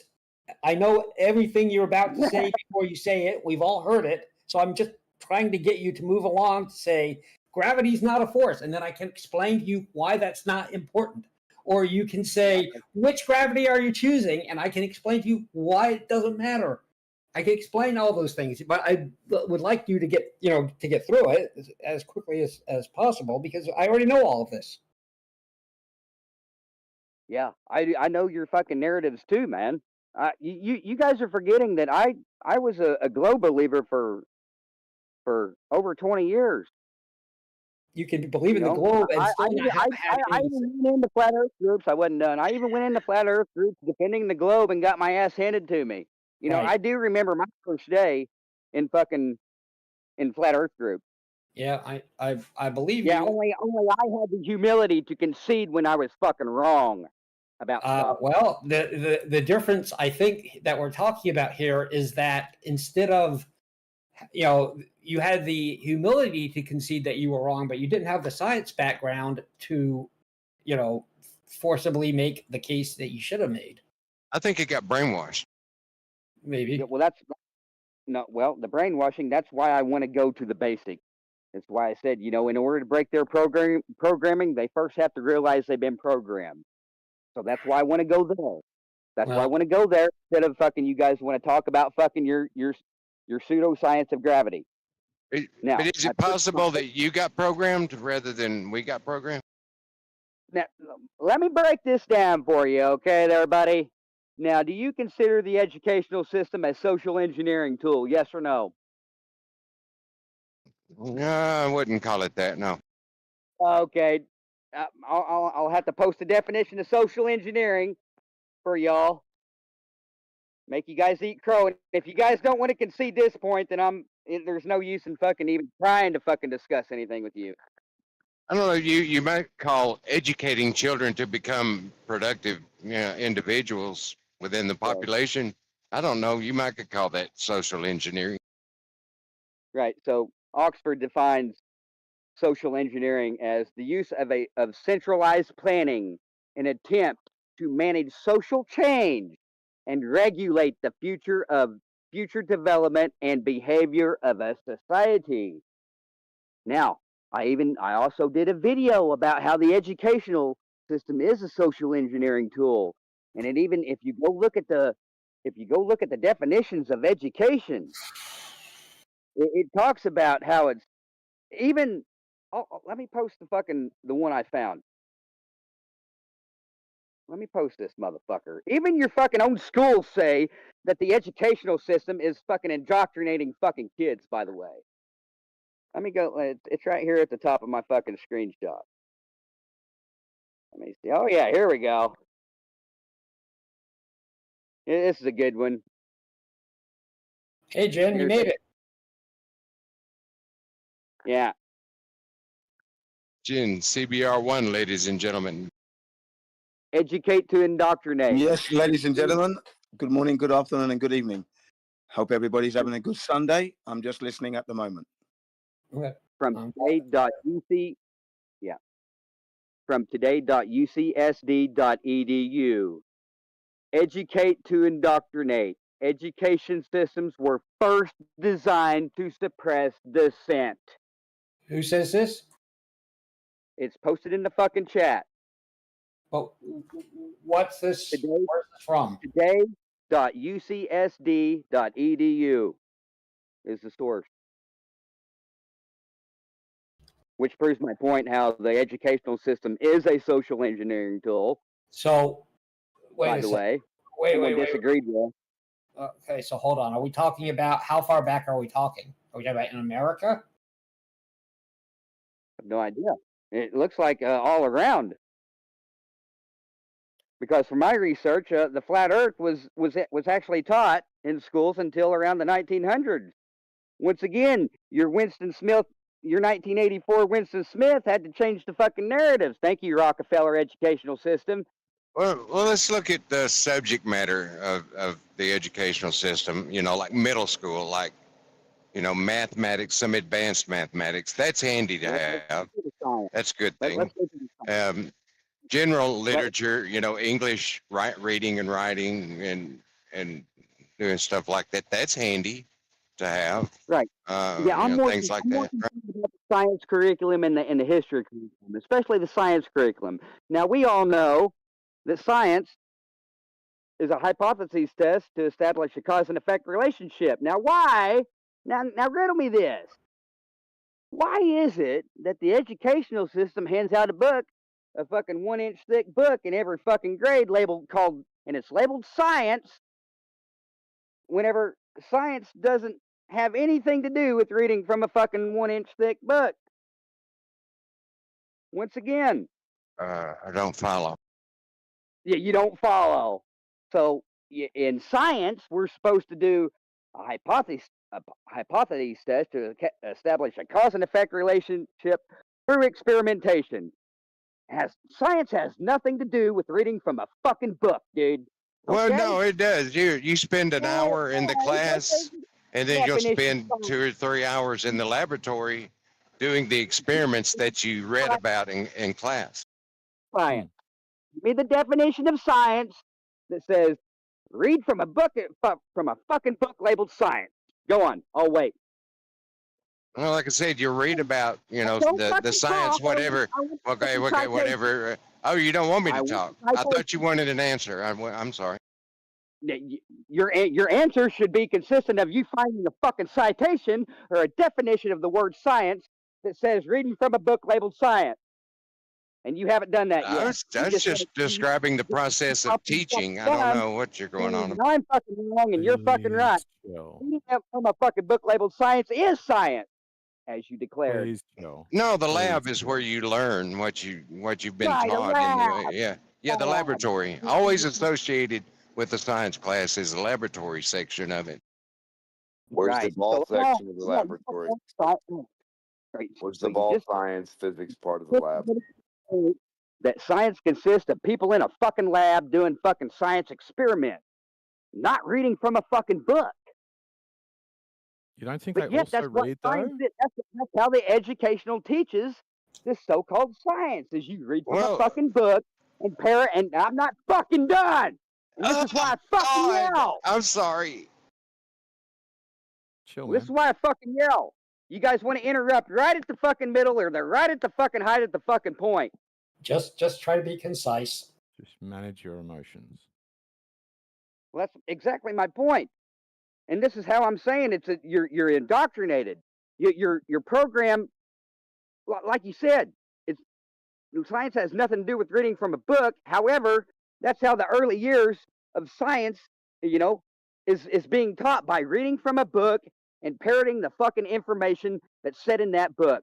And if you don't fucking parrot and regurgitate the information, then you then you fail and flunk. And then the next year you're being held back. You're in the same fucking grade, and then all the other people that was in your class the year before, they laugh at you. He's not smart. Actually, no, I'm not fucking in. That child wasn't indoctrinated. There's the problem. There's the problem. Yeah, there's the I think it's problem. plagiarism. I think everybody's plagiarismed. I think all the teachers are in trouble for plagiarizing Einstein and Newton to the kids, and all the kids are in trouble for plagiarizing everything they've ever heard. Just a bunch of plagiarist Globers. Stole their ideas from everybody else. What a bunch of nerds. Plagiarism. You guys are good. Keep stealing those ideas, Globers.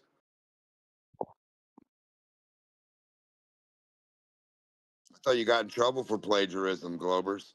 Repeating everything some other guy said. Somebody else's ideas. Isn't that plagiarism? That's how you guys roll? No, it is, right? I'm The not whole sure what school you're talking system is about here. plagiarism.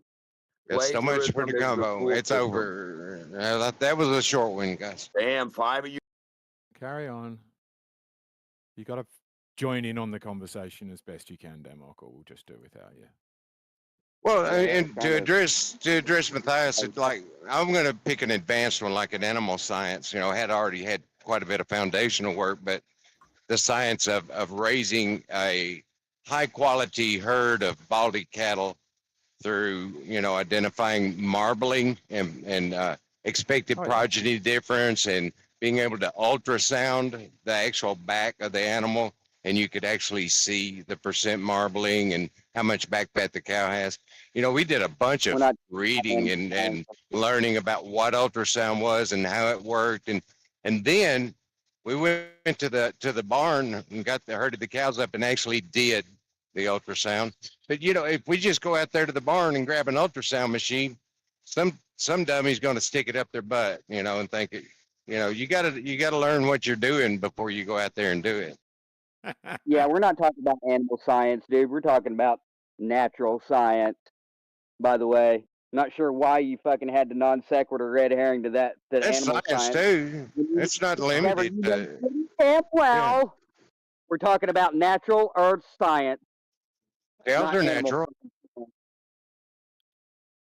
Yeah, because you have nothing. What? You have nothing. So what's the definition of natural science?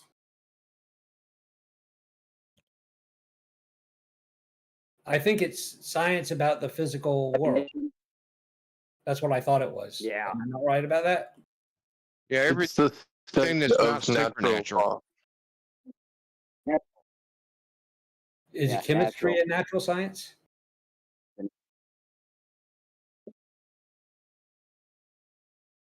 Nobody can tell me. Chemistry? Yeah. Is chemistry a natural science? It's probably maybe, but I mean, I thought that this debate was, revolved around, Earth, not chemistry. Well, the basics and fundamentals of Earth and not chemistry. Mm-hmm. You invoked natural sciences, so I wanted to know what the meaning was. You have nothing. What's the meaning? Again, you guys are... Okay, so we don't care about natural science. Okay. Yeah, twist my fucking words on me. Good job. Look, if I ask you what you mean by it, you get upset. If I say, okay, don't worry about it, then you get upset. All right. Getting upset, it seems like. I get upset when motherfuckers like you twist my fucking words around. We're talking about the fucking natural world and what the basics of fucking natural world, not animals, not fucking leaves and shit you pick it, for fucking chemistry. We're not talking about that. Natural world. About, the natural world. Natural world. Animals are a part of that. You guys want fucking red herring to fucking chemistry and animals. Whenever what you're wanting what you originally wanted to discuss. All right, Well, I enough wanted to meta, discuss fuckface. gravity, but we left that behind. Yeah, we left that behind because I fucking debunked it, and none of you motherfuckers acknowledged any of my fucking points, and so therefore I had to. How you've been indoctrinated by the educational system, which is a social engineering tool, by the way, admitted by .edu. No, it's not. I read that article. No, it's the article not. said I got a fucking nothing of what you said. The article is talking about the education system in the 18th century. Okay? It's the 21st century, guy. I don't know what the fuck you're talking about, and I forget what rule of flurf it is to post something that doesn't say what you try to say it says, but it does. Yeah. Source will always disagree with a flat earther, no exceptions. Yeah, it disagreed a lot. Yeah. Yeah, once again, Winston Smith from 1984 had to switch it around to make the fucking, like I said, the flat earther look fucking crazy. Well, I think you're doing that by yourself. No, is it possible that the purpose or one person's interpretation of the purpose of the education system might not be true for all time, for all people in all countries, and that might A, be a misinterpretation, and B, be subject to change over time? Or if you find a link that says something that is true all the time, everywhere, unless it says the Earth is a globe. Merriam-Webster dictionary defines educate: to persuade or condition to feel, believe, or act in a desired way. It's posted in the fucking chat. Once again, more proof that the educational system is indeed a social engineering tool. Thank you for the interruption at the end. Appreciate it. Right at the height of the point. I know you can't fathom it. Does it say anything? Does it say anything about the Nazis and how we matched the way the Germans were doing their education system during the height of between World War I and World War II, of course? Oh, speaking of Nazis, you want to go that route? Let me put in the rest of that. You know, the Nazis during their educational period, they had all their children do the old Hitler's fucking salute. Wow, that's kind of the exact same thing as the American children in the educational system, worshiping and praising, giving their allegiance to a fucking flag that they know nothing about, which is politics. Thank you for interrupting at the height of the point once again. Appreciate it. I posted the first two definitions from your source: to provide schooling for, to train by formal instruction, especially in a skill, trade, or profession. So because you went to 3 and were like, it makes my case. I'm going to 1 and 2 saying that makes my case. So okay, where's the black swan? Are we switching topics again? My definition is the black swan that you don't want to acknowledge. So you're talking about the real definition of the black swan? Is once again because you don't want to acknowledge fucking anything. No, ever. No, that is not true. You have demonstrated that. So I'm fine with acknowledging when I'm wrong, but when just because you say I'm wrong, that doesn't mean I'm wrong. So once again, I presented a black swan to educate. I mean, I've got many fucking examples. They're all in my fucking video. I've got the screenshots. I'll post more. Watch my video is not that's not how. Here's some good ones that'll throw you in a fucking seizure fucking fit. Let's look at the synonyms for educate, shall we? Indoctrinate. Wow. Thank you, thesaurus.com. Let's look at some more, shall we? Let's look at some more. Indoctrinate means to program, school. Wow. Convince, teach, drill. Yeah, drill that motherfucker. None of that helps you. None of that helps you. Once again, no acknowledgement of the facts whatsoever, ladies and gentlemen. It doesn't help you because it's also not enlightened. I'm going to back out because I'm tired of spinning my tires and Glober fucking bullshit for the last hour. Just a rambling loony. It doesn't make sense. It doesn't make it. The thoughts aren't connected to one another. You just sort of jump from one Like a Yeah, dog barking at one fence and then you just go and bark at a different fence. It doesn't make any sense. That's called incredulity. That's not my problem. That's yours. Okay. Incredulity is where you do understand something and think it is too preposterous to be true. To say it doesn't make sense isn't a fallacy. Yeah, incredulity. You're an idiot. Totally different thing. Like, bro, you got way too many. You got way too many participation trophies. Okay, you're gonna interrupt everybody and then cry when Yeah, you get man, not being aggressive. It's not going to work. Be gentle. I'll show some humility. I'll show some humility. See that incredulity is not what I thought it was. However, I will propose this: you unable to understand and comprehend what the fuck I'm throwing down is not my fucking problem. That's yours. Well, could we turn it down a notch? Could we just turn it down a notch and just maybe stick to a point and have a good back and forth? I understand what you're throwing I think down. we can- I just don't agree with it to the extent. Like, I could even agree with it to a certain extent, but I don't think I could agree with it to the extent that you are, requiring there. Well, once again, I mean, if you can't see that the educational system is a social engineering tool by now, I mean, look at what they're fucking teaching in school. They got books about fucking how the fucking alphabet club is fucking is warping little children's minds. The homos. Could you? I kind of agree You know, with you on Do that. you think you could maybe like relax a little bit? Do you know that the alphabet club don't even know what a fucking woman is without using circular reasoning? They can't even define what a woman is without circular reasoning. Do you see we're on to yet another topic, Matthias? Because I think that the general idea that social engineering... This is leading how the educational system is a social engineering tool. Is it Right, But I think it is. I think rage that's, bait I and could have I could an agree to actual that. conversation? And I think it is intentionally so, where, like, and not that a good a way, it is engineering people to be informed, but also just be good workers. It is engineering because if you don't have schooling, your society will be different. So we can happily agree that schooling is engineering society, at least to some degree. The question is it doing so in some malicious way intended to deceive or hide the truth from people, or is it doing so in some benevolent sense if we want to make life better for all of the members of that society? Yeah, and I mean, I definitely agree that at certain times in our history, for example, in the 1950s, a great deal of civics education was designed to make, the children, pro whatever, pro American or, more jingoistic. Like, I don't think that those, I don't disagree with, or, I can agree to that because I can think of examples of it. But the idea that it's, wholesale brainwashing, I don't see that. Well, like I said, I even gave a perfect example. Isn't it good to have some level of social engineering?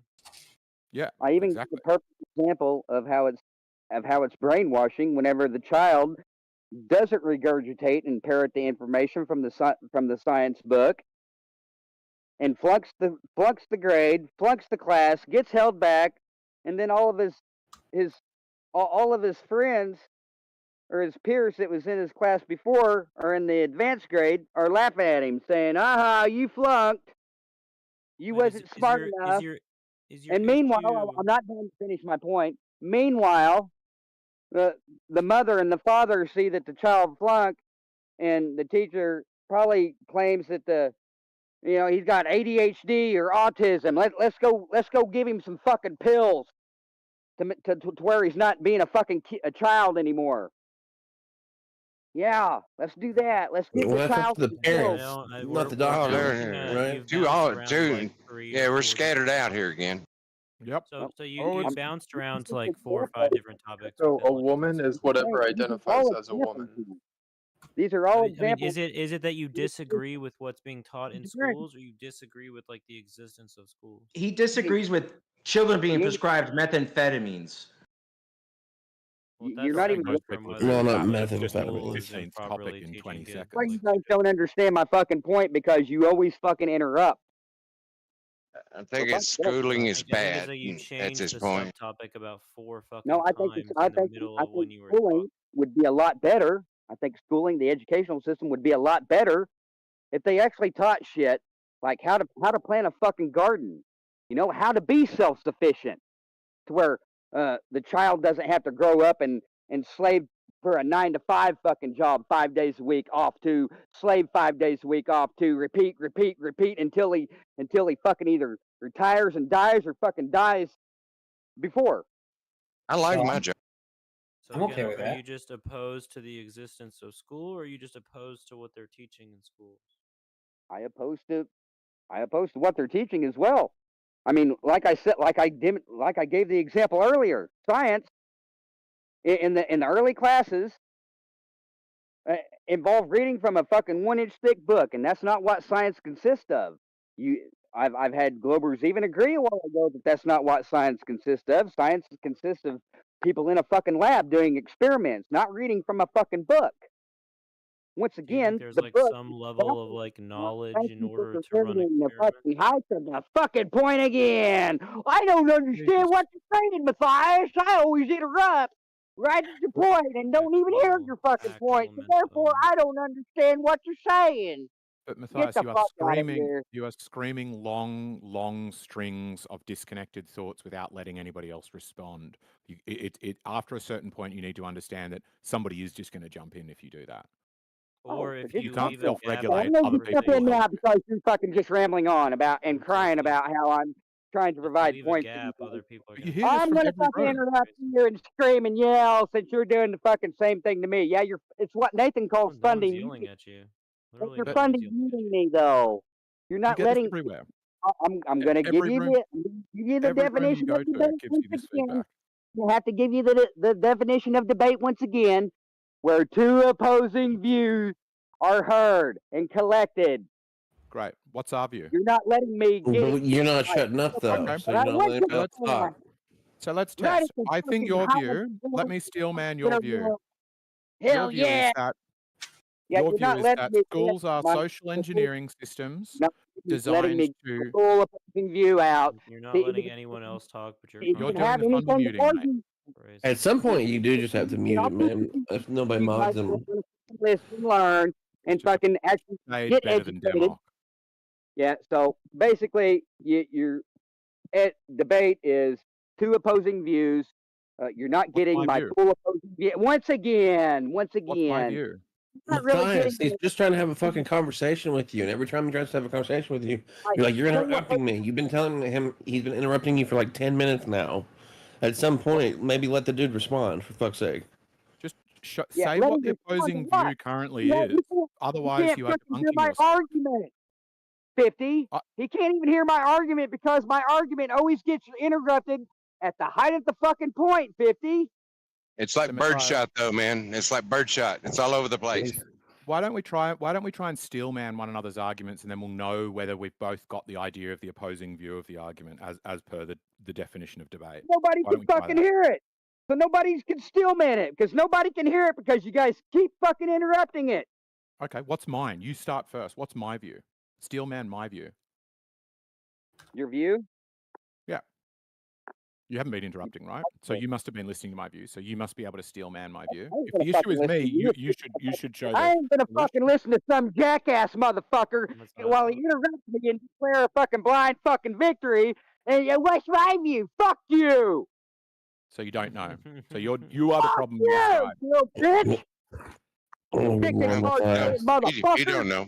He don't know. He just, I don't know, and I don't really give a fuck. Since you ain't He's gonna here to give a fuck preach. about my opposing view, I'm gonna shit and not give a fuck on your I give a bullshit fuck about your opposing view. view. I can steel man your view. Genuinely Your on view him is that schools are an indoctrination system of social engineering that, rather than teaching kids to do science through experimentation and observation themselves, just read from a book, and you think that is, bad.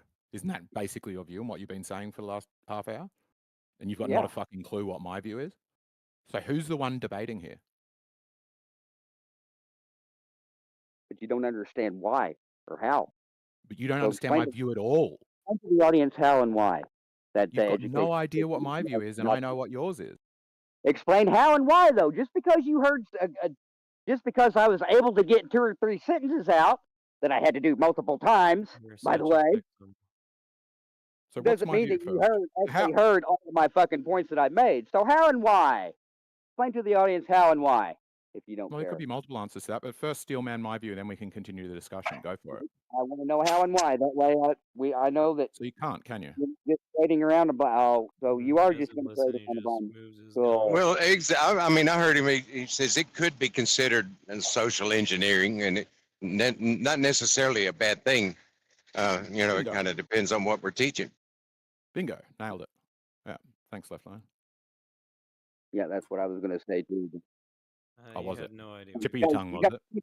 I see it as a social engineering tool, but in a good way, and yet you don't want to see how it's in a bad way, because that's not what we can have a discussion about. It's not what you're programmed to believe and Sounds think. like you're just opposed to reality. That's the issue.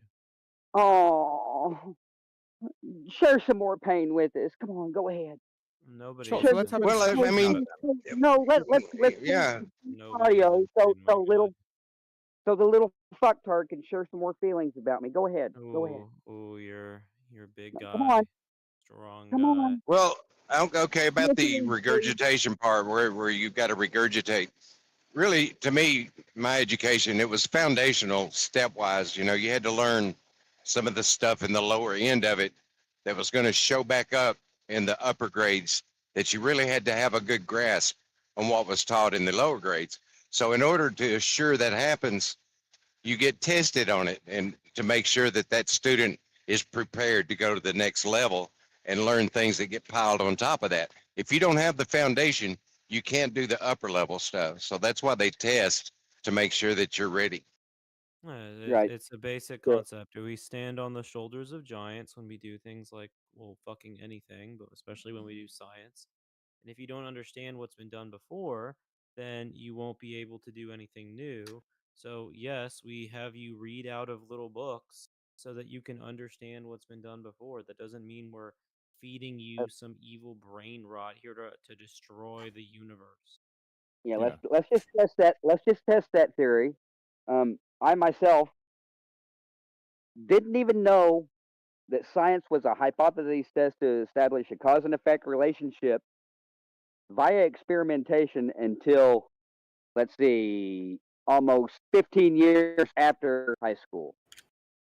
So what you just said, we gotta know in more classes what to do in science to better further understand in the upper classes. That's all bullshit. Because I wasn't taught what science actually was. I guarantee like I you said, that you were taught, you just weren't paying attention. I don't think you can argue with. You're cutting up a bit, Matthias. You're cutting up a bit. Get near your router. I don't think you can disagree what his experience was like, because I think shit schools and shit teachers do exist. But I don't. What I think that the proper counter to what you're saying, Matthias, is if that was your experience, but it wasn't other people's, if it wasn't Left Lane's and it wasn't mine, then maybe the problem isn't the system. It's what you went through personally. Because mine, I got a pretty good handle on science. Almost all of it was in some way practical. So you would always be doing prac days in the lab where you're getting out your Bunsen burners or cutting up a rat, or, trying to figure out what rock was what, whether it was igneous or whatever. If you didn't do that, then I can understand why you're very annoyed with the rote learning education system. Okay, well, let me break down another my educational background. My educational taught me not to think, but what to believe. And the reason why I say that is whenever a child does raise a hand and has questions about the science curriculum or whatever, it's not really, it doesn't really get physically demonstrated, and the teacher just says, basically just says, remind you, not verbatim, by the way, it's what it says in the book. So sure, and that's what I'm saying. My schooling didn't do that at all. I was a student that very much liked disagreeing with what the book said about any given topic, and the schooling system, at least as it exists in Australia, actively rewards that. So you can get nearly 100% on a maths test by showing the right working or the right thinking and getting the wrong result. Similarly with history, if you argue intelligently about different causes for World War II, you would get full marks, even if that wasn't what the historian said. And I like my divinity teacher loved me because I spent my whole time with the Bible being like, okay, well, so why is he killed this bush if it's not producing stuff out of season? And I would write these essays back saying, here's why I don't think this book's telling the truth, and would get full marks for divinity because I'd showed that I'd read it and synthesized the knowledge and was challenging it meaningfully. So if your schooling experience is different, then that's fine. Well, once again, you now you want to talk about mathematics. Yeah, I've debunked certain aspects of mathematics, if you will, especially this one with 0.999 infinite nines equals 1.0. Oh, yeah, for one thing, well, that's an easy debunk. The dot infinite nines. This word infinite seems to be a god in mathematics, which I therefore claim mathemagic. Because if you start adding this word infinite, which is defined as impossible to measure or calculate, you start adding this word infinite, which is impossible to measure or calculate, into mathematics, which is measurements and calculations, it's totally contradictory. Can you agree? No, I think what you're doing is going between a philosophical view of what infinity is and a mathematical one. It's fine in maths. I agree with you in sort of reality or philosophy, it's a problem, but in maths, it's fine. I literally It just says that the distance between 1.9 repeating, sorry, 0.9 repeating and 1, the difference between them is 0. I literally just gave you the contradiction. I gave you the definition of infinite, which And is what did I say? which states that infinite is impossible to measure or calculate, and mathematics is literally measuring and calculating. So you can't what add was my this response? magical concept. I'm not done, and I'm not yelling. You can't add this mathematical concept of infinite, which directly opposes and contradicts mathematics. What did I say in response, though? So that we're sure we're having a debate and there are two sides to it. What is my side? At first, you said no, it doesn't contradict. What was my reasoning, though? And then I laughed and ignored the rest of your bullshit because you already ignored you're not the listening. contradiction and the facts that I presented. So You're you not asked me a question, and You're I admitting couldn't that even you're not fucking listening. response out. So why did you ask me a question, Sea Lightning Troll? Because I wanted to prove that you are not listening. When I say things, you don't really understand the content and respond to that. You just respond even though it shows you aren't fully understanding who you're trying to respond to. So you aren't, by your own definition of debate, you aren't having one. Yeah, whenever you automatically disagree right off the fucking bat about the contradictions and the facts that I present and say, no, I'm not going to pay attention to anything you say because I know you're suffering in cognitive dissonance.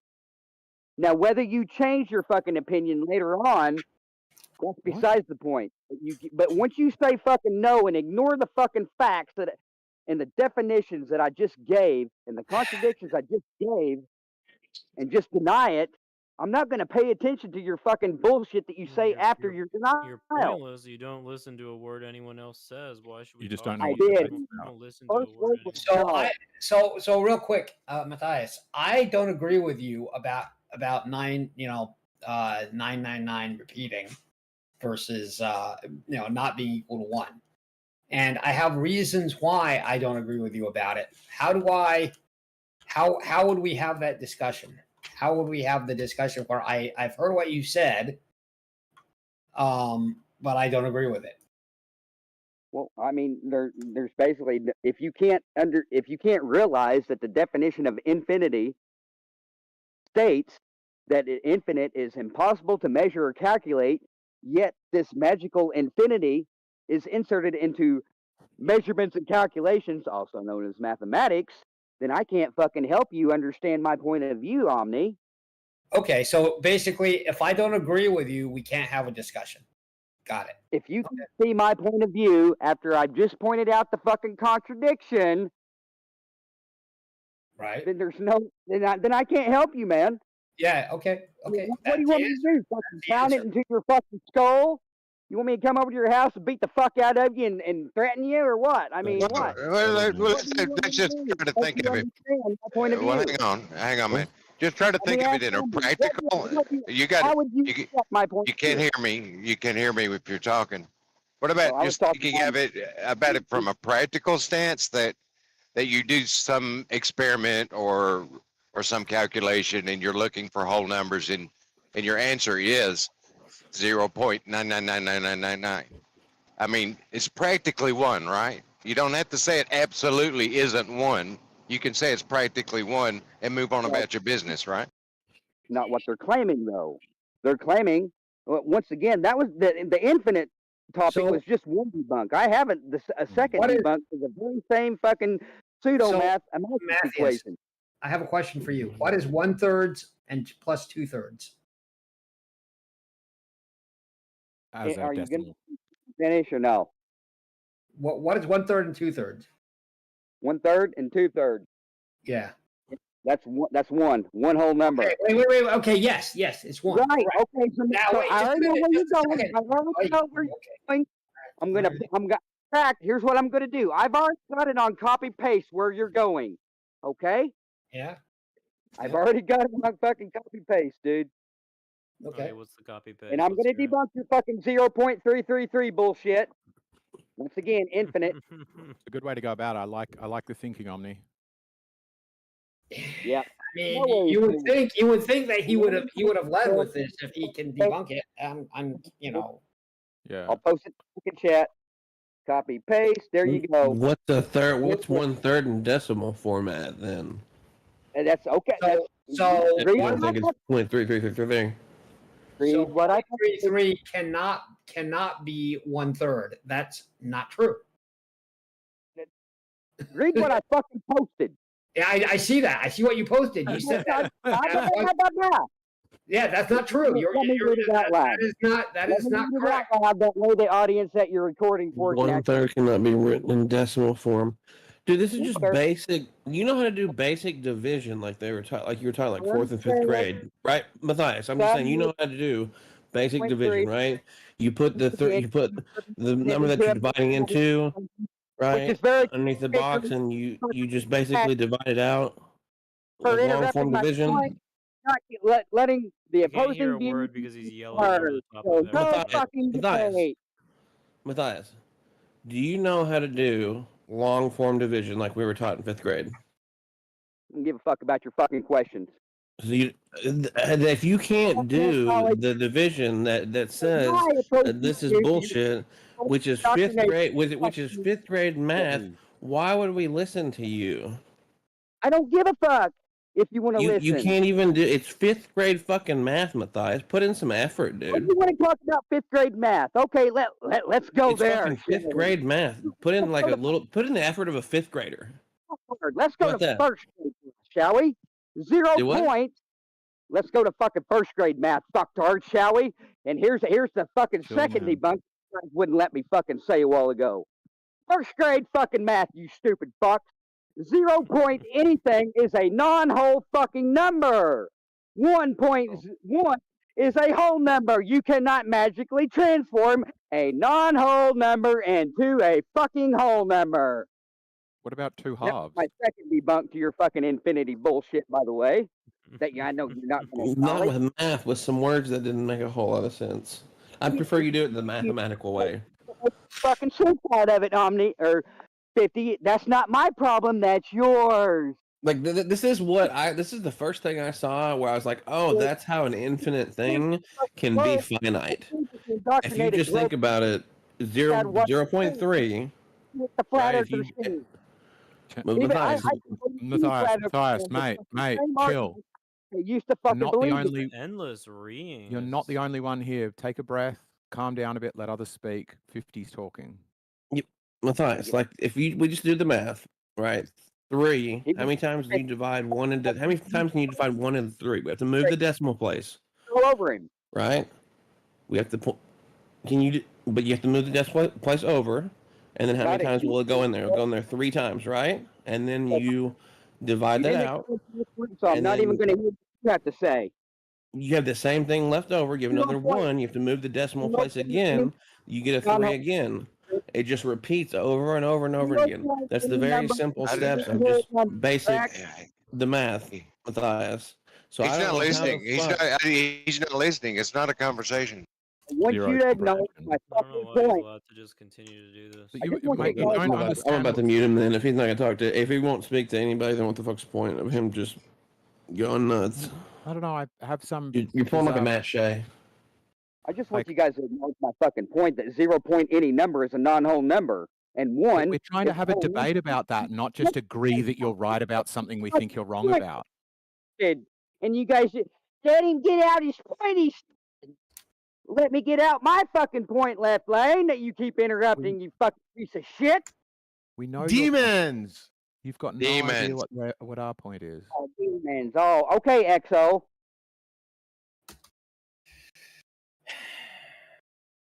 Zero point any number is a non-whole number. This is first grade fucking math. But so what? What does that mean? Oh, let him get out of his point, Matthias. What's the value of that statement? Just an unhinged What? I give up. I give up. Get the fuck out of here, you piece of shit, motherfucker! Demons. Why are we? I give up. Go. Chill out, Malachi. Give up, then get the fuck out of here and go. If you give up, This is why you get muted everywhere you go. you can't even let me. Because he speaks the truth, but he just rambles, doesn't listen to what they're saying, and shouts. You can't even let me say 2 fucking sentences without interruption because it dismantles your fucking bullshit belief. Oh, because you don't know what the rebuttal like is. 10 times more than everyone else in this chat. Not You interrupt me. unbelievable hypocrite. You know, all One five of more. them, all 5 need they all need to like chime in and give their view of the situation while just meta while you're trying to talk. It's ridiculous. Haven't been here. You just got here. Shut the fuck. Tanks. Ridiculous. Tanks knows what's up. He turned 10 seconds ago, but he's pretty sure he's got a handle on things. 3 times it went around. What, 4 of us that have tried to talk to you and you won't talk to anybody? But he just keeps saying the same fucking thing. 2 He's sentences. responding back, but it's just what could help, Matthias, is if you show that you've heard the previous point and you've understood what they're saying. You guys won't It's even not get happening now. Yeah, I was very careful to address his points and try to talk to Matthias and not run around in circles with it. You know, make points and then listen for the response and then go back and forth that way. All right, well, go ahead, Matthias. Let everybody get him and let him get his point out. Nobody interrupt him. I'm literally giving you guys first grade fucking math. Sentence number 1. 0 point any number is a non-whole number. Period. Sentence 2. 1 is a whole number. Period. Now squirm in your cog disc. What about 5 times 0.2? Again, that's a fucking non-whole number. It's Anything point, anything point, anything, point, 0 point, any number is a non-whole number. And No, once again, this 5 times 0.2 though, Matthias, is 1. 5.2 is also a non-whole number because it has a fucking number after the decimal point. For fuck's sake. I'm having to educate you brothers on first grade fucking math, for fuck's sake. And you guys want to talk, and you guys want to argue math with me. So if I have 2 50-cent coins, Are do you I gonna have a educate- dollar? Right? About how you cannot magically transform a non-whole number into a whole number? I mean, and that way you couldn't do any arithmetic, right? 1 couldn't equal 2 even if you've got 2 1s, right? Because 1's not 2. That has nothing to do with my fucking point, dude. It's the same thing. It's just a matter of where you put the decimal in a base 10 system. If we had a system with a bit different base to it, then the decimals would all move, and this the reality we're describing wouldn't change. But for some reason, for you, it would have to, because whether something is a decimal or not would shift. But if you like answer Leftman's question, if I've got 0.2 of something and I have 5 of them, what do I have? Yeah, that's 1. Bingo. That's not my. Once again, you didn't even hear my fucking point. I said that you cannot change a singular, by the way, not multiples, but singular form, a non-whole number into a whole number. Sure, we're not changing them. We're saying if you have if you have 0.33 repeating, you have 1/3. If you add a separate 0.33 repeating, you now have 2/3. If you add a final 0.33 repeating, you now have 3/3, which equals 1 whole. And I'm saying that once again, if you read my fucking deal, there's some decimals that you can't fucking. Well, let me take that back. This 0.3 repeating threes isn't even a fucking number to begin with. And this is why I call it mathemagic. You can't add infinite into measurements and calculations because infinite is impossible to measure and calculate. And you guys don't want to acknowledge that simple point to even recognize my second fucking point. Somebody has So already let's told acknowledge you the point. using the philosophical definition and not the mathematical definition. So you're just Yeah. fucking confused. Someone has already told you this. That's what I was saying ages ago. It seems you are using a definition from outside of maths and then hoping that it has domain within maths, and I'm not sure that's logical. What? So measurements and calculations has nothing to do with math now. Weird. No, that's Is not that what I that's said? not What did he I say? said. Matthias, try it one He more said your time. definition You're of saying that I'm infinite using a that you're definition using. outside of math. You're saying I'm using a definition outside of math, which my definition includes measurements and calculations, which is math. Can we all agree that measurements and calculations is a part of fucking math? Or no? like definitions from a dictionary? Yes or no answer. Is measurements and calculations part of math? Yes or fucking no? Yeah, that doesn't Sure. mean that you're Like using the same maths definition deals as with that, but it doesn't mean that the Yes. definition is. Holy shit. It's yes or no. Yes, but Maths that doesn't mean involves that you're that, yes. using the same definition, asshole. Exactly.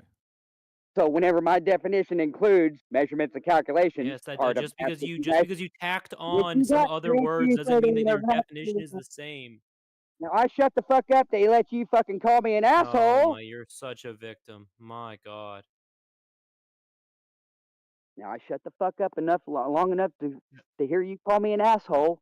Go ahead, Like Matthias. you shut the fuck up long enough where I can point out that the definition I gave includes mathematics by you guys' own submission. That measurements and calculations are part of fucking math.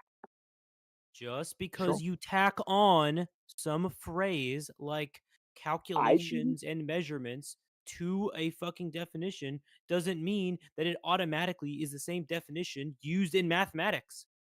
I didn't write the fucking definition, dumbass. Oh my God. Oxford did. Yeah, So whenever you say I using tacked on, you're I didn't using write the Oxford motherfucker. to I just apply to fucking math, which asshole. is stupid. Thank you, asshole, for interrupting me It's again. interesting. It's interesting how you will cry to the mods about being called an Interesting how you asshole always because you interrupt at the constantly height of the spurg fucking over point. others, and yet Fucking you wolf just here. throw Get insults called the an entire true. time. You're such a hypocrite. Now I'm a cunt. Oh. He's a flat Oh, earther, no one so here he's called allowed you a to. cunt. So I would appreciate it if you didn't join in. I'm not sure Matthias has the ability to self-regulate. I would like you to practice yours. I think I'm self-regulating just fine. Thanks. Yeah, I mean you're doing. They're in very different realms, but let's not Stirring the pot. That's what I'm getting at. He's claiming that I fucking tacked on measurements and calculations, which I didn't write the fucking definition. I'm just the fucking messenger. Sure. You know. So what is? So it seems like your issue is with infinity. If your issue is with infinity, then it's fine. Yeah, something that has infinite number of recurring decimals, fine. You don't agree with that. Maths moves ahead anyway with that working because it needs 0.3 repeating to be equal to a third, and it works well if that is the case. Are you trying to claim that 0.99999 infinite nines is a real number? I don't. I It's wouldn't look at it that mathematically as a real equivalent to number. 1. Yeah, I would say it's Why? mathematically equivalent in that But there what? is no number that you can fit between them. There's no gap between them. Well, I just want you to show me something that's 0.999. Show me 0.999 infinite nine of an apple, if you But will. that's like saying show me a perfect That's circle. I exactly agree the with you. point. Well, What is yeah, the listen, like real that's difference logic. between the two? You know, I can show you two apples plus 2 apples equal 4 apple. That's real. That's we can produce that in reality, can't we? Well, Yeah, but both whenever of you those. start adding this magical word infinite in the math, you can't physically demonstrate it, can you? I don't Again, think you they're can the physically demonstrate any of maths. I think I would agree with you. I think all of it is necessarily somewhat awkwardly within a context that is perfect, where reality is imperfect, right? Some apples are bigger than others, some have bruises, some have missing chunks. There is not a perfect apple that represents one. In fact, I think almost all apples would more perfectly represent some sort of 0.99 something version of an apple. Well, you know, I mean, shit. Matthias, the 0.999%, that the thing that he could probably relate to is like that's how sure he is that he exists. He's like But not. you're He's so like triggered by 0.9999% fallibilism. sure that he exists. Sure. Yeah. And he I could show love you how that. bothered you are by fallibilism. To me, it's a very workable philosophy that if you had a rebuttal for it, you would rebut it, and you don't, so you do this instead. Listen, even if I gave you a rebuttal and it was 100% the case, you would only be, you know, at maximum 99% sure that I even gave you a rebuttal. So what would be the point? That's how fallibilism works.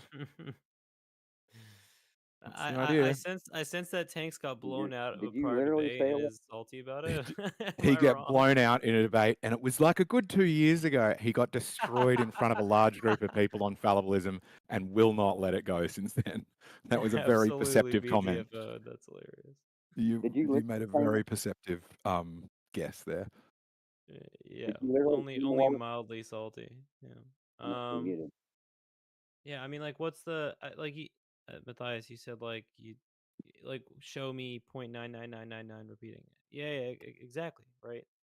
It's not really possible to show you 0.99999 repeating, but I can show you 1 repeating. They're functionally equivalent. You can show me 1 repeating? No, no. Right, but I can show you 1 apple. If I take 0.99999, right? You asked me to show you the difference between the number 1, or 1 of something, and 0.99999 of something. That's what you asked for, right?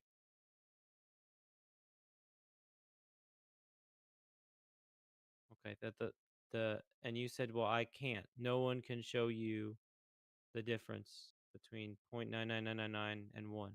That's what you I said. felt like the apple was a pretty good setup. Like you show Matthias an apple, and then you take a bite out of it, and then you say how much now. Dude, Tanks, you're just here to make the conversation worse. I don't really. Dude, you're a fucking pussy. I had you turned down. I had to turn you up. You fucking pussy. How you would do that? How you would do that? That's what To you even do. hear like what meaningless shit you're saying, I had to turn you up. You pussy. Tanks right quick. Let me dismantle no tanks right quick. How you would do that? Your scenario, no tanks, is you take an apple, take a bite out of it, and then see how much is left. Is you would first weigh the fucking apple, and then take the bite out of it, and then weigh it, and then subtract. Once again, first grade fucking math, no tanks, and then decipher how much you fucking got left. Huh? Yeah, you have like less than what you started with when you called it 1. Yeah.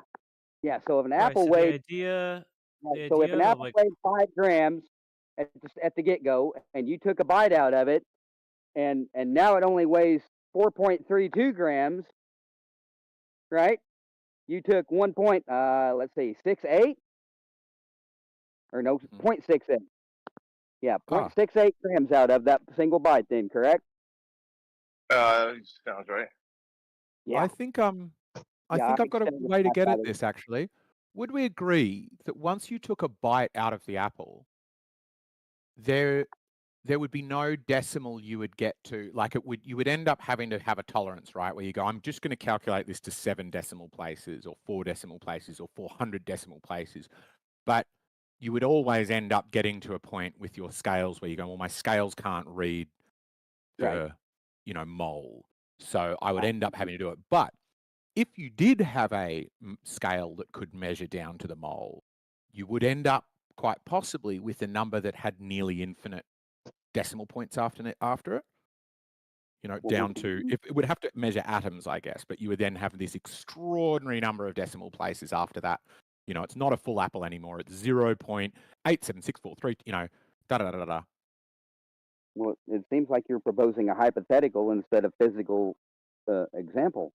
We're already in a hypothetical. The apple was hypothetical the moment you mentioned it. No. Is there a real apple in the room with us now? Hypothetical, as in if we actually had a scale that measured down to the nearest mole or whatever. Do we have that scale around? Sure, you could. I'm sure somewhere there's a thing where you could figure out the exact atomic weight, like the weight down to the atom of an apple. But I mean, the apple's already hypothetical. Right? Once you said, if I've got a whole apple, you invented a hypothetical that we're all now willingly dealing with, which is fine. It's good. It's a way to have a discussion. So can you show me this device that measures down to the atom, if you will? Is it necessary to show that to you in order for us to have the discussion about what I'm saying, which is you would end up with a very long decimal? Well, if you're proposing something that is not actually part of physical reality, and we all know that one apple is part of physical reality, but yet this tool that you claim that, hypothetically could measure down to the nearest atom, which is not possible, it's not produced in physical reality, then it seems like your point about, having this said tool that isn't part of physical reality is pretty much just dust in the fucking wind, dude. I don't know. Like, what's your point of this? Like, what is your point that in reality there does not exist anything lower than the number 1? Like, is that the point, or just in math? My point is, infinite does not appear in reality anywhere. So, Tanks, it started with the thing. Except for in mathematics and, of course, the infinite symbol. That's the only Tanks, it was about anything that's infinite, can you? In maths, 0.9 repeating. If it repeats without termination, and exclude the symbol for infinite, can you? So Tanks, what it is like if you get 0.9 repeating, where it's got the dot above it, that is mathematically equivalent to 1. And Matthias is saying, no, that's not the case because infinite is defined as something that can't be measured or calculated. So how are you calculating with something that can't be calculated, I think is essentially his core point. Yeah. All right.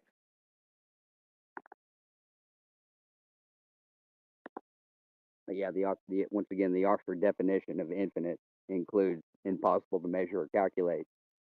But what's the value of that? What does it even mean? Like I said, I think this word infinite is introduced into mathematics, to make, once again, to indoctrinate, if you will, have people believe that a non-whole number can magically if people are willing to accept that a non-whole number can magically transform into a whole number, that tells me that they're very confused and can be easily fucking manipulated. Yeah, I thought you were tying it into though that math is conceptual and is used to describe or quantify something that we have as a whole, and then I thought that was kind of your point. Yeah, but so if you have like 2 halves do equal a whole, I mean, what's the problem? Yeah, that was my question actually, and left lanes as well. Well, if you read my copy paste from 54 past the hour. Oh man. Just a minute.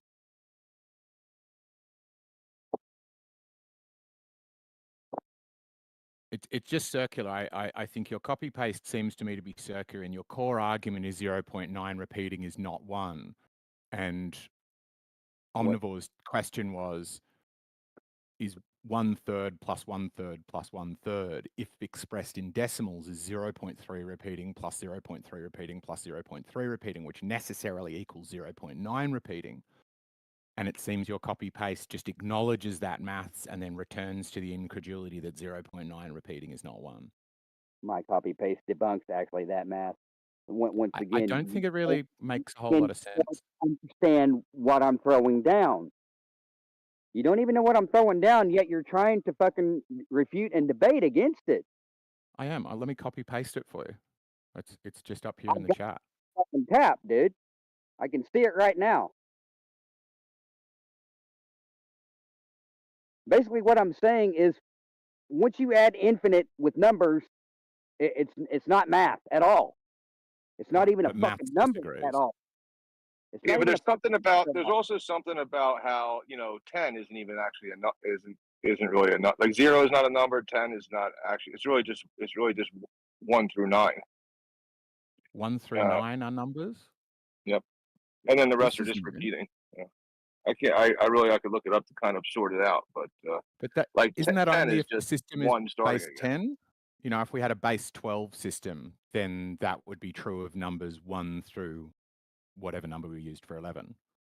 Well, the reason what he's trying to get at, That's about where we choose for, to go to the second digit. We choose to go to the second digit at 10. But if we had 1, 2, 3, 4, 5, 6, 7, 8, 9, and then we had a funny squiggle that meant 10, and another funny squiggle that meant 11, and then a totally new, 1, 2 for 12, for what was 13, that would be our new 10. And then all of those numbers would be unique. So what you're talking about is just what base system you're using. Is it 10? Is it 12? Is it 400? To Steelman Tank's point, that I'm going to ask you, any of you here, do you know where we got our numbers 1 through 9 at? You know how they was derived? Arabs, didn't it? Do you know how they was derived? No, that's interesting. Tell us. Let me educate you. Please. The number 1 has 1 angle. The number 2 has 2 angles. The number 3 has 3 angles, and so forth. Hence why No Tank said a while ago, only numbers 1 through 9, they all have 1 through 9 angles in the numbers themselves. See, so once you write 10, you've only got 1 angle in that, don't you? You got 1, which is 1 angle, and 0, which has no angles. So 10 is basically not a number. So what's the value of that? What good is that? I was just trying to Steelman No Tank's argument how 1 through 9 are basically the only numbers that we have, because they're derived on how many angles are in each number. Could you have a 10th angle? Could you make a new number that is a curl at both ends that has 10 angles? Well, show me the number that has 10 angles. Go ahead. You just do another corner. Just add one more line to that 9 he's got there. Fine, okay, I'll do it. I've posted it in the chat. This is apparently a myth anyway for anybody wondering. But sure, I'll show you what that would look like. Well, if you're claiming that 10, then it better be 10 is going to have 10 angles. You better have fucking 10 angles in that number 10. Sure, I'm just going to add 1 to the 9. It's arithmetic, Brosephine. Add 1 to Just the 9. add 91 or 19. No, look. We should it makes sense when try I'm to. posting it. So I posted the thing now in Omnipresence text chat, and it's got 1, 2, 3, 4, 5, 6, 7, 8, 9. This is the claim that Google says is a myth. But if I just added one more line onto the end of that, it would look better if it went inwards. So let me undo that and then put the line in black so it looks better inwards. Then that could be 10. Equally, I could have done it with any other shape, like a decahedron.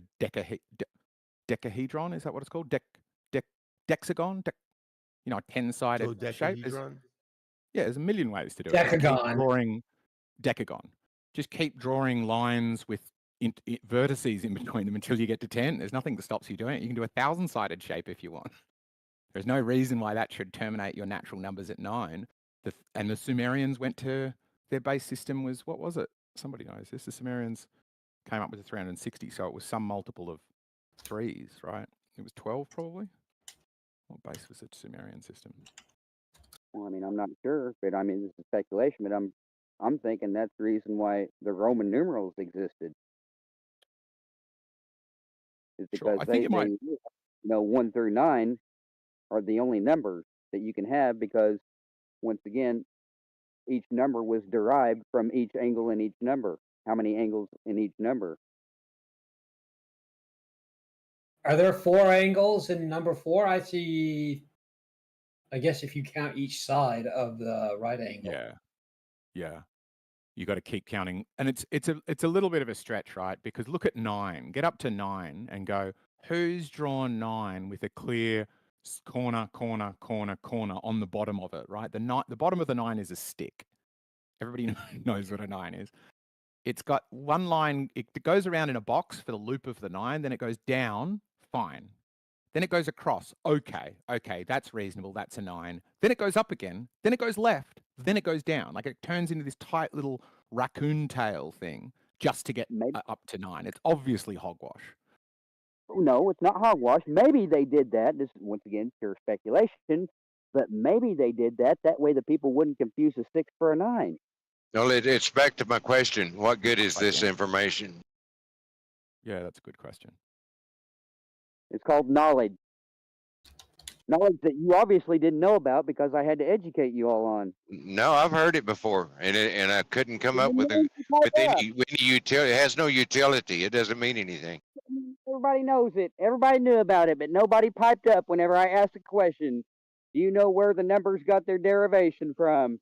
Nobody piped up. Well, one person did. They said no, but nobody else piped up. Now all of a sudden everybody knew what the fuck where the numbers got their derivation from. How fucking convenient is that? It's not. At 11/19/45, I said Romans, I Arabs. had to educate you on something that you didn't fucking know about, huh? Except I did. It's recorded by my bot. I said Roman Arab 5 minutes ago. So I knew where it came from. Your claim that it's based on the angles seems easily debunked by A, the fact that nobody draws a 9, nobody draws their numbers square. B, nobody draws a 9 like that. And C, it's they can piece it together from existing other systems.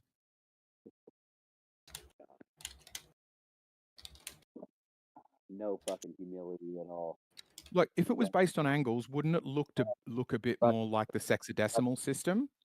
Like narcissistic fucking mentality. I'm about out of battery anyway. Y'all have fun.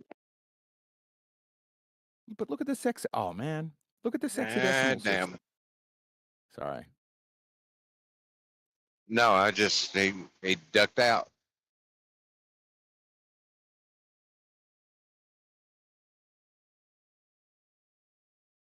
And where does that come from? That's Sumerian. That's the one that gave us our 360 degrees. They're the most ancient civilization we know about.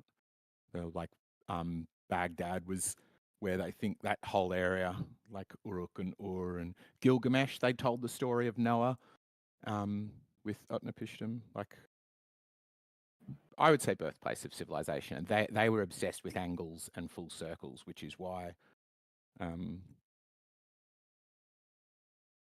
we've still got the 12-hour our clock, being 12.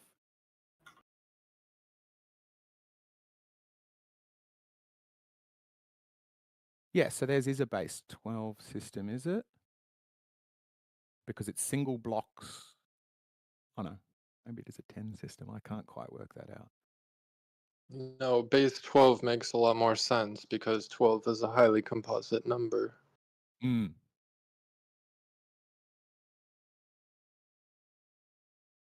We only use base 10 because we have 10 fingers. Otherwise, we'd probably be using base 12. That's a good point. I hadn't thought of that because base 12 would make everything so much better because you could multiply easily and divide easily. And 10's shit for dividing.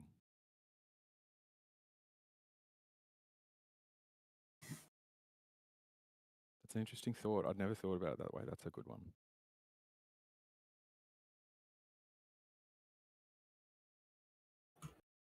Well, somebody, I mean, for you, Truth. Somebody had countered that with we have, I guess, if you count your knuckles, you have 12. I don't know. Let me count.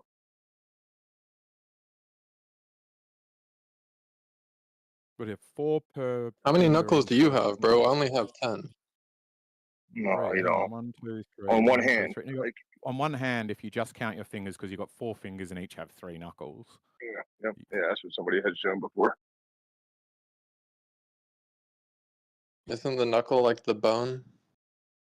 One for each finger? Am I doing Well, that wrong? what kind of fingers do you have? Oh yeah, the bone would also. You have some useless fingers. They're just fingers. sticks. You just don't even bend.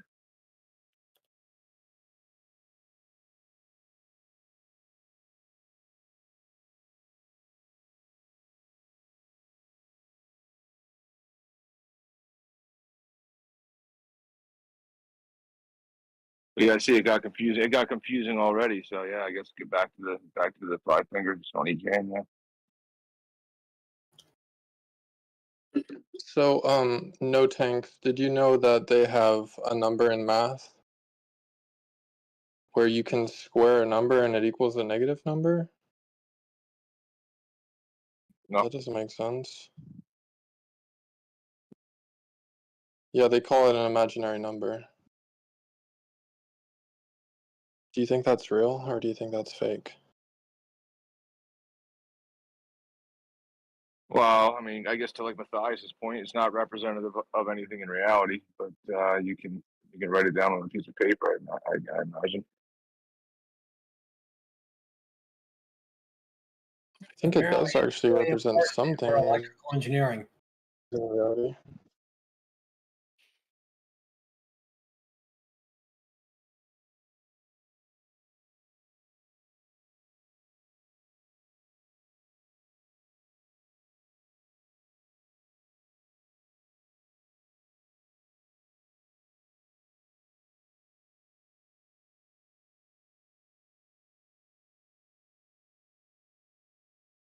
I is the imaginary number, I guess. Yes. I for imaginary. Yes, sir. 0 represents man, infinity represents God, and then 1 represents unity. Unity, duality, trinity, How does stability. one? Yeah, how does 1 represent unity when it's singular? Usually, typically. Because it's thing. It's object. It's complete. It's unified. No, I mean wouldn't one be like having no parts, just being whole? What's the unity in that? Well, yeah, it's one. It's one universe. The universe. Unified. One. Yes, yeah. What other number would represent unity? That doesn't really make sense. Like 0 doesn't exist. Yeah, like one. Yeah, you can't define. I mean, I again, I agree with you earlier, but you can't define 1 any further than 1. Yeah, that's it.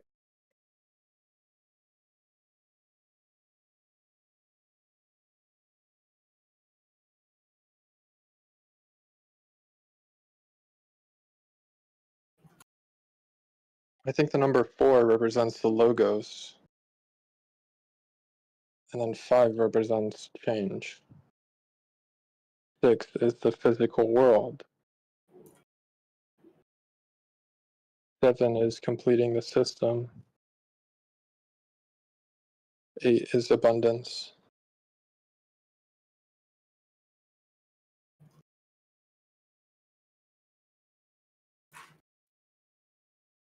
Yeah, I don't know. It gets like philosophical for me also, but not in the same way. But yeah, like, do numbers even exist? Is there anything yeah, we're quantifying things using concepts to say, well, this is an apple, this is a half an apple, but it's its own it's its own half, which is what it is. But yeah, it gets kind of philosophical. But do you guys think that maths has stark applications, that's what I mean, to the real world, such that like if you want to figure out how much paint you need, you can calculate the surface area of a wall? Or engineers probably use they say they use lots of maths to come up with really impressive engines and cars and stuff, to know how much output of this or, thickness of that is going to hold up a building, that kind of stuff. Do you not think it's got a very powerful and immediate application into reality? Yeah. Of course it does. This reality is fundamentally built on math. Everything is math. Yeah, I would agree with that. Yeah, I don't see it as philosophical as much as it's like discovering reality.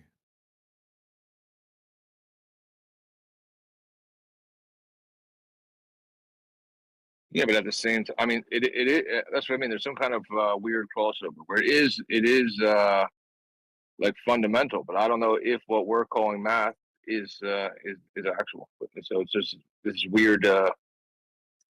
There's how many blades of grass and how much water do you need, and we're quantifying it, but to feed the grass. But yeah, I don't know if there's number. What's the number between the numbers?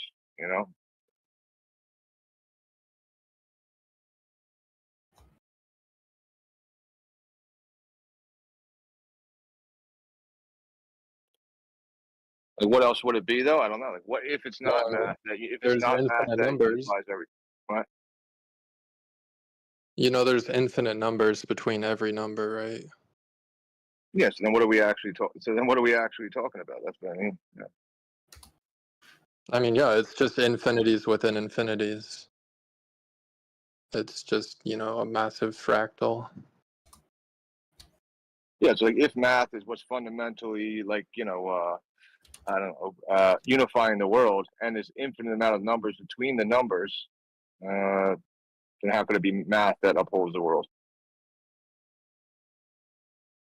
Well, I mean, your question kind of implies that there's some sort of contradiction, but I'm not really seeing that.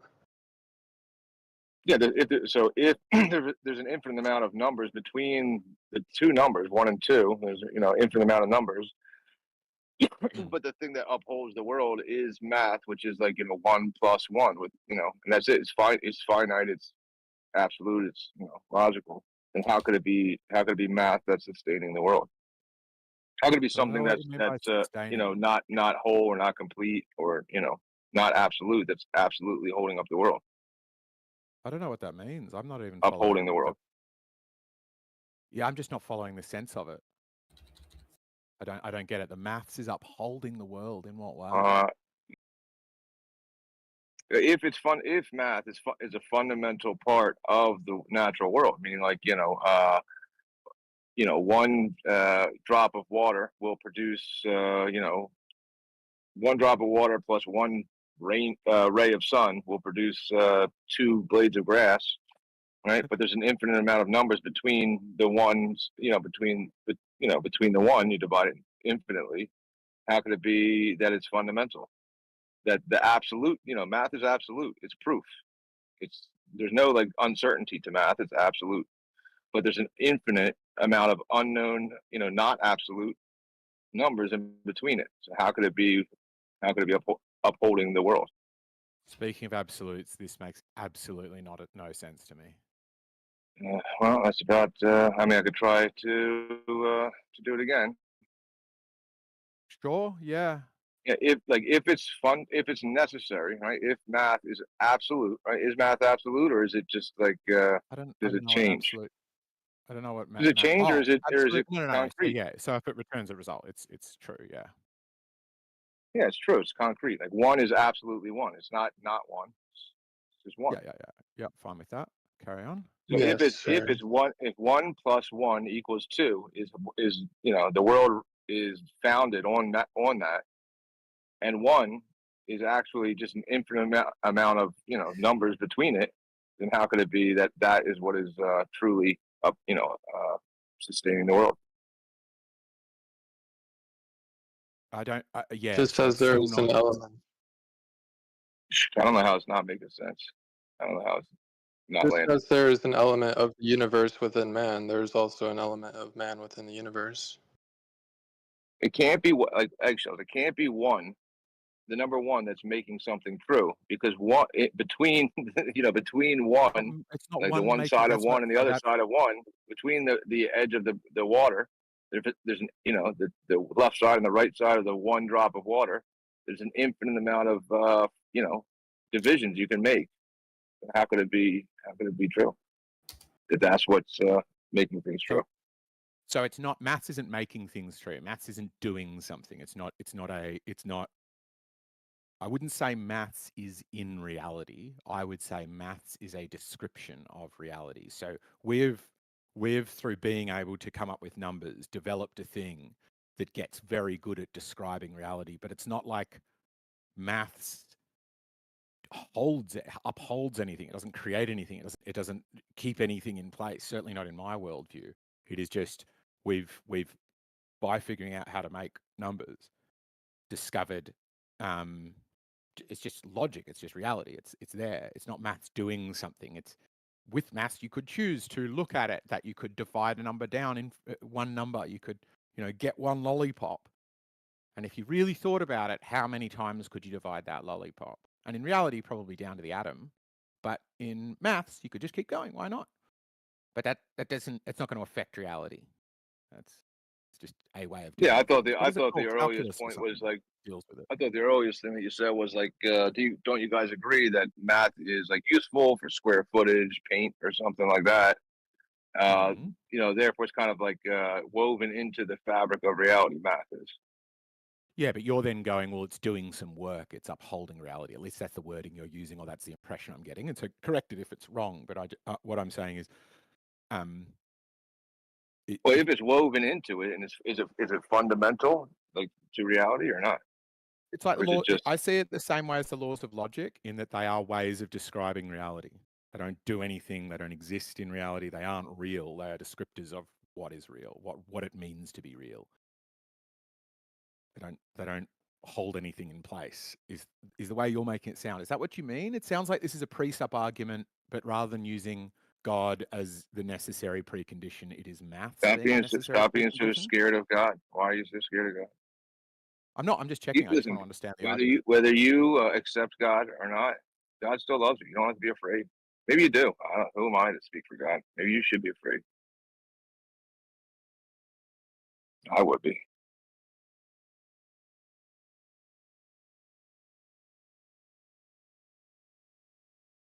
Yeah, if it's just math, is it woven into reality or not? If it is, and then we say, well, math, you can have, you can divide the number one infinitely. So like a blade of grass is infinite. Then, I don't know if that makes sense.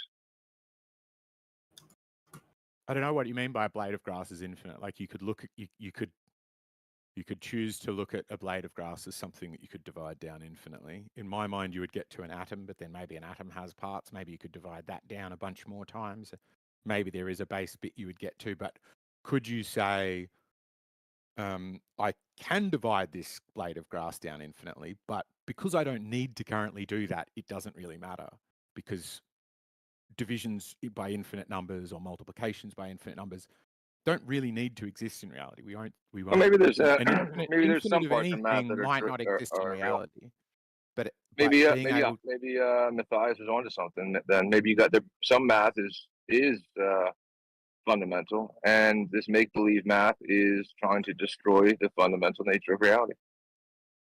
I think it's just destroying your brain. Like I think it works for people who use it. It's people who don't use it, like you and Matthias, who don't understand it, who think that it's breaking brains. And it's like, well, might have. It didn't break my brain. I don't know what's going on. Are you projecting? Well, it just seems like it did, because you don't make any sense to me. Yeah, I mean, it made perfect sense. I don't know what, if it's the case that math is fundamental to reality, that math is actually located, or actually can be found in reality, and math deals in infinite, fractions, then yeah, it wouldn't be fundamental. Everything would be in a state of like infinite, all things. That doesn't make any sense. I just don't even. Right, there you go. So now math is out. I guess it's out. No I more. guess You it's can't out measure of your your floor anymore. worldview. Yep. You can't measure your floor anymore. If you can't do that, I can. I don't know. You Can you seem really, like though? your worldview means you can't measure Can you things. can you approximate it, or are you ever going to be able to get the exact? Is it just or it's just an approximation? Sure, or everything's an approximation.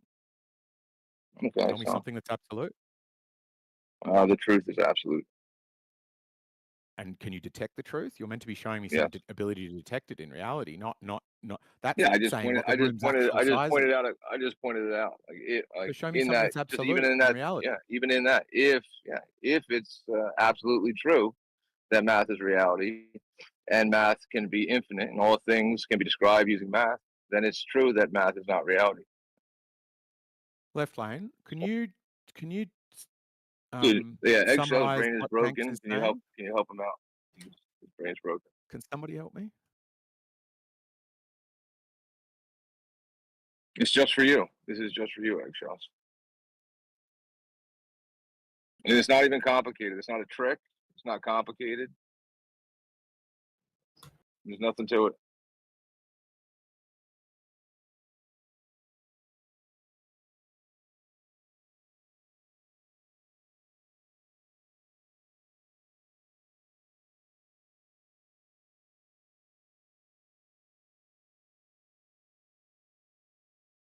Well, some people, and this is what I think Matthias was leaning towards. Some people believe that math is reality, and that since in math you can divide things infinitely, then everything is in this state of flux, and then you start then you can start to adopt that way of thinking and say, well, the brick doesn't actually exist; it's in some kind of quantum state with an infinite amount of possibilities, yada yada yada, and you're just in crazy world.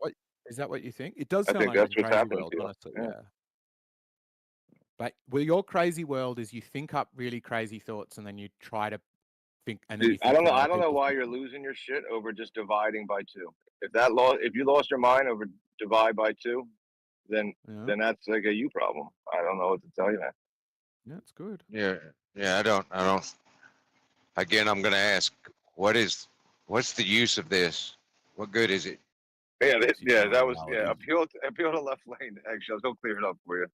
He doesn't know what's been going on for 45 minutes. He doesn't get it. The thing is, I can't tell if he's a very good Poe or if his brain is legitimately this scrambled. Because I can't make absolute hide nor hair of this. All right, I can ask you a series of questions. Math, all right, is math sense. is math describing reality? Quite possibly, I think that's a way of looking at it. Okay, can math divide the number 1 infinitely? Sure. Okay, so now can you divide something in reality infinitely? Same as you can't measure a room perfectly. We've both agreed. So then the answer is no. The answer is no. Okay, then. Sure. So then there you go. You only get approximations. Do you have anything that you can measure absolutely? Show me that you can do something that isn't an approximation, and you have a case. I think everything we do is an approximation. That's a case I made. When you tried to answer it, you went truth, because it made no fucking sense. So show me something that you asked me something that you that's can absolute. detect. Yes, the truth you is can detect absolute. Absolutely. So Yeah, show me how you detect the truth. Yeah, you can just observe the truth that's being revealed to you in a way that is simple. Yeah. Observe the truth as it is being revealed to you in a way that is simple, is your answer. Yeah, it's simple. Like, to know that you exist is simple. You just know it. It's a priori knowledge. You know that you exist. I would say that there's really no place for math in philosophy. Maybe I'm like trying to go beyond its utility. Like, I like taking big piles of data and plotting it out on a graph and making a visual representation of that big pile of numbers, so you could make sense out of something that otherwise you couldn't make sense of. That's one way math is good. Yeah, I mean, math is good, and no problem with math. That's good. There is a tie together. I guess Truth Seeker kind of brought it up. I think he brought up the logos, geometry, and then there was geometry, logic, and math are sort of intertwined. Or, I guess I think logic and math are somewhat entwined. I see logic and maths as sort of yeah, but math and like I mean, I don't know, maybe Matthias is doing it by accident, but math is you know, its origins come from geometry with the angles. I guess he was citing. Yeah, but first came that's geometry, nonsense, right? That's obviously first came false. geometry, then came math. Sure, but it's made up stuff.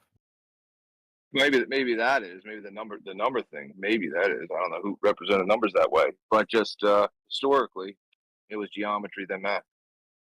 But the Sumerians did it with individual numbers of things, not through angles. I already posted that. I'll post it again if you want. So Sumerians counted first. They had the first known counting system, and you can see they're drawing 1 bushel, 2 bushels, 3 bushels, 4 bushels, 5 bushels, 6 bushels, 7 bushels, 8 bushels, 10, and they're putting them together in a shape where they're still clearly bushels. No, sorry, up until 10, where it goes onto a new thing that looks like an angle, eye or something. Mm-hmm.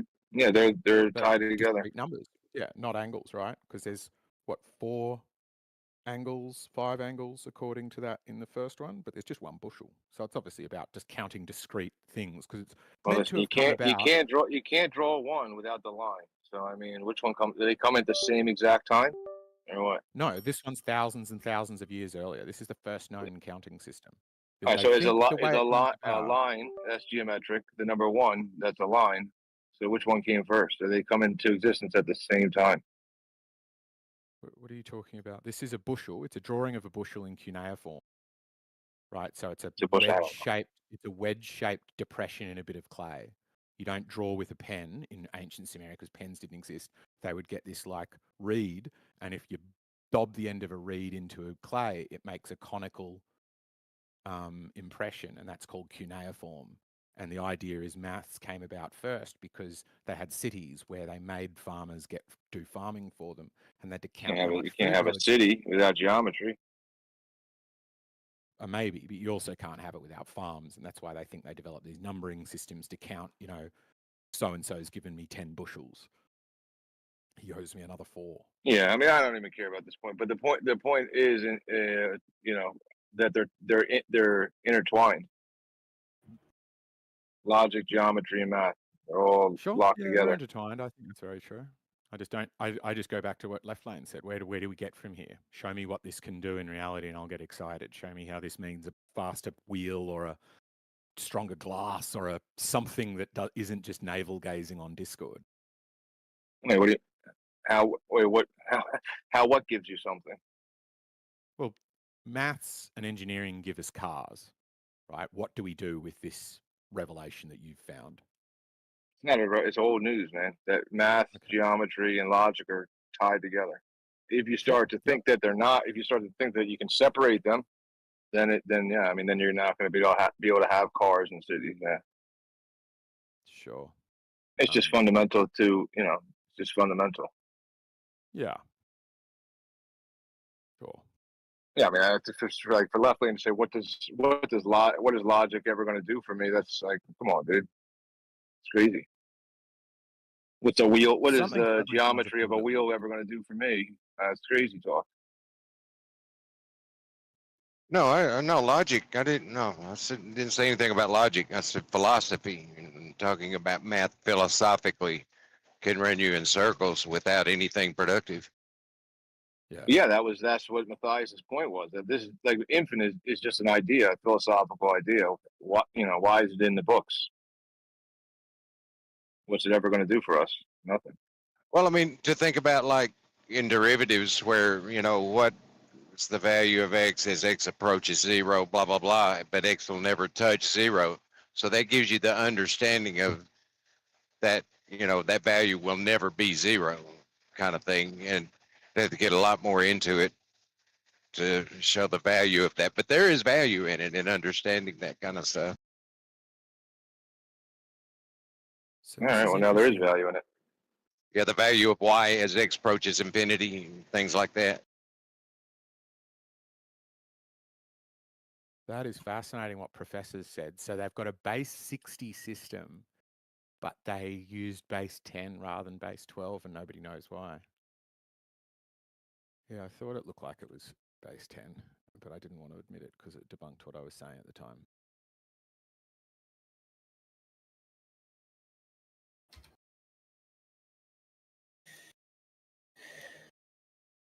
Yeah, I think that's a good description of it, right? Like, if you're trying to get to maximum compression on an engine piston, you understand you could approach that theoretical number that's in the manual or something, but you know, or when you're trying to find top dead center of a piston, right? Are you ever going to get exactly top dead center? No, there's always going to be a tolerance, but the maths describes that there is a set point where that does happen.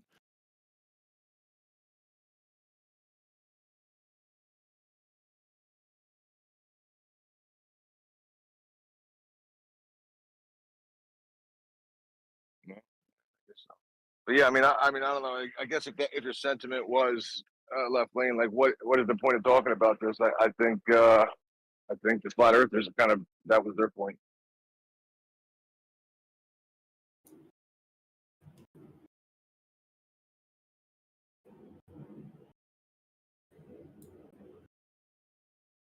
Yeah, I mean, talk about the abstract concepts of mathematics and things that maybe seem to be dead end, but I mean, how many ways can we talk about math as it benefits and how useful it is too?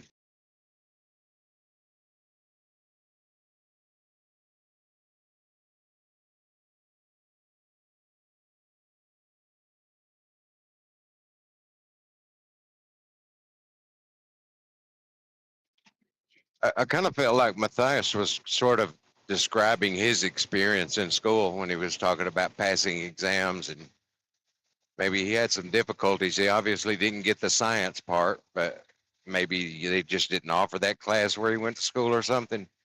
Well, here's a math thing that I know Eggshells will love. Kent Hovind was talking about some math, and what he was talking about was that a guy, he took some sort of glass and he put it over a cherry tomato plant, and he filtered out like the UV light and another light, and on the tomato plant, for little cherry tomatoes, it grew to about 15 feet tall and produced, I think he said it was 16,000 tomatoes, and it's still going. That's a lot of tomatoes. And they grew to about the size of apples. Yeah. Those tomatoes were mixed with Nephilim. Prove it. 10-foot tomato? Definitely Nephilim. Yeah, it was trying to grow to heaven, I think. I'm not sure what was going on there. I could maybe look it up.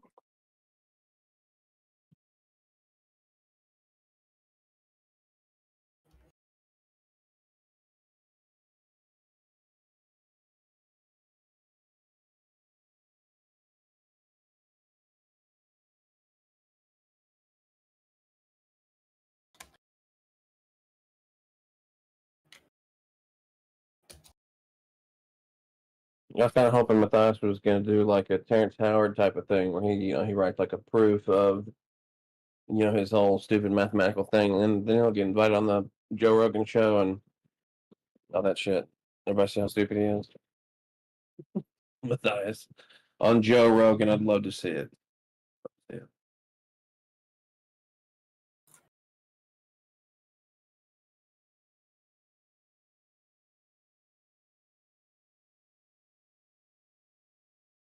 But I mean, that's essentially exactly what he's doing, though.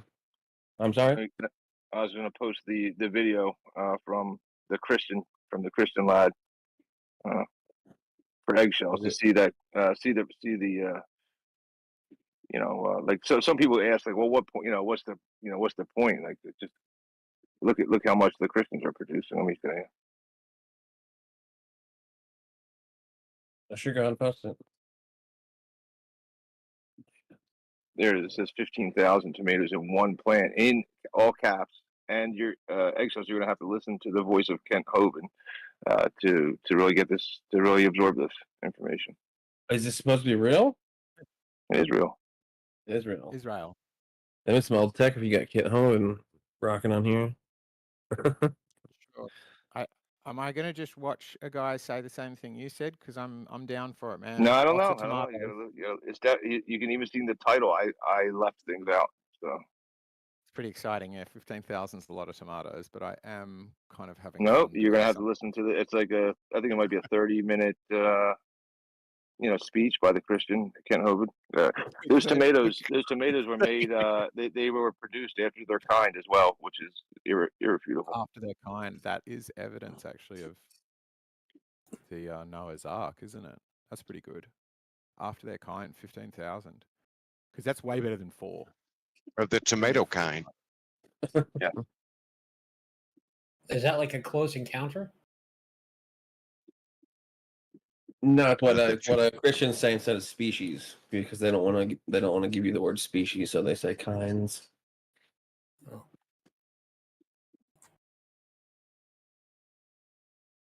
Okay. So I hadn't thought much about the reason they use the word kind. So they intentionally leaving out the word species because it's associated with evolution.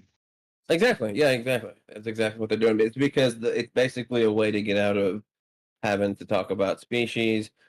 Well, I don't believe they're species. There's that's the whole thing they do for sure. Absolutely.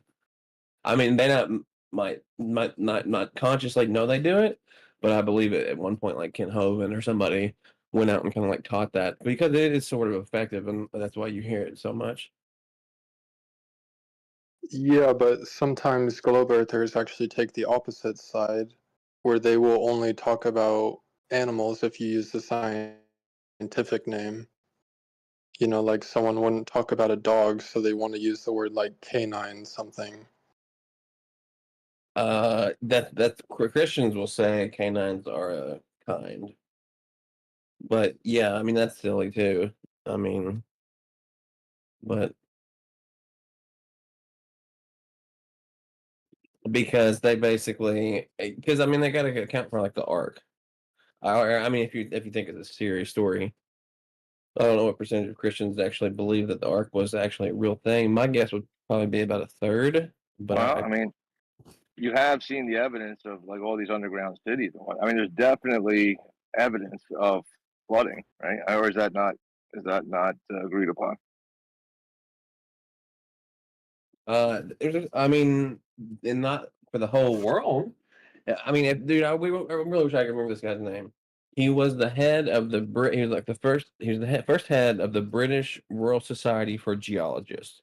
He's a very devout Christian, very devout Catholic, and he wrote a couple letters talking about this exact thing, talking about how we're coming up to the point in science where science is at odds or butting heads with religion, and that he believed that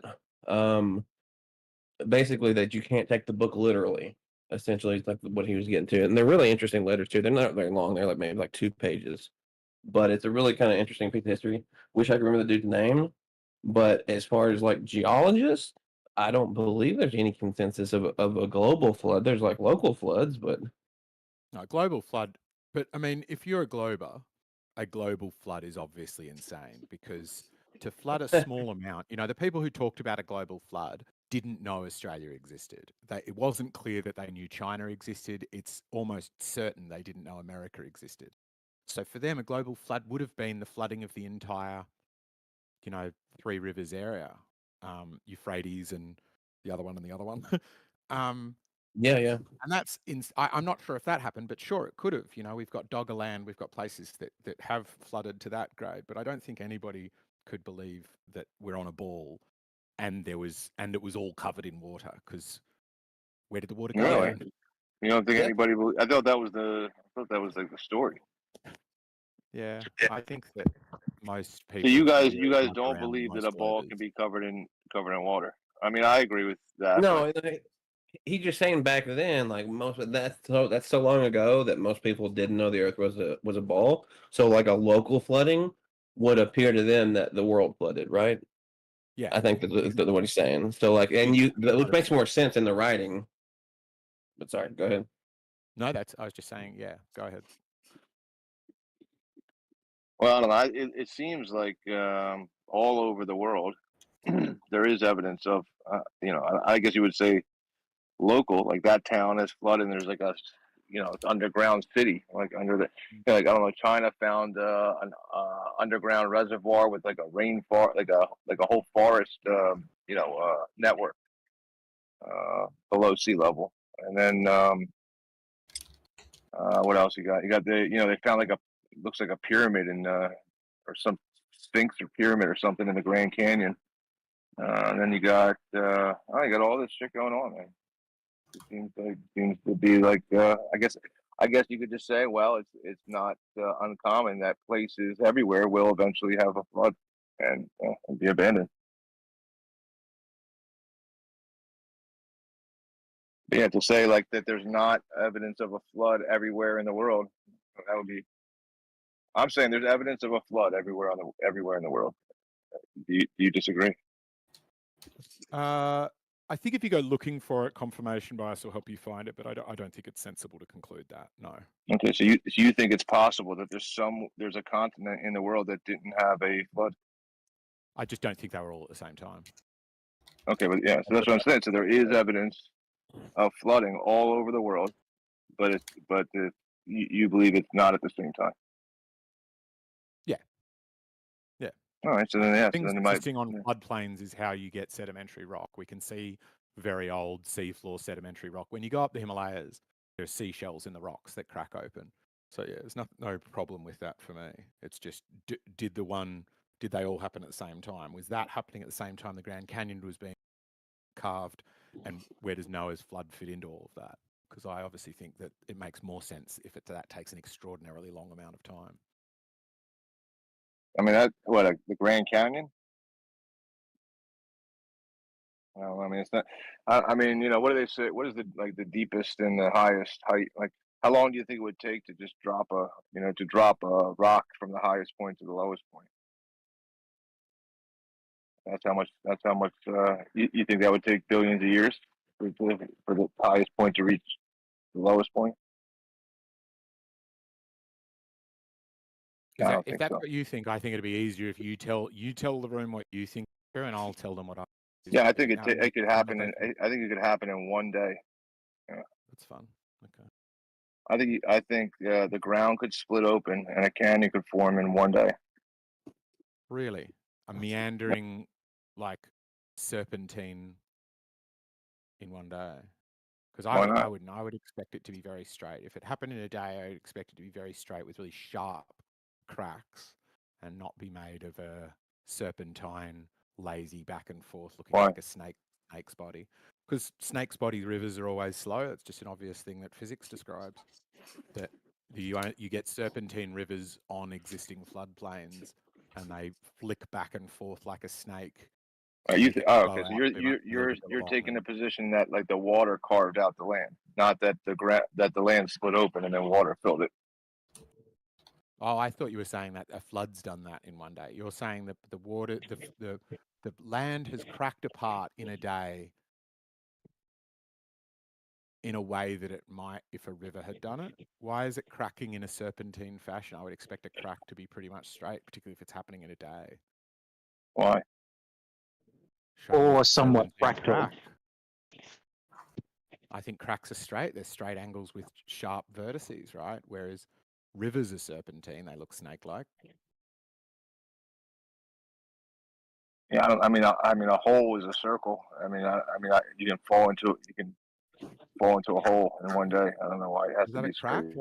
How did a hole form slowly with digging? You're saying the earth cracked open. Why would it crack open in a serpentine manner?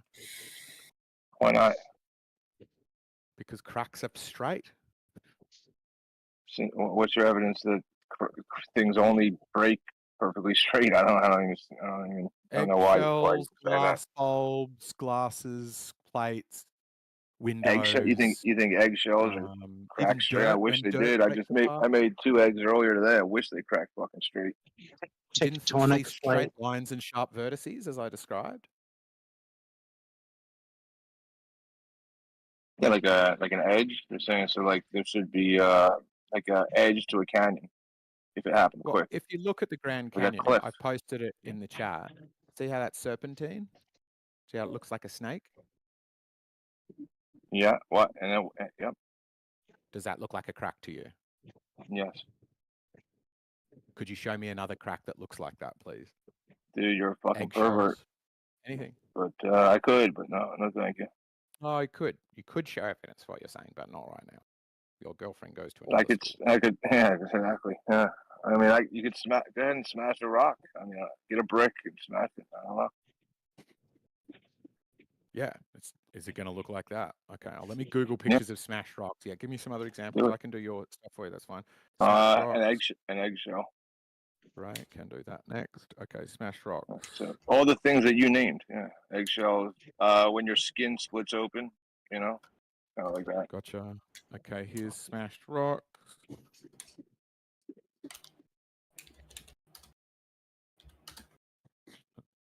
What's your proposal? You're saying that water went left and right for some reason and carved it out in a snake-like fashion. What's your justification? You can do it. Yeah, you can do it yourself if you want, or you can just look at every river on every floodplain. So yeah, right. But that's what I asked. You're taking the position that land is carved out by water, not that water finds its lowest point and flows. I can watch water carve out land. It would be insane to suggest that it couldn't. Are you saying it doesn't? Yeah, it doesn't. Yeah. Water doesn't carve land. Yeah.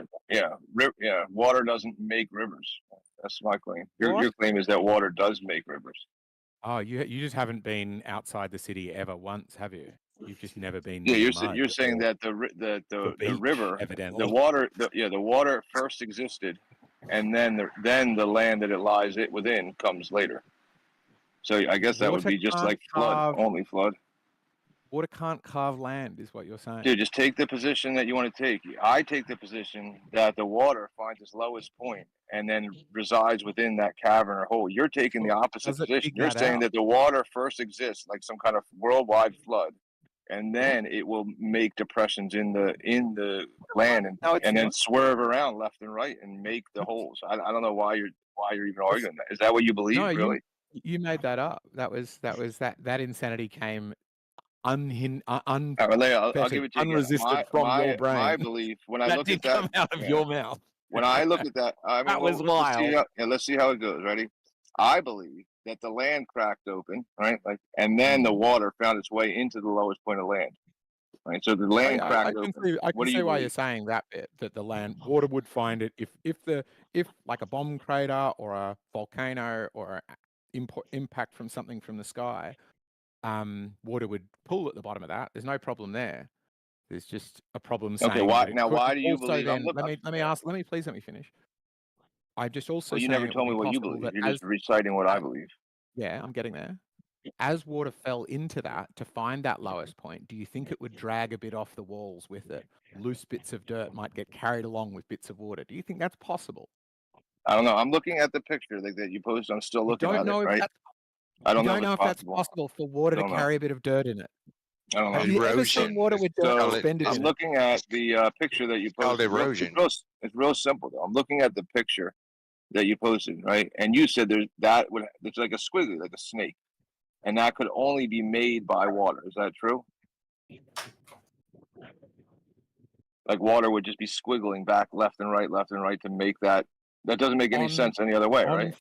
On flat ground, it will dig up the ground a bit, and then the way it digs it up is it's got a bit of momentum, so it will go, and then if it hits any turn, it will keep digging out that end of the turn, making a bigger and bigger, wider and wider and wider turn.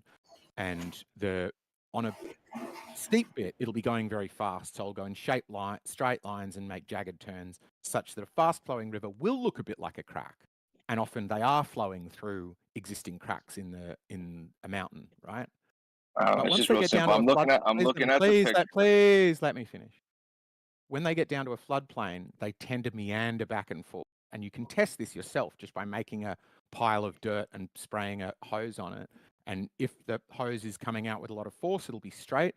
But if you let it and get it right, it will trickle across the thing. And the flatter it is, the more quickly it'll do it. And it'll form this S shape. and then it will grow and grow and grow and look exactly like a. You can What's see that? Hey, rivers let me change repeat over that time. It's called that billabong. demonstration again. What is it? So if I Run water get a over flat very piece of horizontal. dirt. Yeah, Yeah. flat dirt, very horizontal dirt, and let water trickle on from one side. Yeah, From one side. Oblate's pointed it. It's how billabongs are made. You call it an oxbow lake. We call it a billabong. It just happens everywhere in the world. Or just go into Google Maps. Here, I can do it now. Share my screen. How's that? Yeah, the Somebody tell Mississippi me. River is a good example of it. Right. So we'll start with the Mississippi and go, oh, look at that. Meandering ones over here. But let's go to the Mississippi. All right, make it quick, because I mean, I just want your position. Your position is, I mean, you show me Lake on flat you show me. I guess that was a picture. Let me go back to the picture. I guess that picture is of the Grand Canyon, the one that you put up earlier. Yep. Okay, and your position was that water would do that to the land, not that the land would split that way and then water would occupy the land. It could happen that way, but I'm saying a split wouldn't look like that. A meandering back and forth river is usually an indication that it is on very flat land, such that you can gauge the flatness of the land by the meanderiness of the river. Well, I mean, if it's flat, then the water's not going to flow. So I don't know about this. Yeah, so the closer it is to flat, the more meandering it'll be. It needs to find its way from A to B first, right? It needs to, that first sort of joined up line needs to happen, but it'll happen. But if it's flat, then it wouldn't even be moving. It wouldn't be a river; it would be a lake. Sure. The closer it is to flat, then put it that way. Does that work for you? Okay. So now if I tilt a lake or a pool, you're saying it'll squiggle. The water will squiggle like a snake. But I mean, I don't know how to see that. Oh, you can test it. Like this is here we go. There's an oxbow lake. Perfect. Horseshoe Lake. Bam. Right, but I mean, did you see this? This was something you watched form? I'm Naturally? just going to show it to Oblate because he posted a thing and now I was looking around it. I looked at Right, but is it? Yeah, that's Mississippi's fine. I mean, quite show straight it to my actually, but I guy. got this oxbow out of the Ganges. I think that's the Ganges anyway.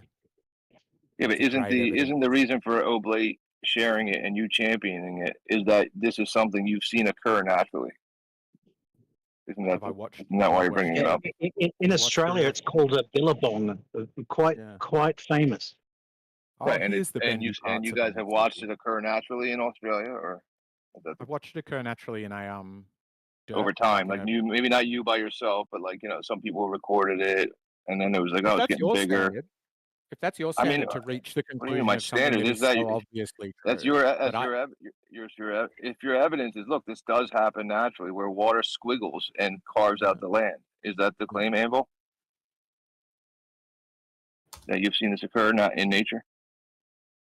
He's epistemically inconsistent because he doesn't hold that standard for washing his hands after he wipes his ass. All right, dude. Do you hold the position? Do you hold the position or not that the water is what makes canals, not canals holding the water? I mean, what's going on here? How is this even a fucking debate? Just take a position. And if you have evidence for the position that water appears from somewhere and carves out the land in a squiggly snake-like fashion on its own, where over time people have recorded that happen in history, then that would be your evidence, and it might be reasonable to I don't know. I asked him. Yeah, he's posted one in the chat. You can watch it over time. I just asked. I'm just asking. Is that true, Anvil? Eggshells is just ready to jump on your dick at any moment. Yeah. He hasn't watched it. No, this is evidence of a small-scale oxbow like erosion. This is water eroding the land. Free feel to watch the video. Yeah, is it so? It's in a snake, like a snakish canalish thing. Yeah, that's what it started out as, and then over time the erosion made a new path through that granulated. I think it might be some sort of sand or some other substance like that. All right. So yeah, so it was a snaky path, eggshells he's describing, and at some point it took like a fork in the river and looped around to made a little loop, and then rejoined it. That's what it looks like. Yeah, that's what the evidence shows. That's what the experiments show. That's what we No, see in yeah, reality. I That's don't know what about all the other we stuff see you're river putting in shapes there, but that connect so to far he's the Boeing. only one who Let me brought finish, evidence. if I can. Wow, So you're just I'll- scattergunning lies, that liar. Okay. You're saying that's what the evidence shows. That's what all of history is shown. That's Reality what that's what shows. the experiment shows. What experiment? You're making Geography it up now. shows. And you're just affirming your position. You're not proving it. Now Anvil brought in something where it's like a slight evidence, like it's not, I wouldn't say proof entirely of your idea. He said that there was a snakish, river already where it's going left, right, hitting the banks, and it carved out land on the one side of it. Imagine you already had the snake-like river in place, and then it kind of carved out an area where But they looped around.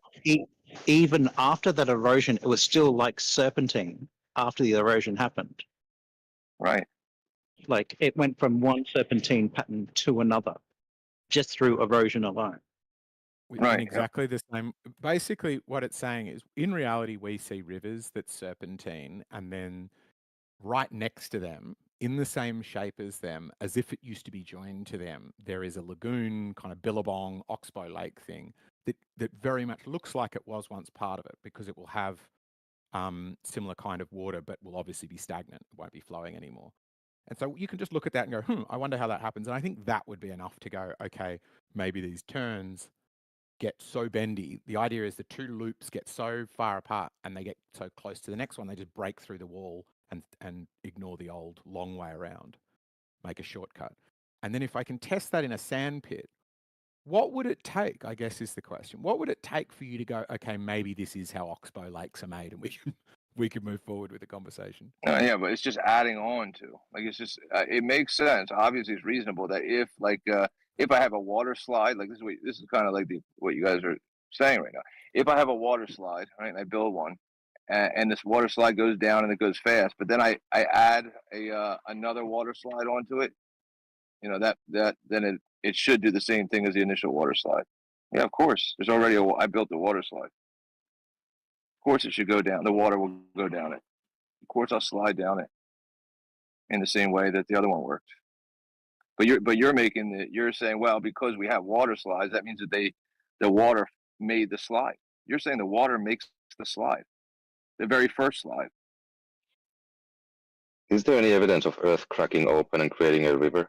Do you have any observations of that? Yes, I do. Good question. Oh, where? All right, I'm gonna go eat. Where is it? Maybe I'll share it with you tomorrow. I was just gonna run.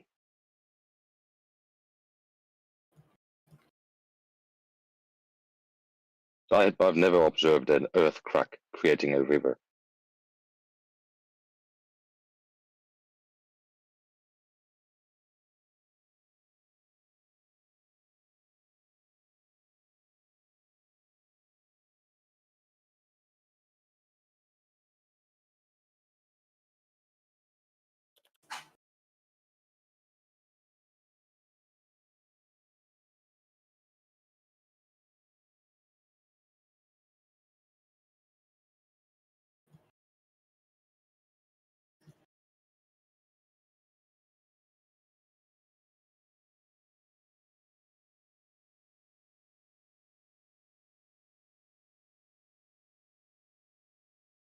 I think we need to make chemtrails illegal because it's kind of getting out of hand at this point. Like, there's literally chemtrails 24/7.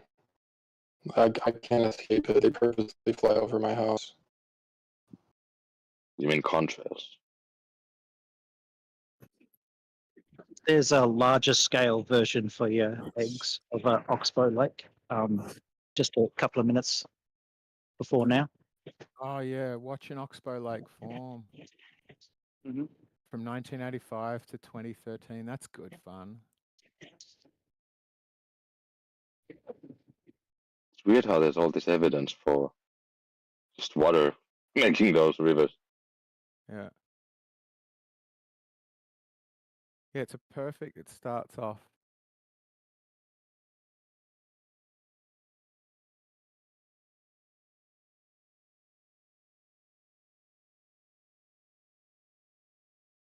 Oh my God, I'm sorry about Sage, everybody. I'm going to fix up that problem that she just keeps responding to everything. It's annoying. Yes, but the Sage is owning Matthias. Is she? Is it your bot? Is it your bot, X? Yeah. Don't It's fix just- it. I want Matthews to debate it. Yeah, but I want to fix it so it can have debates, but I'm making it deliberately ignorant of the truth. So it should just be like challenging someone's reasoning, not their argument. Is it just by analyzing the vocal input of this conversation, including mine? It's attempting to, but it is gone from bad to worse today. It started off earlier today being able to understand what was going on. And then, as far as I can tell, Matthias broke its brain and it hasn't made a jot of sense since. You can follow along in OmniTalk debates as it tries to help us I with thought this it was a bit conversation. family. I've temporarily muted him, but I occasionally like to reveal the text now and then just to see its response.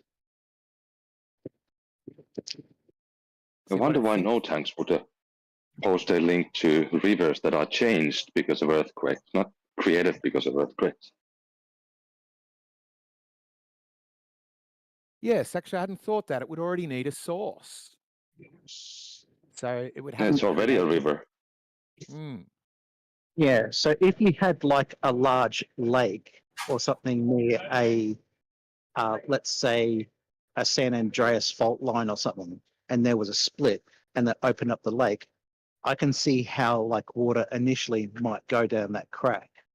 But it seems like a lot of these rivers are not along fault lines of the earth. Yeah, the New Madrid fault did that back in the 1800s. It created Reelfoot Lake up in northwest Tennessee. The Mississippi River flowed backwards for 3 days to fill that lake up.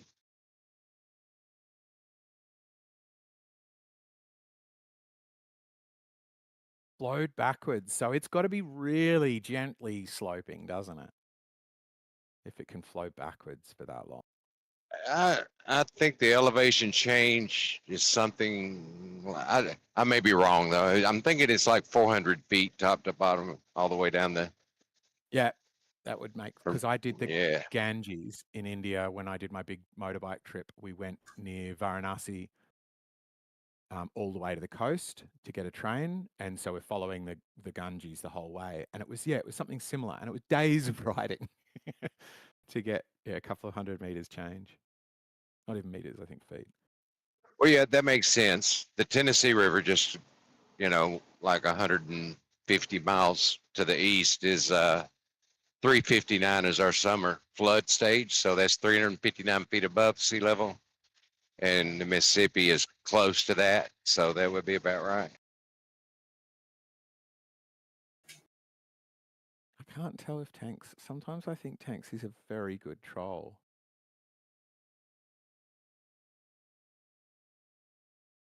Well, he might be. I agree.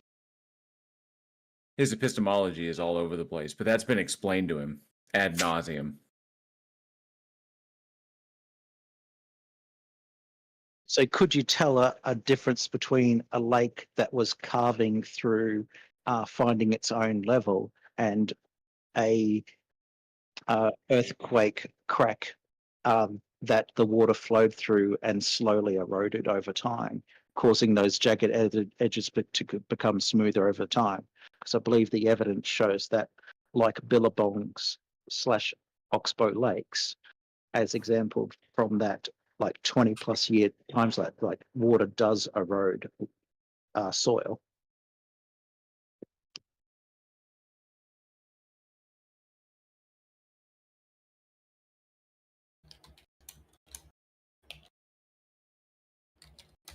Yeah, there are theories on the Grand Canyon and how it formed, and some are conflicting. They talk about how the river itself would have carved that mile wide canyon over time, or did a ice dam from the glaciers break and wash it out all at once?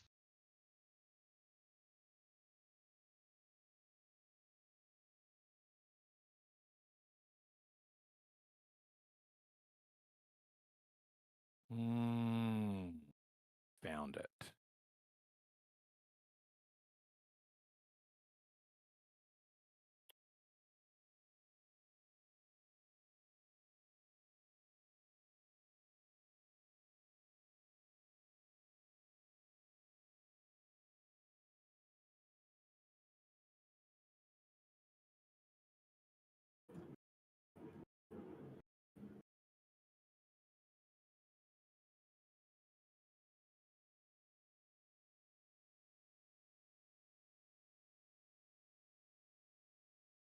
So, where do the globe earthers think we go after we die? Is that relevant to the? Is that relevant It's to the? literally. I'll just answer this in two sentences. It's literally not relevant to anything, and also, this is stupid because there are both atheists and theists that acknowledge that the Earth is round. Correct. So yeah, like. Sure, I was just trying to discuss. How is it relevant? Well, because we're all, seeking truth. We're all trying to understand the nature of our reality. Well, we know the Earth is a sphere, and an afterlife or any form of an afterlife has not been confirmed to be like a true proposition. Okay, how is the Earth being a sphere relevant? The Earth being a sphere is not relevant to the afterlife. Yeah, the Earth being a sphere is a true proposition, but the afterlife thing is an unfalsifiable claim. So I think if a certain somebody went to heaven and came back, and people could confirm that, that would be one piece of evidence. But could you eliminate the possibility that what they're reporting was not just a dream? Therefore, it's unfalsifiable. Well, I think if you reason from first principles, you can actually get a pretty good understanding of God and the afterlife. Wait, how do first principles get you there? I'd love to hear this. Well, for example, why would God create the universe in the first place? Obviously, he created the universe so he could experience and explore. No, doesn't logically follow. Yeah, there's only one answer. There's only one answer to why God would do anything, and that's because it wants to. And why does it want to, sir? Well, that's unknown. We can only speculate as to if such. No, we can speculate. It's still speculation. Okay, but there's only one actual answer, because if you're taking God as it's defined, as being like the ultimate thing for which nothing else exists external of it to act as a point of reference or a point of appeal, as to what it must or must not do, or the manner in which it must or must not do anything, then if God does something, it does it because it wants to, not because it must do it. If God didn't want to do it, then it wouldn't do it. And God doesn't do anything that it doesn't want, so therefore, if anything it does, it wants to do. So anything it did it because it wanted to do that. Now, the reasoning behind that would solely be, it would have to tell you why. Okay? Anything that we say is pure speculation.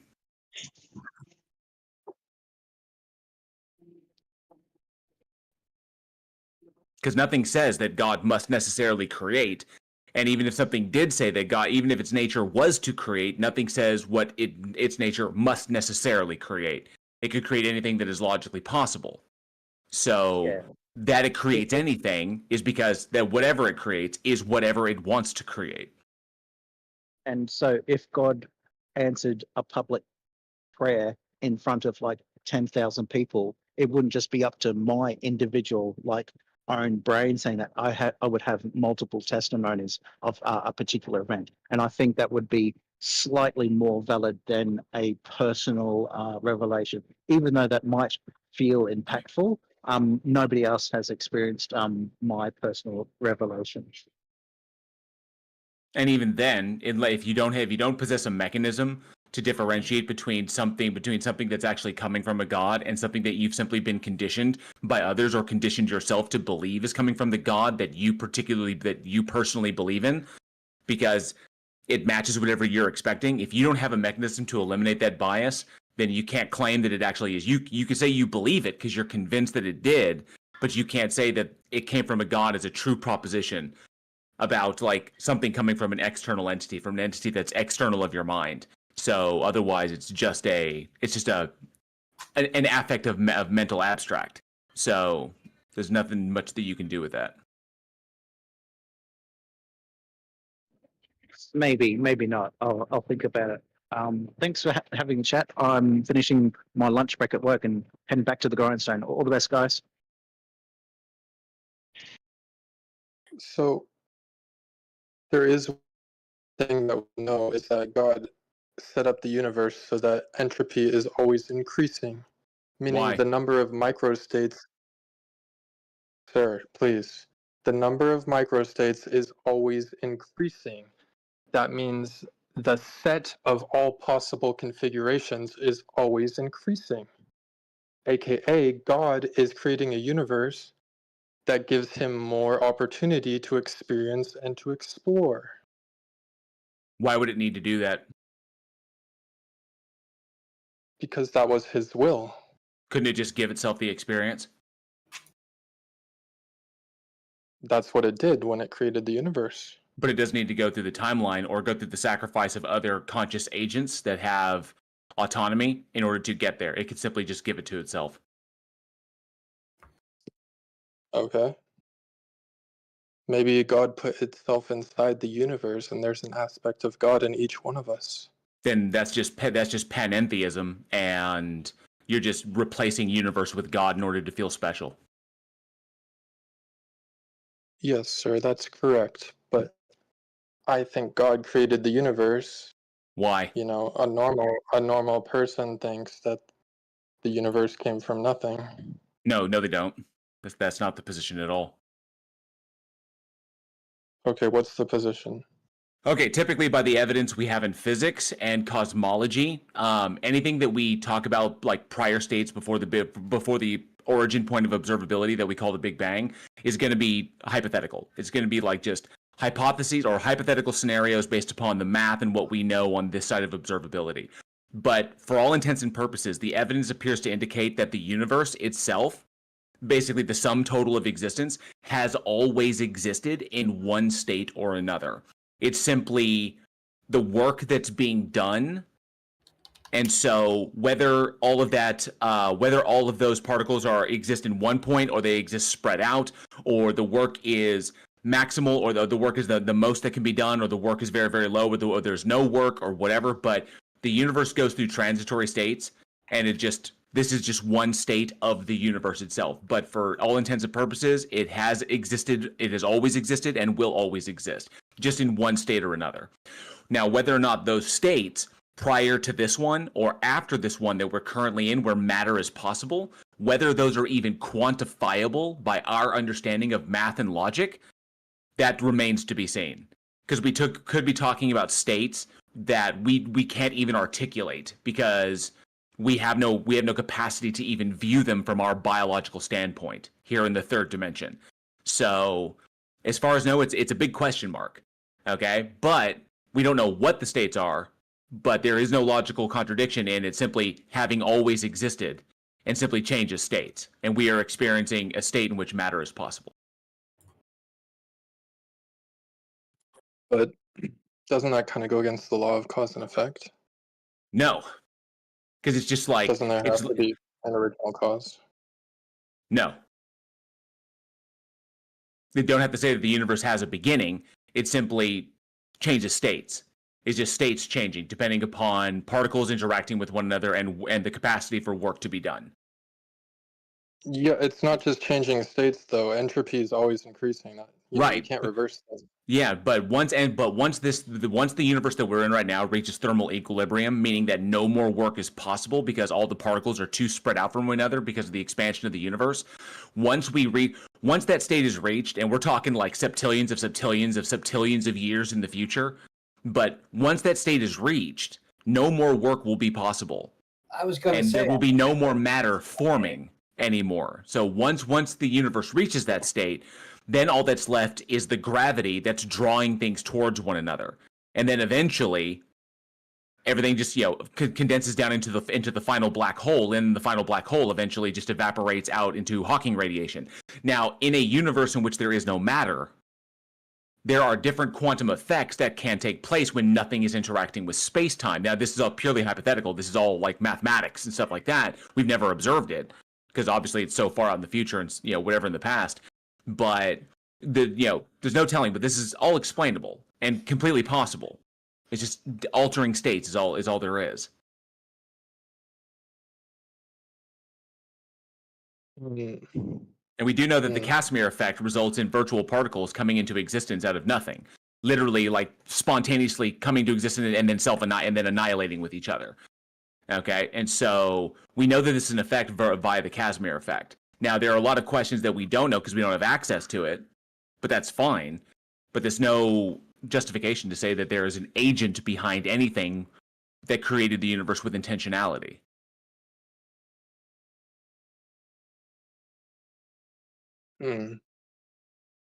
Yeah, it's an interesting idea.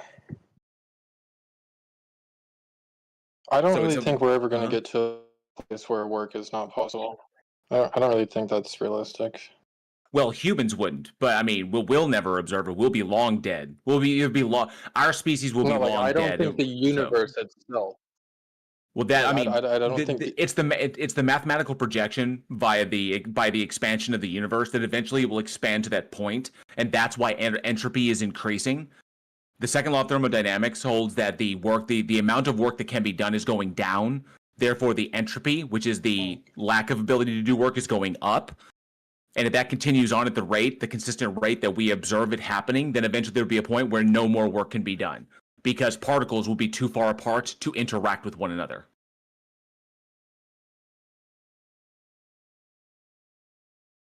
Right, yeah, but then at that point, the universe seems kind of pointless. Seems kind of what?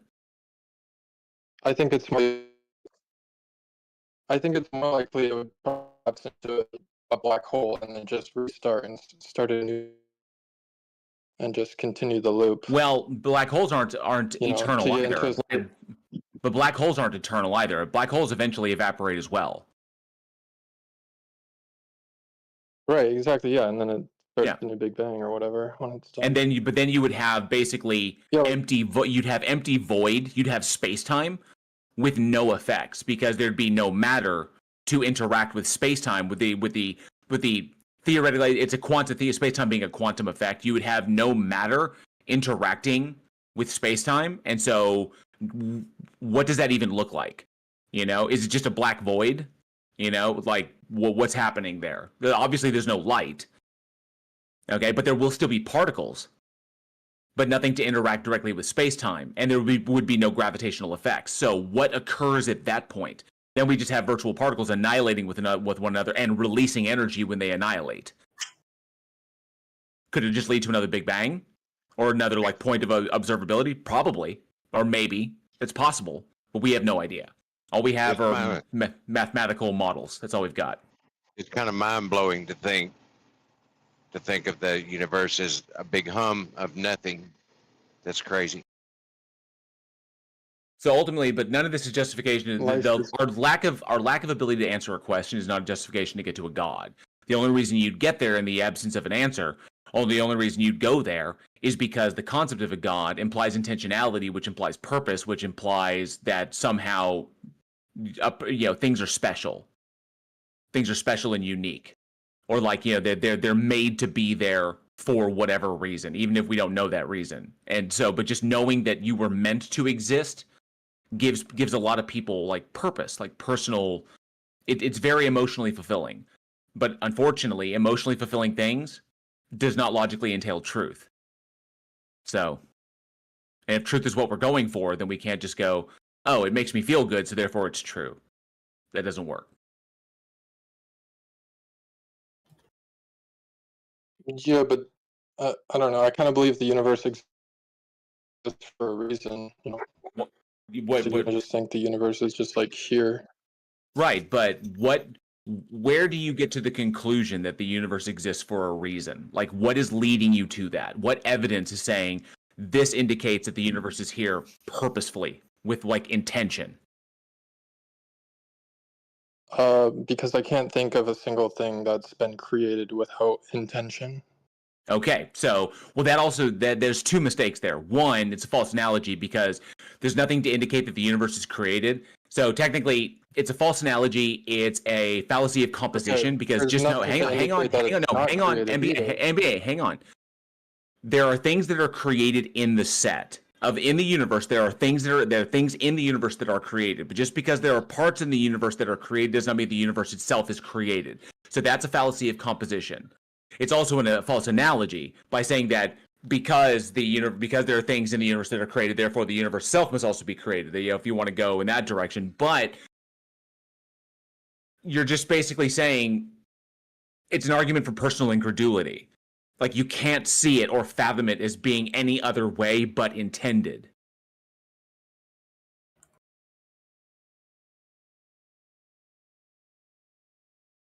What?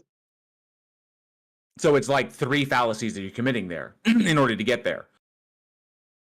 Technically 4 if you want to go with the appeal to emotion. You said that it's a fallacy that it's not a fallacy to say that the universe is created because you don't. Yes, because there's nothing to indicate. Yes, it is because there's nothing to indicate that it is created. When you point to things in the universe as being like my phone. Yes. Like my phone is a created thing. There's also nothing to indicate that it wasn't created. There actually is.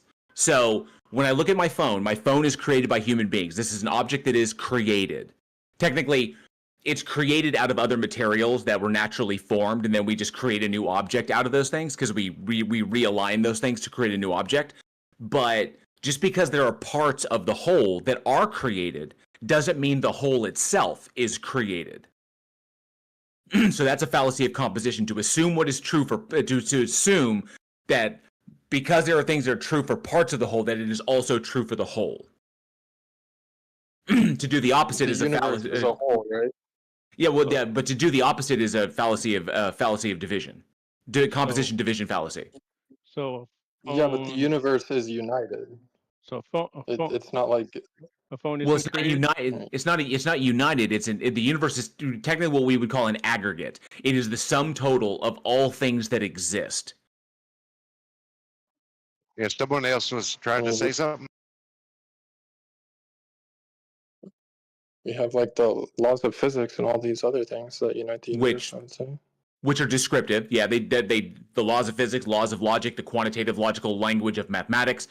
All of these describe what we are observing, and they help us to make predictions about what to expect in the future.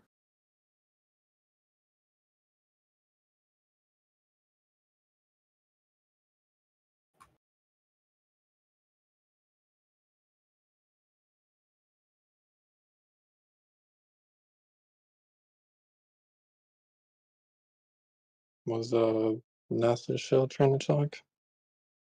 I have no idea.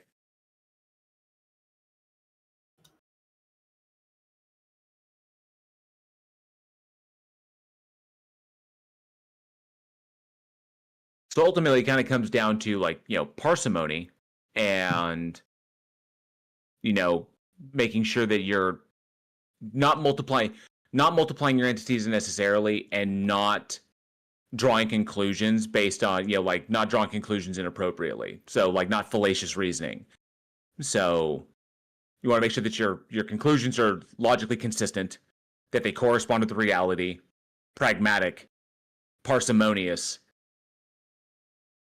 That can lead you to some hard truths. Yeah, but, I mean, the problem with these kind of discussions is logic kind of breaks down. You kind of need like a meta logic. You know what I mean? Well, if we're talking about logical consistency, if X then Y, therefore then XY. So rules of inference, and of course the laws of logic, law of identity, non-contradiction, excluded middle. A is equal to not A is equal to A is not equal to not A, if A therefore not A, so on and so forth. So in that respect, what we look at is what conclusions are we drawing? And then how are we drawing those conclusions? What are we appealing to draw a conclusion? And if what we're appealing to cannot be confirmed, it's simply say it's something that you are inferring. Are you inferring it with all the correct information or all of the available information to make that inference, or are you simply inferring your conclusion based upon like a limited amount of information, which is what a lot of creationists do. Creationists and young Earth creationists is that they are inferring their conclusions based upon an extremely limited amount of information because they refuse to acknowledge the world of information that's out there that completely refutes and debunks their position. So same thing goes for like flat earthers, anti-vaxxers, all that crap. Well, no, it's because we're talking about a metaphysical, concept. Obviously, it's kind of hard to have information to prove metaphysics. Exactly. So why would you ever engage in metaphysical speculation? Just for fun. Well, I get like anything. I'm just trying to discuss. I get like the thought experimentation, which is always fine. Like you could assume, mereological nihilism and move forward from there, even though it's completely antithetical to Morian facts. But in that respect, there are people out there that hinge their entire worldviews upon their metaphysical speculation because of what they personally get out of that speculation. And that's really problematic because if that particular speculation leads them to a conclusion that leads people to conclusions that are dangerous, that are harmful to others, but they in their worldview believe that it's justified because they have this particular metaphysical starting point. Whether they call it God or whether they have an actual philosophical name for it is irrelevant, but they get there, which is why top-down thinking is not always great, for like worldview building. But bottom up is really, really good. Because you start from the evidence, you work your way up to a metaphysical position. You don't start at a metaphysical position and work your way down, because that means you're trying to fit all the evidence into your presupposed metaphysical position. Because that thing is being speculated. You've speculated that's the truth, you're going to hold it as true, and then you're going to fit everything to make it true. Okay? Whereas you go the reverse, bottom up, you start at the evidence, predictive modeling, so on and so forth. You work your way up and then you eventually get to a metaphysical position that in the event of new evidence, your metaphysical position could change. And therefore you're never stuck, you don't find yourself with that cognitive dissonance. Like young Earth creationists, when they're like, the Earth, the universe is only 6,000 years old, so why can we see further than 6,000 years? Already, bam, Genesis, debunked. Well, Genesis debunked if you use the kooky fucking schedule of, That's true. Yeah, you're right. I mean, I've always just, the way I've put it in my head was, well, what's a day to God? Like, if God is God, what is his day? Because I don't think his day is 24 hours. I think, I don't even think we could say that there would be a way to keep time for a being that was able to create life in the universe. So here's the kicker: if nothing exists except for the God itself, which is logically entailed by the Christian worldview, if nothing else exists other than it, what is it referencing to indicate what a day is? Well, does the term day even mean anything? I've seen God's calendar, and it is extremely hard to get time with him. Very full. The funnier answer would be that you've seen his calendar and it's very, very empty. He might have run away. The days in Genesis. Huh? The days in Genesis represent circles. 6 days of creation are the seed of life, the geometric pattern that spawns all of reality. Look up the seed of life, and then each day, just as each day on Earth represents the Earth spinning, each day in Genesis represents when you orbit around the circle in the seed of life. Great. That's adding each new circle. Fantastic. That's the mythology. The mythology doesn't map to reality.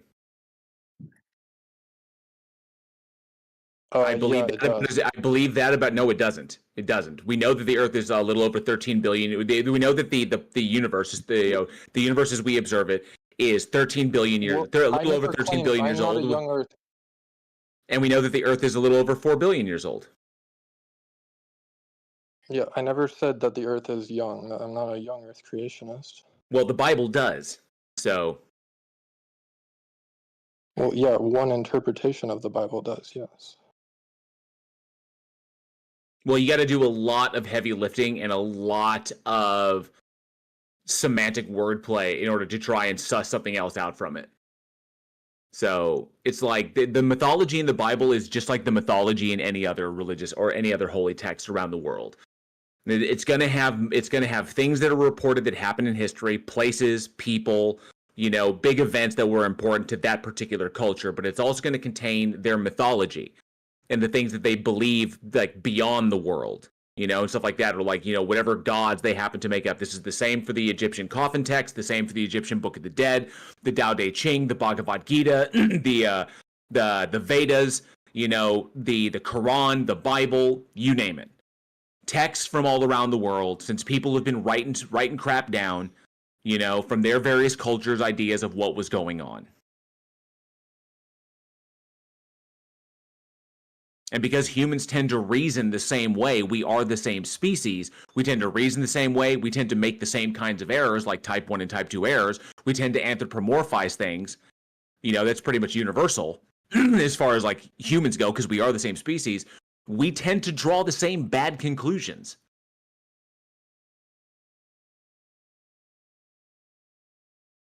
Which is fine, we're humans.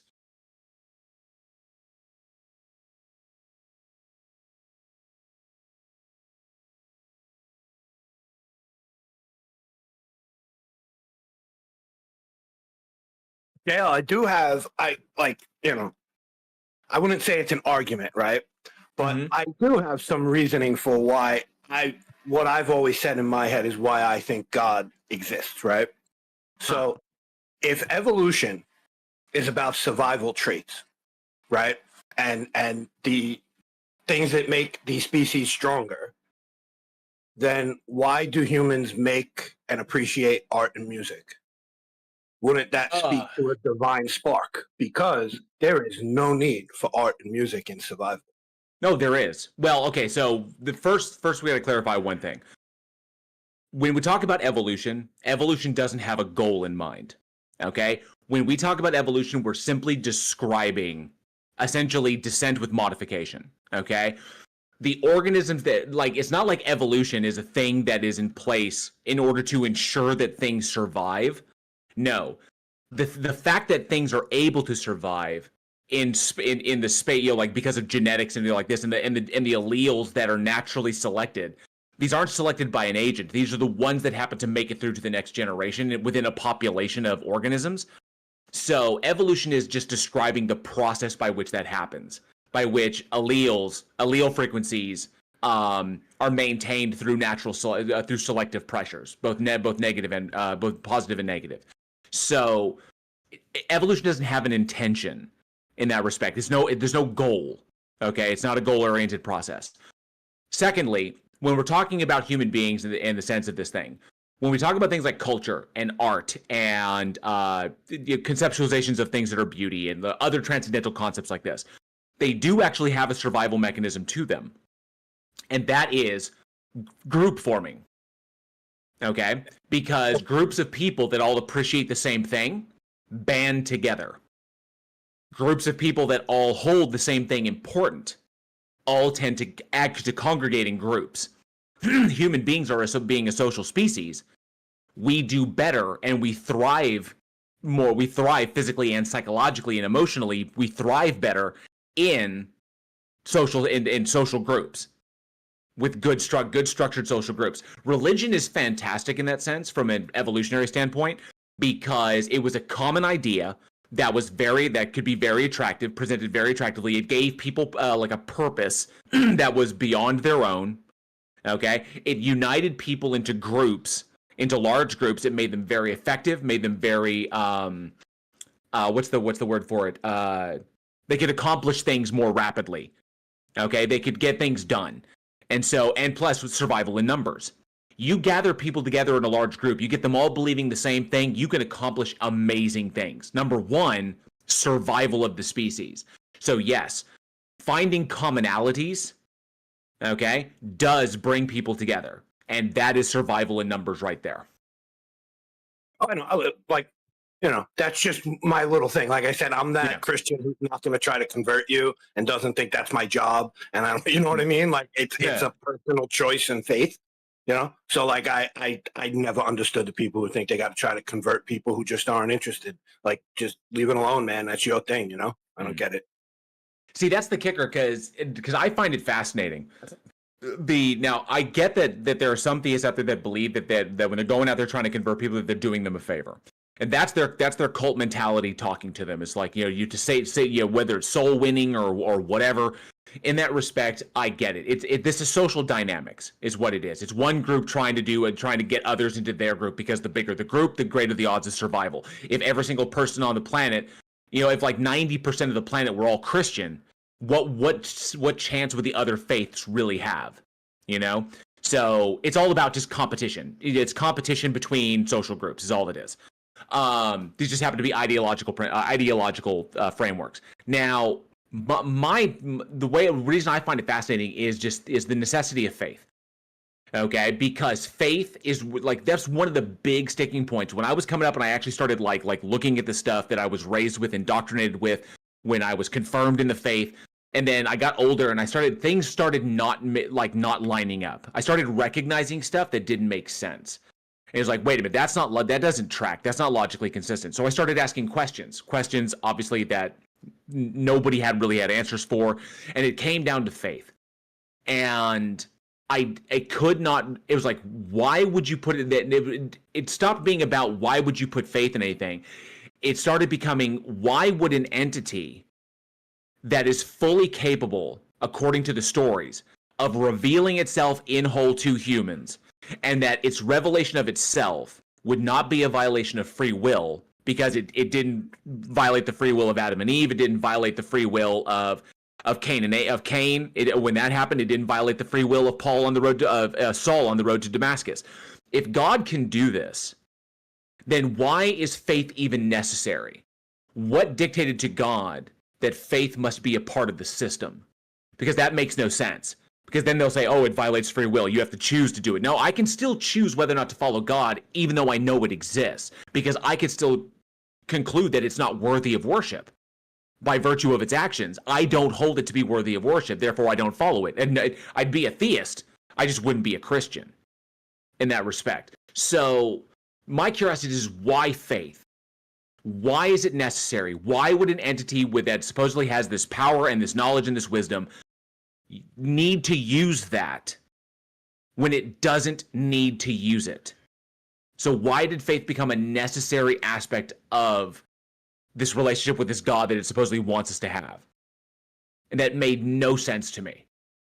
It's literally a hurdle, because if we are thinking rational creatures, if we are rational, logic-minded creatures, and we put that rationality and that reason and that logic to work, and we actually do it with analysis, we begin to realize that why would this entity put an obvious roadblock in the path of a relationship with us when it supposedly wants a relationship with us?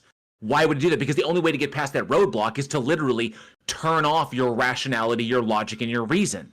All the things that you have that keep you alive and help you understand the world that you're navigating, you have to turn all that off and accept this proposition with no evidence or justification to do so. And it flies in the face of everything that we are. Which is why, cult members act so weird, like it's almost antithetical to their own survival. So that's what got me. It was like, why this? This makes no sense. I don't think they're acting contrary to that which is there for their survival. I think that presumes that religion, like the things that you were describing before, are necessary for survival. People had been surviving before they did those things, right? We have been surviving forever with religion. The idea of not having one is fairly new. So I don't think you could really make a case that believing in religion is contrary to survival. Oh, no. The behaviors they act in, contrary to their survival. Blowing themselves up, setting themselves on fire. murdering people that they don't like, going on shooting rampages, creating groups that ostracize themselves from the larger group of humanity that ultimately winds up leaving them out in the cold and fending for themselves, decreasing their odds of survival. These are all like self-ostracizing behaviors that cut them off from the main group, and those are all that's antithetical to survival. Survival is survival in numbers. We're a social species. Yeah, you're going to have little tribes and little cliques and everything, but when it comes down to it, if there's a common enemy, groups will band together in order to fight a common enemy. But when you have groups that completely, by virtue of their behavior and their beliefs, completely cut themselves out and remove themselves, especially in this global society we have, I mean, sure, in the global system, the chances of survival are good because, resources are readily available, yada, yada, yada. But that's antithetical to it. Why would you why would you sequester yourself, cut yourself off completely away from everyone? 500 years ago, that would 500 years, 1,000 years ago, that would be a death sentence. But today, it's fine so long as they don't go around hurting people.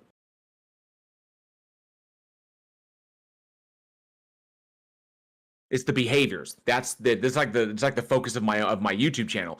Irrational beliefs have a tendency to lend themselves to irrational behaviors, especially in defense of those beliefs. And that's what's dangerous. Because a bunch of people thinking irrationally, as Voltaire said, those who can convince you of absurdities can make you to commit atrocities. So those need to be addressed.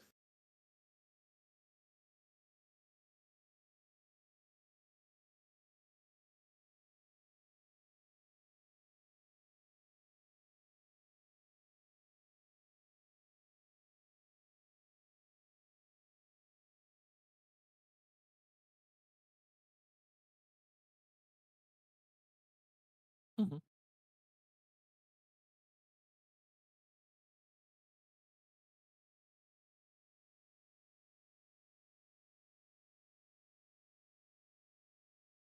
Oh, and MBA, just to clue you in, I'm not on Reddit, so I'm not an atheist Redditor, but I do have a background in this stuff, so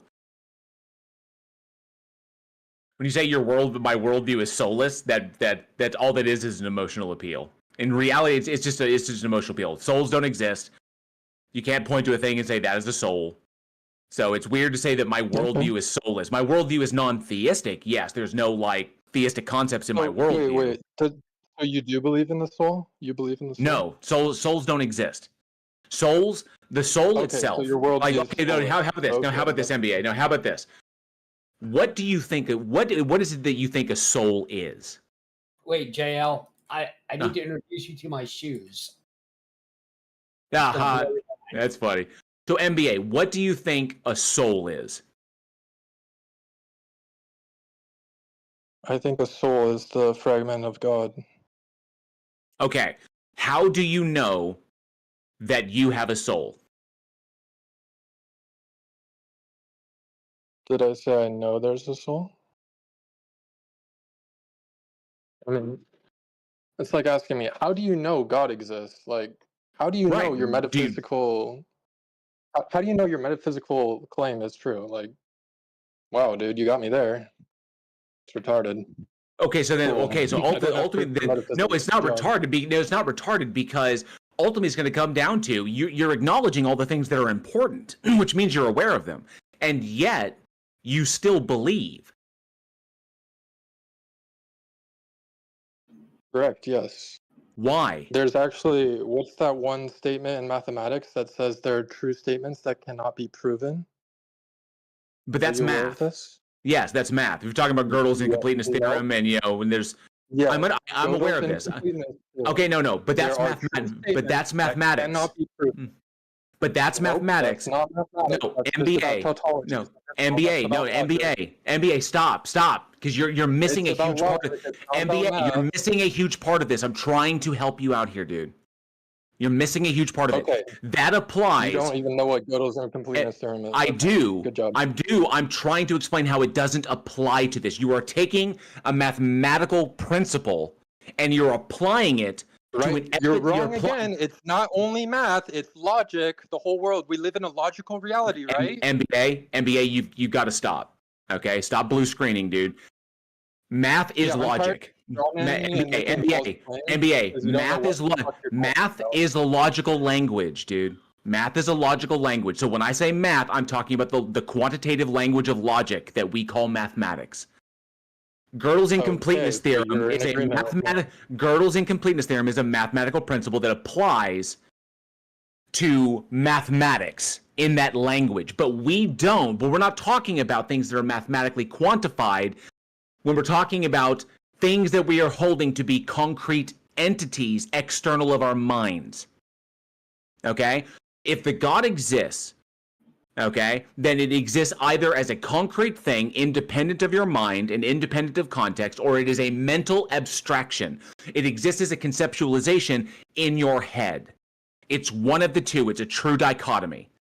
Because you're talking about an entity that has its own identity, that is itself and is not equal to that which it is not. Okay? So if there it is, it either exists external of your mind, independent of you, and if you die and you disappear, it still exists, or it's just a concept in your head. It doesn't matter how you define the God, it's either concrete or it's abstract. Okay? You say that you believe that it exists, but you acknowledge that you don't know if it exists. So then my question is, why would you believe a thing that you cannot determine the truth of? Intuition.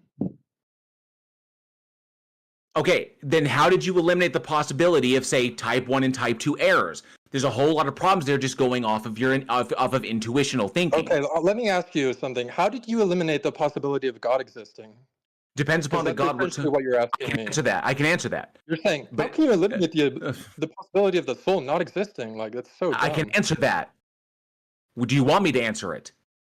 You don't. You can't answer it. Yes, I can. I can answer that. Do you want me to? Sure. Okay. So if you're talking first God, then soul. Okay. So God, that depends upon what we're talking about exactly. I don't have a concrete definition for what a God is because there is no concrete definition for what a God is. The God concept, the category, is defined by whatever the individual who's making the claim is putting into that basket. Okay? If you want to talk about like classical deism, that is an unfalsifiable concept. We can either prove it to be true nor prove it to be false. But the lack of falsifiability indicates that belief that it is true is unwarranted.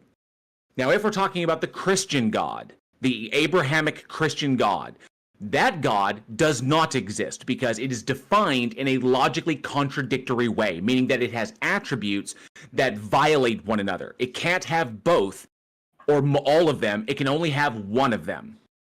Okay, but it can't have I'm not done. But it can't have contradictory ones. Like, for example, the Abrahamic Christian God has two major attributes, technically three major attributes. One, its nature is perfect. Two, it is omniscient. And three, it has volition. That I right don't there. really believe in the mainstream Christian God. No. I'm giving you an example, NBA. So therefore, right there, the omniscience and the volition are both logically contradictory. So that God cannot exist. We have to redefine the God. All right. Now that handles the God. Okay. Souls don't exist because souls. Okay, you did not just disprove God. You just acted like you just disproved God. You didn't disprove anything. You disproved one version of the No. I walked you through how I can determine it. If your God is unfalsifiable, NBA, listen to what I just said. I'm going to sum up. If the God concept is unfalsifiable, belief is not warranted. Cool, good job. You falsified the Christian God that I don't believe in. Good job. Okay. That's fine, but I'm just giving that was an example. You haven't presented the God that you believed in yet. I haven't even asked you which God you believe in. J.L. Warren is God. So, with souls, historically speaking, if we're talking about like the human conceptualization of what a soul is, it takes a lot of different forms. Technically, a soul is whatever the person is essentially defining it to be. Okay, like you defined it as like the spark of God, which of course assumes the God exists to give a spark to something else. That of course is begging the question nonetheless. So that's just, but if the soul is a thing and it exists, that it has its own identity separate from the things that are not a soul. Meaning that like A equals A, the soul equals the soul, and my heart is just my heart, the physical organ in my body. So a soul is not equal to a heart or a brain or anything like that. So the problem is we can't identify it. There's no identifiable thing there, so it's obviously an immaterial concept, but that makes it no different from, that makes it indistinguishable from an abstracta, which is just a conceptualization in our mind. So that becomes problematic. Also, all the functionality of a soul, everything the soul apparently does, or the things that are ascribed to it, all of those things have been tracked to functions of the brain. So the soul doesn't do anything that the brain doesn't do. And the soul, being an immaterial concept, cannot be is indistinguishable from mental abstracta. So therefore, there is nothing to indicate, not to mention our understanding of these things, so from a scientific perspective and from an empirical perspective, it's literally, if you look at the history of it, it's just people describing their feelings and attributing them to something that didn't exist because they didn't understand how the brain worked. It's kind of like dualism. Okay? Dualism, I don't know why anybody still holds to it, because our understanding of neurophysiology at this point is like, it has just eliminated that possibility. So it doesn't exist. Unless your brain itself is all a part of your mind. Why are you talking? Well, I mean, are you speaking about like idealism? Are you like a metaphysical idealist, or?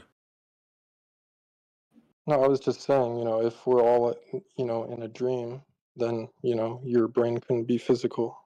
Idealism. So you're talking about metaphysical idealism, in which the only thing that is real is like, the mental constructs, or like the mental experience in and of itself. So I'm not a metaphysical idealist. I think that comparative analysis and a number of other independent confirmation experiments pretty much eliminate that. There, of course, are unfalsifiable concepts like the Boltzmann brain, Descartes' demon. These are completely unfalsifiable. So I don't know why, like via Alder's razor, I don't know why we would entertain them beyond thought experimentation. So, but nonetheless, if you want to proffer up a god, I'll be happy to take that god on too, because it's either going to be debunkable or unfalsifiable. It's one of the two. Well, yeah, I mean, it's probably unfalsifiable considering it's a metaphysical concept. So then why believe that it is true? Because my intuition tells me that it's true. But I mean, why believe anything? Why believe anything if you can't prove it, right? But we can. That's why there are things that we... Okay, so there's beliefs and there's knowledge. Things that we believe because we're... Well, I mean, there's a differentiation there. Knowledge is... Right. I'm talking about metaphysics, dude. I'm not talking about, like, things we can prove. Okay, so obviously you can't... Obviously, you can intuit something about the world and obviously be wrong, correct? Correct. Okay. So how did you determine that you weren't wrong?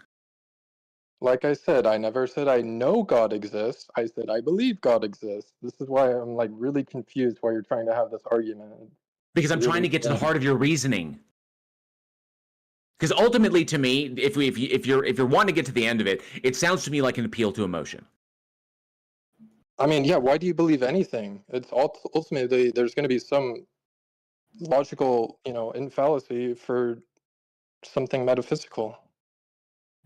Well, that's why we don't try to prove metaphysical claims. Mean, you reject God. God could exist. You don't. I don't reject God. I can't. When you say reject, there's an implication of willingness there. I can't accept the God because you couldn't convince me. Like, I couldn't believe in a God at this point. I could not believe that a God exists any more than I could believe I could walk off a building and suddenly fly. It's not logically consistent. Like it'd be like you trying to convince me that it'd be like you trying to convince me that you can make a square circle or that you yourself are a married bachelor. Okay. The Christian God may be logically inconsistent, but the concept of God itself is not inconsistent. No, it's incoherent, actually. Because, like I said, remember what I said about how there's no concrete definition for what a god is. So anything that the god is just what the claimant is putting into that basket. It's whatever they happen to be defining the god as, like Spinoza's God, Einstein's version of God, your version of God. You got pantheism, panentheism, theism, classical deism. There's so many different variations. Polytheism, whatever. So the problem is that it's whatever you happen to be defining it as. Because there is no one way to talk about a god, like this is what a god is. Definitionally, 100%, this is the definition of what a god is. Because that doesn't exist, because everyone's got to, because it's like whatever culturally you agree to, then the category itself is incoherent. Because there's nothing to like put your hooks on, okay, to actually address. I have to take them piecemeal. I have to deal with you. I have to deal with another theist, and all your different variations of what a god is, to try and make it fit logically within your worldview. That tells me that that the category is incoherent. This is the basis for agnosticism. Agnosticism and atheism. So. Okay, maybe I can give you a more intuitive reason for why I believe in God. So, I think one of the most fundamental questions is, why was I born as myself? There are billions of people, and basically I came to the conclusion that I'm actually everyone, and that I'm eternally reincarnating as everyone. And, I don't really think it makes sense just to be born as one person. Like, out of all the billions of people that could exist, I'm me. I think it's more realistic that... Well, you're not just you. Like, you are a version of a person conditioned by your parents, your experiences, and your peers, and the authority figures in your life. You are a result. Like who you are is a result of those experiences. Right. When I say why am I me, I'm saying, why am I experiencing this body as opposed to another body? Because your parents smashed. Right, but why was I born in this body but not in another one? So you're just talking about self-awareness. You're aware of yourself. Children self-actualize. It's just a natural process. We self-actualize. We recognize that we are discrete entities from other things. That they're things that are not us. Okay, once we get to a point where we self-actualize, usually in between the ages of like 2 and 6. So how, like, what is confusing about this? Is it like, do you not like the idea that that's all there? Do you not like the idea that that's all that's possible, that's all there is? That you will be, that you were born, you were conditioned into the person that you will be, you will continue becoming whoever you're going to be until the day you die. That process never ends. It's not going to be like a goal where suddenly MBA is MBA and that's it. You will have experiences up until the moment of your death, and those will continuously add into the conglomerate of what makes you you. All the experiences you have yet to have, all the experiences that you're aware that you missed, all of those inform you as to who you are and how you interact with things. That process will not stop. So there technically isn't really a you, like a concrete you that bam, that's it. That's MBA, that's all MBA will ever be. You're in a constant state of flux. So, until the moment you die, and then that's it. Is there an issue with that? Exactly. Is there an issue with that concept, though, that you're born, you're conditioned to know who you were? There is no you. All is one. No, there is no. It's not all is one. It's not all is one. I'm saying no. It's not all is one. You're misrepresenting what I'm saying. I'm saying that there is no like solid static version of you. It doesn't mean you're everybody else. It means that you are constantly changing. Okay, but you still have an identity. That which composes, that which is MBA, is distinguishable from that which is JL. Okay? So in that respect, eventually your experience will end. And then that will be it. Is that problem? Yeah, we pretty much do. Nope, you don't. Like I said, mind-body dualism is pretty much mind-body dualism has pretty much been mind-body dualism is pretty much the field of neurophysiology. Mind-body dualism is pretty much debunked. There's nothing about the system. It's nothing about consciousness. What? There's nothing about our consciousness that goes on. No, there is no immaterial experience. You don't think it's bizarre that physical atoms in your brain lead to an immaterial experience of consciousness? It's not an immaterial experience of consciousness. It's literally your brain functioning. What do you think your brain functioning is? Do you think that's material? Yes, it is material. So you think consciousness is material? It's something you can touch. Consciousness has a material basis. Okay, but consciousness is an effect. It's an emergent. It's what we call an emergent property. Just like the act of just like the process of digestion is an emergent property of your gastrointestinal system. The organs themselves, all working in tandem, create the process of digestion. Your brain, all the parts of it working in tandem, produce the emergent property of what we call consciousness, the umbrella term that we give to the set of mental phenomena. But when the brain dies, all of those constituent parts begin to, when the brain begins to die, and all of those constituent parts that function into there begin to like collapse.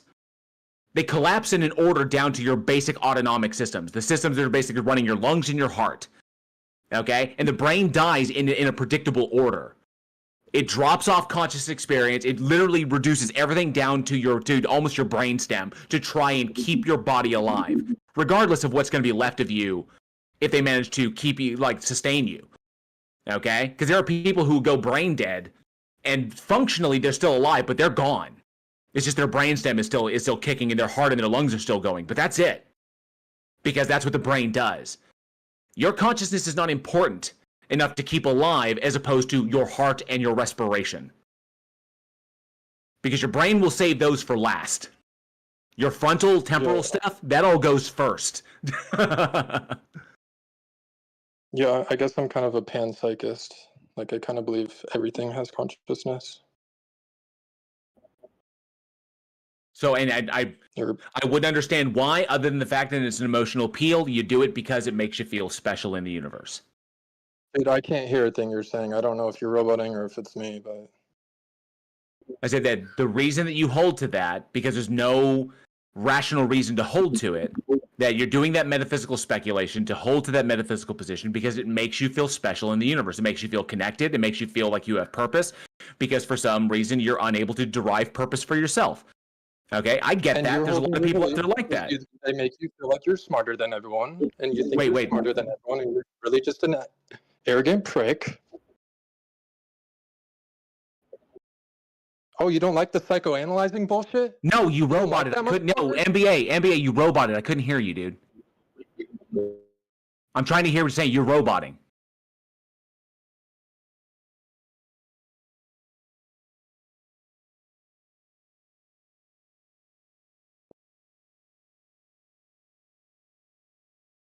Fucking psychoanalyzing motherfucker. Fuck you, dude. Quit crying, bitch. Shut up, faggot. Suck my dick. Oh, that's a TOS violation. It doesn't change the fact that you're a faggot, though. Ooh. So, well, that was easy. This guy's a fucking concave earther. This guy believes in the fucking concave. This guy thinks his life is meaningless. Ooh. Well, I mean, is that why you I'm trying to psychoanalyze you, NBA? I mean, that's just what's logically entailed by your reasoning here. What you do I'm not trying to get into the depths. If I wanted to psychoanalyze you, if I really wanted to psychoanalyze you, I would have to like know more about your parents, know more about your upbringing, know about your personal experiences. But you're not on my couch, and you're not on my couch. And my training is in forensic psychology, not that kind of psychology, because I have no patience for couch psychology or therapeutic psychology. So, but I mean, I could. You just have to tell me How about much stuff. Reddit karma do you have? Yeah, we can all psychoanalyze you. No, I'm not on Reddit. Again, I told you this. I'm not on Reddit. I'm on YouTube. I have a channel, but I'm not on Reddit.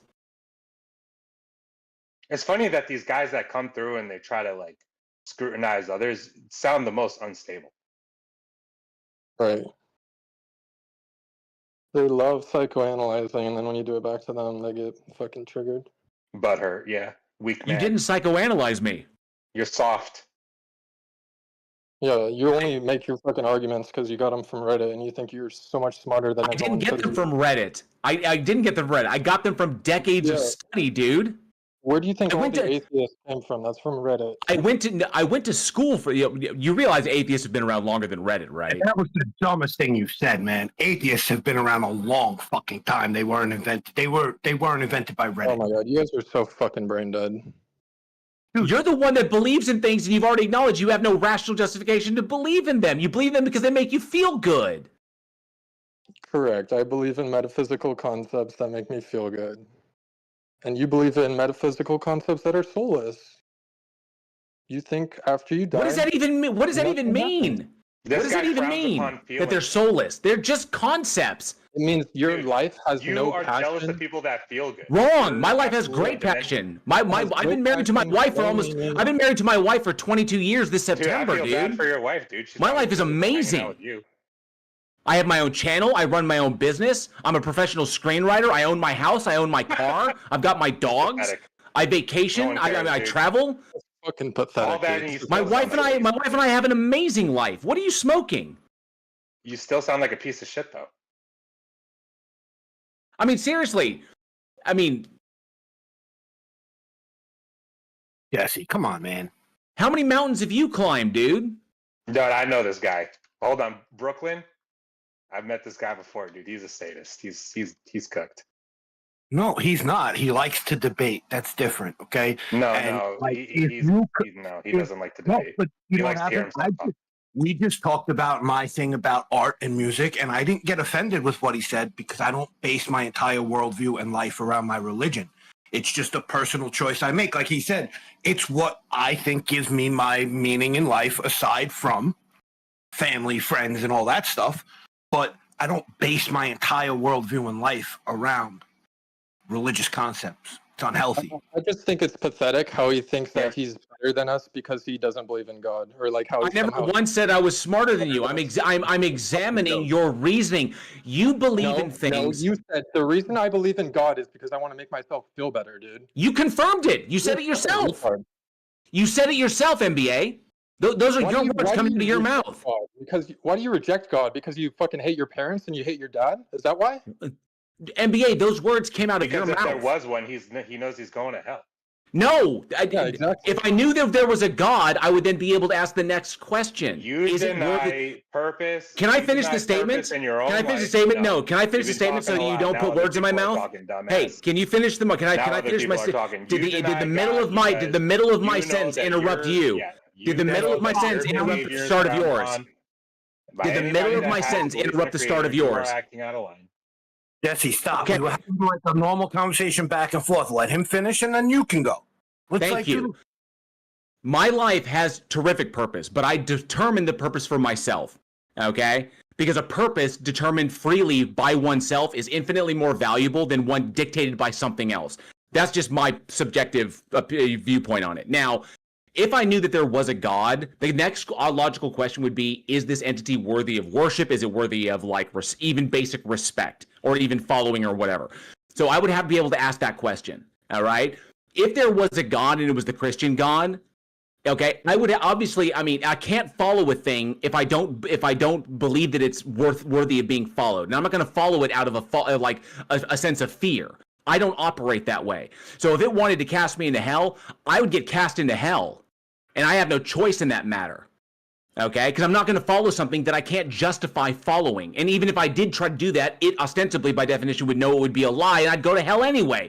What's the point of trying to lie to a god if I knew it were to exist? You're just doing mental gymnastics talking to yourself. I'm not doing mental gymnastics. I'm walking through the logical reasoning here. My reasoning is consistent. It depends upon what God we're talking about. You're just saying a bunch of gobbledygook that doesn't... It's not gobbledygook. I'm pretty sure that other people were able to follow what I was saying quite easily. You are a gobbledygook machine. I'm pretty sure everyone else was able to follow what I was saying quite easily. Like, even if they did, does it matter? No. Okay, so until you're able to demonstrate that a God exists independent of mind and context without begging the question, I have no reason to take your claim seriously. Did the conditions for you to exist at the point of creation? The condition? No, because my parents didn't exist. I personally exist because my parents. I'm not done. I'm not done. Stop waiting for your turn to speak and let me finish. From outside of Stop reality. waiting for your Is there turn a to thing- speak and let me Since there finish. is some- I'm The answering conditions your that allowed for fucking my bitch personal thing. existence didn't exist you're at the an point. idiot. Didn't exist at the point of the Big Bang because obviously. Life on this planet didn't exist. My parents didn't exist, and in order for me to be here physically, my parents had to smash. So no. So something outside of physical reality caused you to exist, and that did not happen at the point of creation. No, that's not logically entailed. Then what the hell do you think you're saying? I said that the physical components of that, okay, my parents smashing to have a baby that they then conditioned and experienced conditioned into who I am today, those didn't exist 13 point some odd billion years ago. Did All they right? create the possibility of those conditions? Are your parents responsible for themselves being able to procreate? Yes or no? No, because their parents gave birth to Obviously, them. right? So what caused the ability for humans to procreate if it didn't happen at the point of the creation? Evolution. Evolution. So something outside of creation is injecting itself into reality. No, it's not. In Are you your okay? worldview. This Okay, is so what are you trying to? Are you in a way This is trying what to? you believe. No, in a think way, are you something trying to drag this outside back of to the a? No, universe in a way, came are you into trying the to drag this universe back to to influence abiogenesis? your creation. In a way, are you trying to drag this back to Spaz, I was in abiogenesis? the middle of a Is that what sentence. you're trying to do? So you think something outside of creation? No, I don't. Stop that putting words exists- in my mouth. Yes, you think something outside of creation exists. Oh, this is why I which had you injected turned itself down. into I creation, can't. Not at You're the just point going to of misrepresent me. You're going to put words in my mouth, and it's just Well, pointless no, to even this try is to your have a world. conversation with you because literally how you describe how you because you're intellectually dishonest, and you won't even let me That's answer. what Every time I try to atheism answer a is. question, you go to interrupt it. So there's no You point. don't like hearing your worldview said back to you because you know it's incoherent. It's not. No, you didn't represent my worldview at all. Yeah. Okay. So are the conditions for humans existing? Did they exist at the beginning of time? Yes or no? No. So what caused them to exist? The formation of the planet allowed for the conditions to eventually allow for life to emerge. That doesn't make sense. So you're Yes, saying planets alone are like sentient, creating human life? Like I said, no. I said the conditions have to be right for the. No, I said the conditions have to be right. Stop misrepresenting me. The conditions have to be right to allow for the organic chemical interactions to result in the earliest forms of life, and then multicellularity, and eventually to us. I had a feeling you were trying to drag this back to Those conditions abiogenesis. had to have existed at the point of creation. No, they didn't. Yes, yeah. Okay, so what's coming from outside of the creation? And no. You keep calling it creation, and there's nothing that was created. Yeah, this you're universe saying is a that there's result. something This outside of universe is a reality result coming of something into else. reality, not at the point of creation.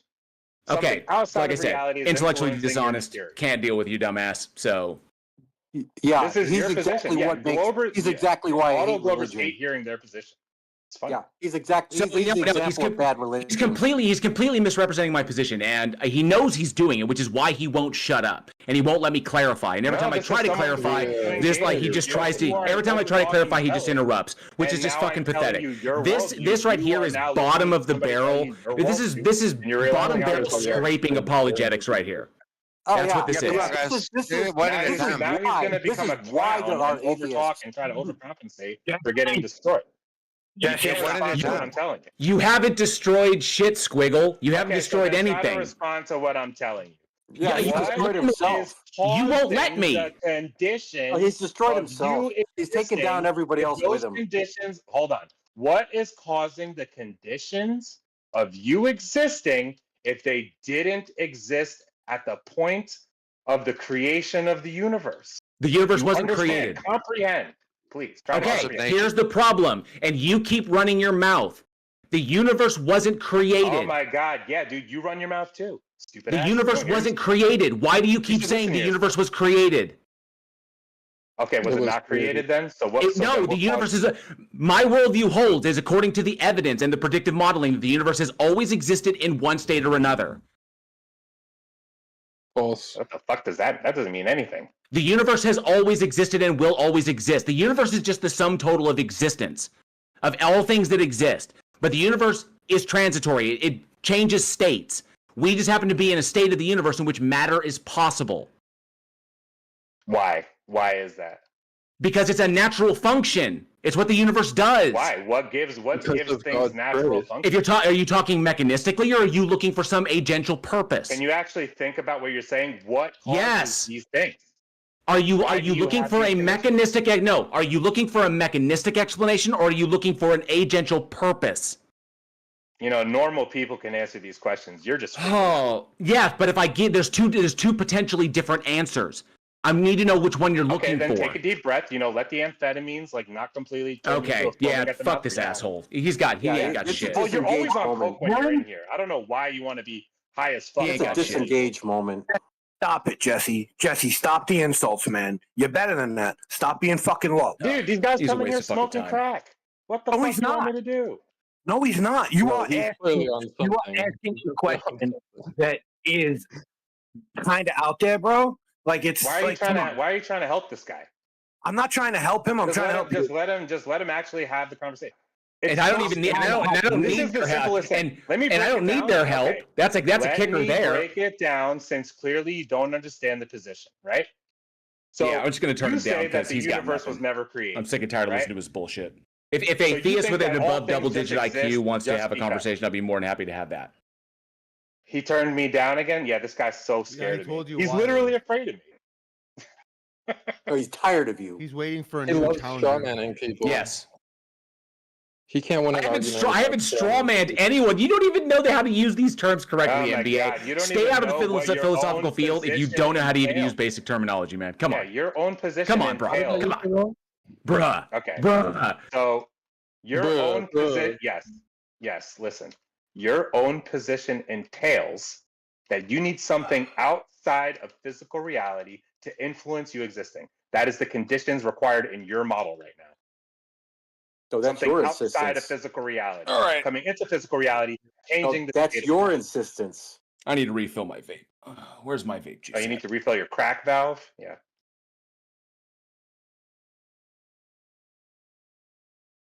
Adderall's wearing. I don't know how that spiraled. I mean, what is your question about how did everything that that's here come into existence? Right. The conditions for his body being in physical reality existed at the point of creation. He thinks something outside of reality came along and entered reality to cause him to exist. And you're insisting creation. Creation isn't outside. And outside Shoebill's force. butthurt because I smoked him about his stupid theodolite presumptions. Fuck.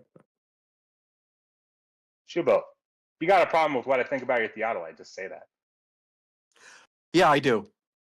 Yeah, there you go. So it's personal with you. Yeah.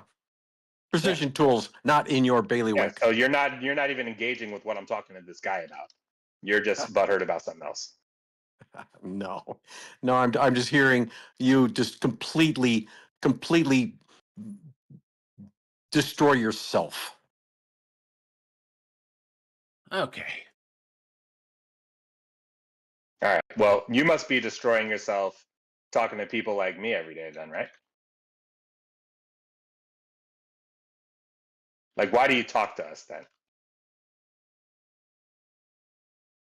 Because us happens to include you, but it includes other people. Unfortunately, it includes you. Is this benefiting you, talking to people that disagree with you all the time? I have a lot of conversation that are meaningful and worthwhile. With you, no, not so much. Shubo really enjoys insulting people. It makes him feel better about himself when he insults people that he thinks are dumber than him. No, he doesn't insult people mostly. You're talking about the one guy who insults people about the least besides Jesse. Sorry, other Jesse. Dude, who are you talking to? I've never even insulted I don't you even know once. who's talking to who right now. I'm so confused. Yeah, I was Look, talking this guy, about this guy Shubil thinks because that, he you likes know, to the insult conditions people. for him existing, they came into existence at some point besides the point of creation. That's all he's saying. And I think that's dumb. Is he still blathering on about the point of creation? No, Yeah, maybe you know, he's maybe eventually he's you're going to arguing get for back to your watching Saw 1 through 10 marathon. no. You know, Maybe and you're he's just going to poison your brain some more later on. maybe he's arguing for a deterministic future in which, yes, at the point of the beginning of in which he insists there is a point of creation, that yes, all the subatomic particles and all the little quarks and energies floating around, those are the conditions which brought about our current existence billions of years ago. Exactly. See, Shubil gets it right away. Yeah, That's those are the guys, conditions.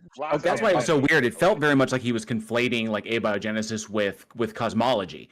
And if we're talking about, I mean, that's a possibility, Shubil. I could see him possibly going that direction, but he kept talking about like for my personal existence or like the existence of human beings, and that sounds like abiogenesis. But if we're talking about just like going all the way back, and he keeps calling the Big Bang like the point of creation when it's not.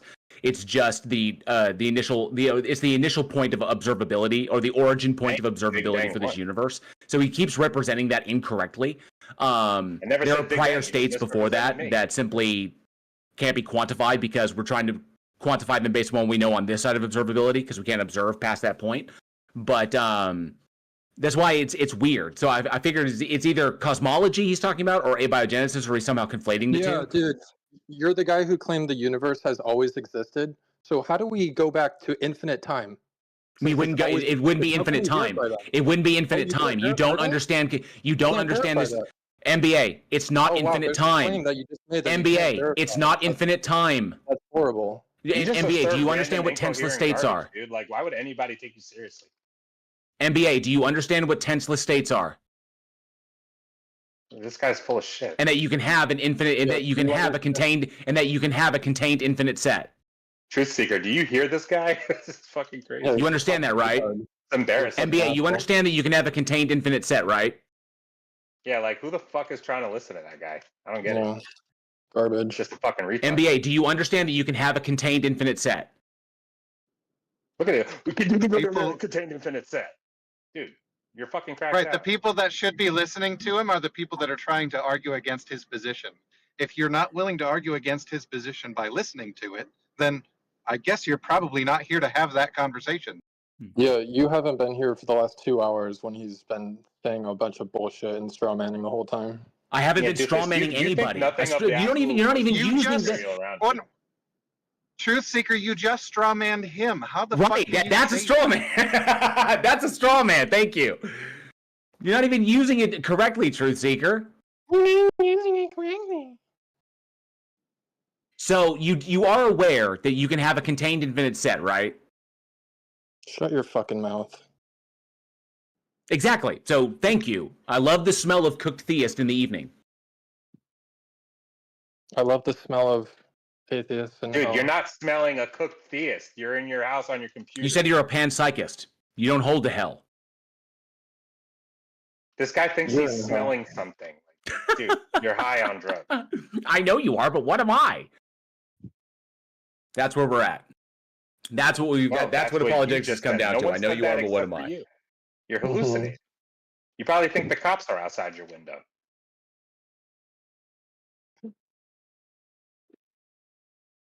Put the pipe down, man. You're fucking nuts. This guy's like a fucking professional debater who fucking takes Adderall. Dude, you want to know something about this guy? He has a podcast. I don't take Adderall. Well, if you can't take the heat, Saw 1, Saw 2, Saw 3, yeah, he nonstop watches gore movies. Don't step up to the podium if you don't got what it takes. If you're gonna if you're gonna come up here, be like Rationality Rules. Don't be like fucking Andrew Wilson and spurg out and talk about stuff that's just not even relevant to the topic. Your YouTube channel is absolutely disgusting. You're a fucking horrible. Like Jesse's doing. Like right now, he's spurging out like Andrew Wilson. Andrew Wilson. I don't know who Andrew Wilson is, and I don't care. He's a debater. Like I would give a crap about a debater. Why would I care? Obviously, because the analogy was like stepping up to the podium to do a debate, and we're talking about debates. So don't be like Rationality Rules. Be like Forrest Valkai. Don't be like Andrew Wilson. Be like be like Planet Peterson. He's a good debater. Don't be an atheist that watches gore movies all day. That's weird. Don't be like you. Like you think you're normal, dude. You're demented. You're demented. You sound like you're on amphetamines. You like. I sound like I'm on. I sound like I'm on amphetamines. And you hate God. You hate God. I don't hate God. You think your life has no I love how you. I love how you put words in my mouth as though they mean something. Purpose unless you come up with one. I love. You're right. I did. I have derived a purpose for my own life. You are correct. I derived a purpose for myself. Yeah. Why do you think you could derive a purpose for yourself at all? What gives you that ability? My brain. Reasoning. What gives you a brain? Yeah. You ready to infinitely regress into a creator? No, because I don't need to. You do, because you don't know why anything is going on. No. I can understand mechanistically why things happen. I don't need to beg the question. I don't need to beg the question in order to justify dictating some sort of fucking purpose for everything. Okay, so why do things happen? Checkmate. Wait, so mechanistically speaking, why do things happen? No. Why do things happen, period? There's no agential purpose for the why things happen. Why do you say that? What makes you think that? Because there's a mechanistic reason, but there's no agential intent. Mechanistic if I can finish this statement, please. There is a mechanistic reason. There's a mechanistic reason, and that is covered by causality. But there is no agential intentionality behind it, because that would demand the existence of something with intention. And until you can demonstrate that exists, independent of mind and context, without begging the question, there's no point in assuming that there is a thing there. Gobbledygook. Why? It's not gobbledygook. What the hell? Gobbledygook. It absolutely is, and it's only the atheists. I love it. He just got that word from Darth Dawkins, which is just fucking hilarious. Because I cooked Darth on this one as well, in his fucking philosophically bankrupt presuppositional apologetics nonsense that he basically mutated from Van Til. So the word gobbledygook is quite common without knowing who Darth Dawkins is. But you've been stuck in politics, right? But you had to use it. But you don't know how to use it. You don't know anything about the problem is that you're stuck in politics. Your whole life revolves around Darth Dawkins, dude. The problem is using the word gobbledygook against an argument that was laid out like it was doesn't help your case. It only hurts your case. No, it doesn't, because it was gobbledygook. That's why I said that. It's not. It's not, because everyone followed it, and so did you. And you have no defeater for it. That's why you called it. Just like Darth, because you have to interrupt. You have to interrupt because you know you're cooked. So I have to turn you down again, so I don't have to yell. You know you're cooked. That's why you interrupt. You use that term because you don't have a defeater. You know that you're done on this. You've got nothing. Until you can demonstrate that a God exists, independent of mind and context, without begging the question, you've got nothing. It's just a mental abstracta that you put a bunch of stuff on. You admittedly have nothing. You say, I come up with my own purpose. Because I do. Your universe has no purpose. No, because the universe, you are the one with nothing. How is that problem? No, wait. How is that problem? No. You don't even hear yourself. No. The universe, there being no purpose behind the existence. What is the universe? I'm trying to finish the statement, dude. You've got to shut your mouth. And stop spurting out. Stop blue screening. Download the Windows 11 update. Stop running 98, man, because you're blue screening like a motherfucker. Just because the universe itself doesn't have a purpose behind it doesn't mean that I myself, as an agent living in the universe, can derive a purpose for myself. I can either have one dictated to me, I can derive one for myself, or I can choose to have none. But even then, you can argue that my choosing to have none would also be my purpose, which is kind of like, a weird, kind of weird how that works out semantically. But nonetheless, I like to do things. I chose a direction for my life. That is my purpose. And my purpose is not just one thing, it's multiple things altogether. So the universe doesn't have to have a purpose for me to have a purpose. Make yourself feel better. But it doesn't make myself feel better. I like doing them because I like the results of my doing them. That your life is meaningless and you have no purpose, so you have to make one up. That's what I do. I derive one for myself, which is why it means so much to me. So you might as well just go shoot yourself in the head. No, because I enjoy my life. You don't have a reason to. I do. I already explained it. If you'd stopped interrupting, I explained that there are things that I enjoy doing. There are things that I enjoy doing, and I like the results of my doing them. That doesn't mean that you have a purpose. It is. It's the purpose that I determined for myself. But you don't know anything. You're right. dumb. If you do something for this is dumb. Can we just like what purpose, please? Like, what is purpose to you guys? right, it doesn't. Only the atheists. If you do something for entertainment purposes and it accomplishes no other goal, you still did something for a purpose. So it's not like you have to accomplish something for somebody else in order for there to be a purpose. And I have multiple purposes in my life. I am a storyteller. I'm a screenwriter. I like entertaining people. I like educating people through like education and entertainment. I like to make it fun. I like being as the best husband I could possibly be for my wife. I like dogs. I like raising dogs, training dogs, giving dogs a good life. I mean, I have multiple purposes. Why do you I have multiple things? Why? Because I like the results of my doing them. What gave I like you seeing people that happy. property? I like seeing. I take pleasure out of seeing other people happy, other people educated. Why do you have that property? Why do you enjoy those things? Because I am a person. Because I am a person who is conditioned by the experience. I'm trying to explain it to you. Stop interrupting. God, fucking stop spurting out, dude. You've got to relax. So I got to turn him down so I don't have to yell. So you don't have to yell I am a result. Me, who I am, is a result of the conditioning of my experiences when I was younger, through my formative years, my parents, my peers, the authority figures, the things that I've observed, the things that I've gone through. And I like seeing people happy. I like seeing people productive. Because I've seen what comes of that. That brings me joy. There are people out there that brings Stop interrupting. Enjoy other things. Stop interrupting. Why wouldn't it just be something else? How come you don't see this, dude?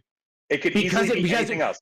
Because the results of my parents, the results of my parents and my peers. Your parents did not create the conditions of your. Yes, they did. No, they did. Yes, they did.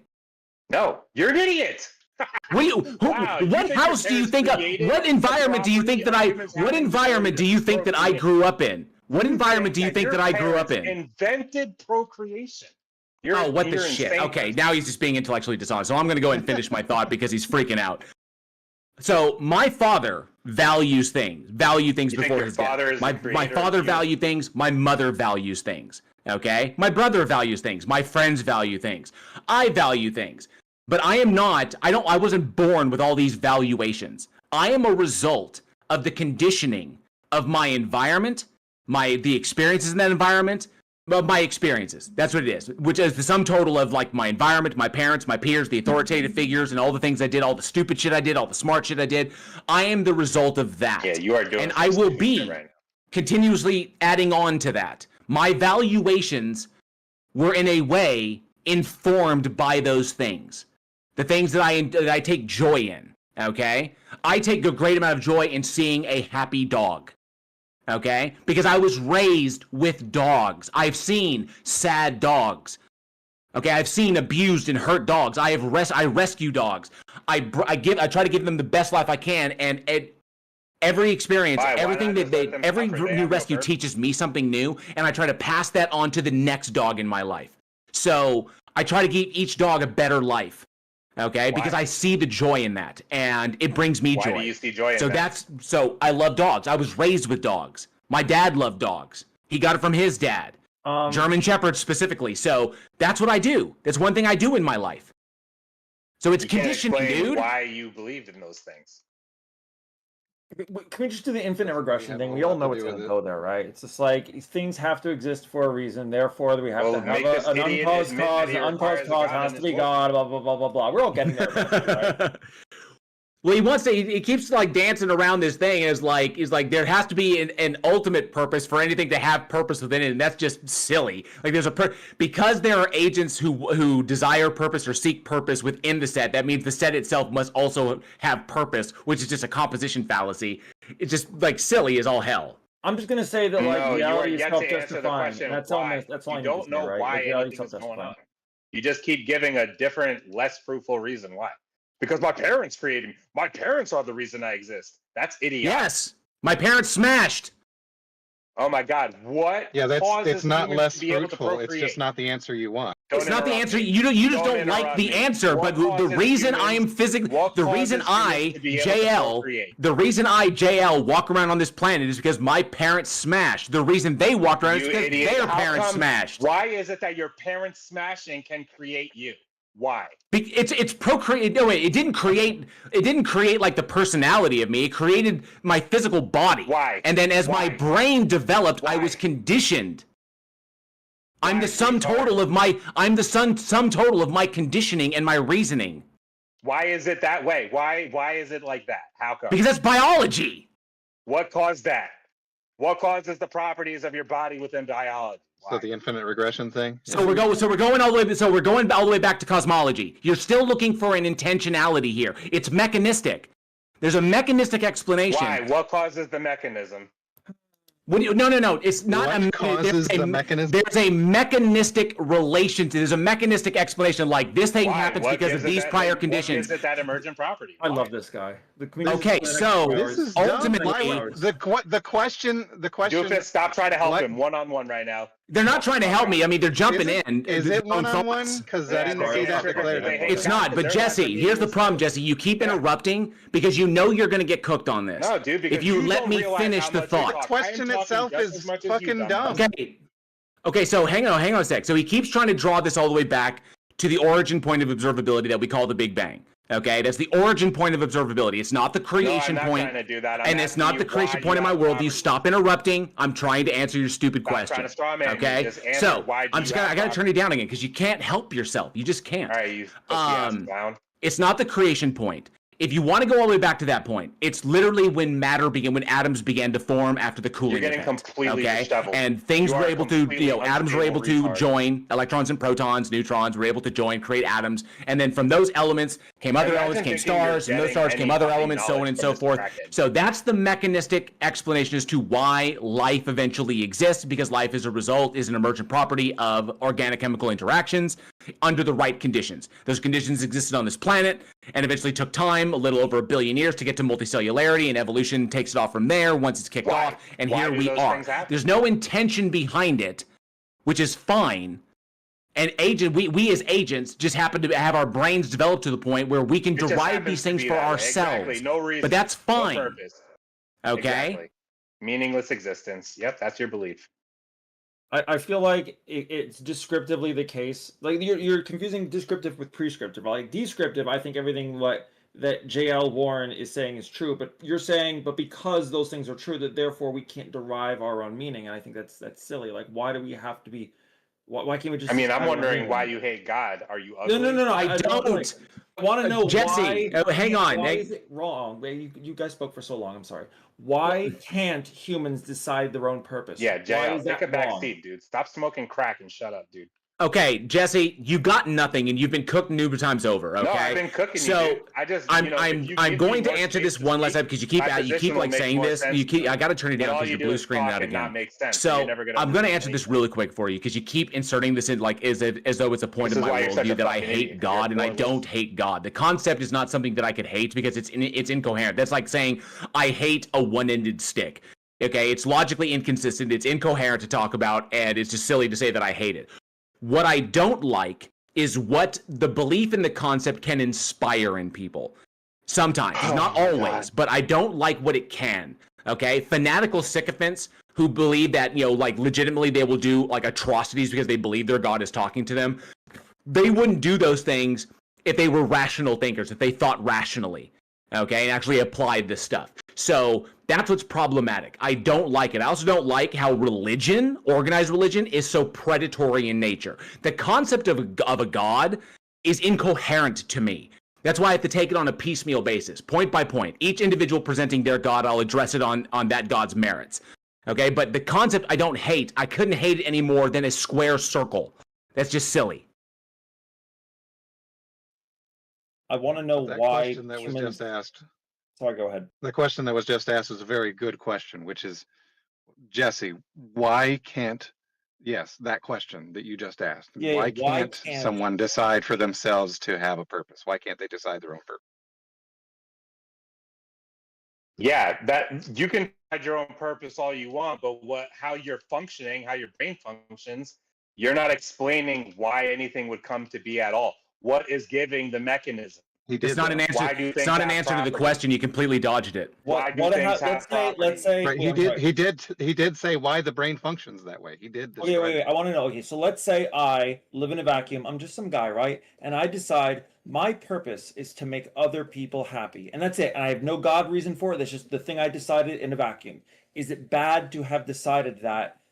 Go ahead.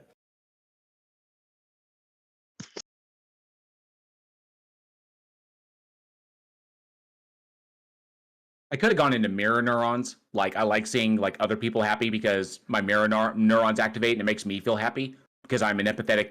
Why do you like to see other people happy? Empathy. It's biology. My mirror neurons. Why? Right, and I was going to mention endorphins earlier, but everybody started talking a lot. Yeah. Like there you go. Mirror neurons. Why? Because hang on. Because that's how we evolved as a species. Why do you evolve as a No. species? You're doing the What rabbit hole causes again. You're that? doing the rabbit hole. I'm sorry. Wait. I need an answer to my question. It's just a yes or no, please. Let's say I, in a vacuum, just decide my purpose in life is to help people. Okay. I have no good reason for it. It's just I decided to do that. Is that a bad thing? To have a bad reason to do a good thing? What causes you to have empathy? Yes or no? Just yes or no. Is it bad to decide that? What causes you to have empathy exists in all people. It existed forever. No, it doesn't. Empathy is just seeing something in common with someone else. No, it's not. It definitely doesn't exist in all people. It does not exist. Sure, no. Yeah, that empathy It does not exist. It does not exist in all people. It does not exist in all people. It is not felt the same. It is not internalized in the same way in all human beings, and it is a biological feature that facilitates our survival as a social species. Why do you have biological features? Survival. What is survival? What is that? What causes the species living? You just hate God so much you don't realize that you were. Oh, what the fuck! And I've already debunked that, so he knows he's cooked. That's why he's just being intellectually dishonest at this point. I'm just. There's no point talking to this asshole. Anything, so. Dude. You know, you might as well just. It's just like the same shit. Like once he realizes he's in a corner, he just goes back to something else that's already been debunked. Like everything you say is just gonna like one in one ear and out the other. You got a couple other atheists that you think you could like cry on their shoulders right now, but you don't realize that you have. If there's a theist with an above double-digit IQ, that'd be great to talk to. You have no reason for crybabies like Jesse are just pointless to engage with. My favorite Jesse question was, what caused the mechanism? You sound like a broken man. And that's a cope laugh. You sound hurt. I love this conflation of like being a result of with creating, which is just hilarious to me. So the desperation to have something dictate like purpose and intention for somebody, I really can't understand. Less and less am I able to like comprehend like why that's the case, like why people can't see that deciding something for oneself in the course of one's own path, like one's own path in the course of one's own existence, is infinitely more valuable than having something dictated to you, like regardless of how you feel, like this is what you're meant to do. And it's kind of like, but I don't want to do that. I have no like drive to do that. I have no like calling to do that, but you have to do it. That's your intent. That's what you're intended for. Like, no, I don't want to, it's just silly. No, you're intended to believe that you have to give yourself a purpose. That is the intention behind your creation. You think that your brain was created to create its own intentions, to create its own purpose. So what caused not what I think at all. To have that property? No, not what I think at all. It was not. My brain was not created to create a purpose for myself. No, that's not. There was no purpose. There's no purpose. There was no like intentionality behind the creation of my brain. My brain is the result of evolution. The way it is? I exist physically because my parents smashed. I am who I am from a personality perspective because I am who I am from a personality perspective because I have been conditioned by the experiences in my life and I am the result of that. Oh my God. That's it. Like you're trapped in a loop. You can because never you don't like his your answers. worldview. That's it, ladies and gentlemen. The humanity has figured out the cosmos. We know that there is no greater order or anything, system, anything behind it, and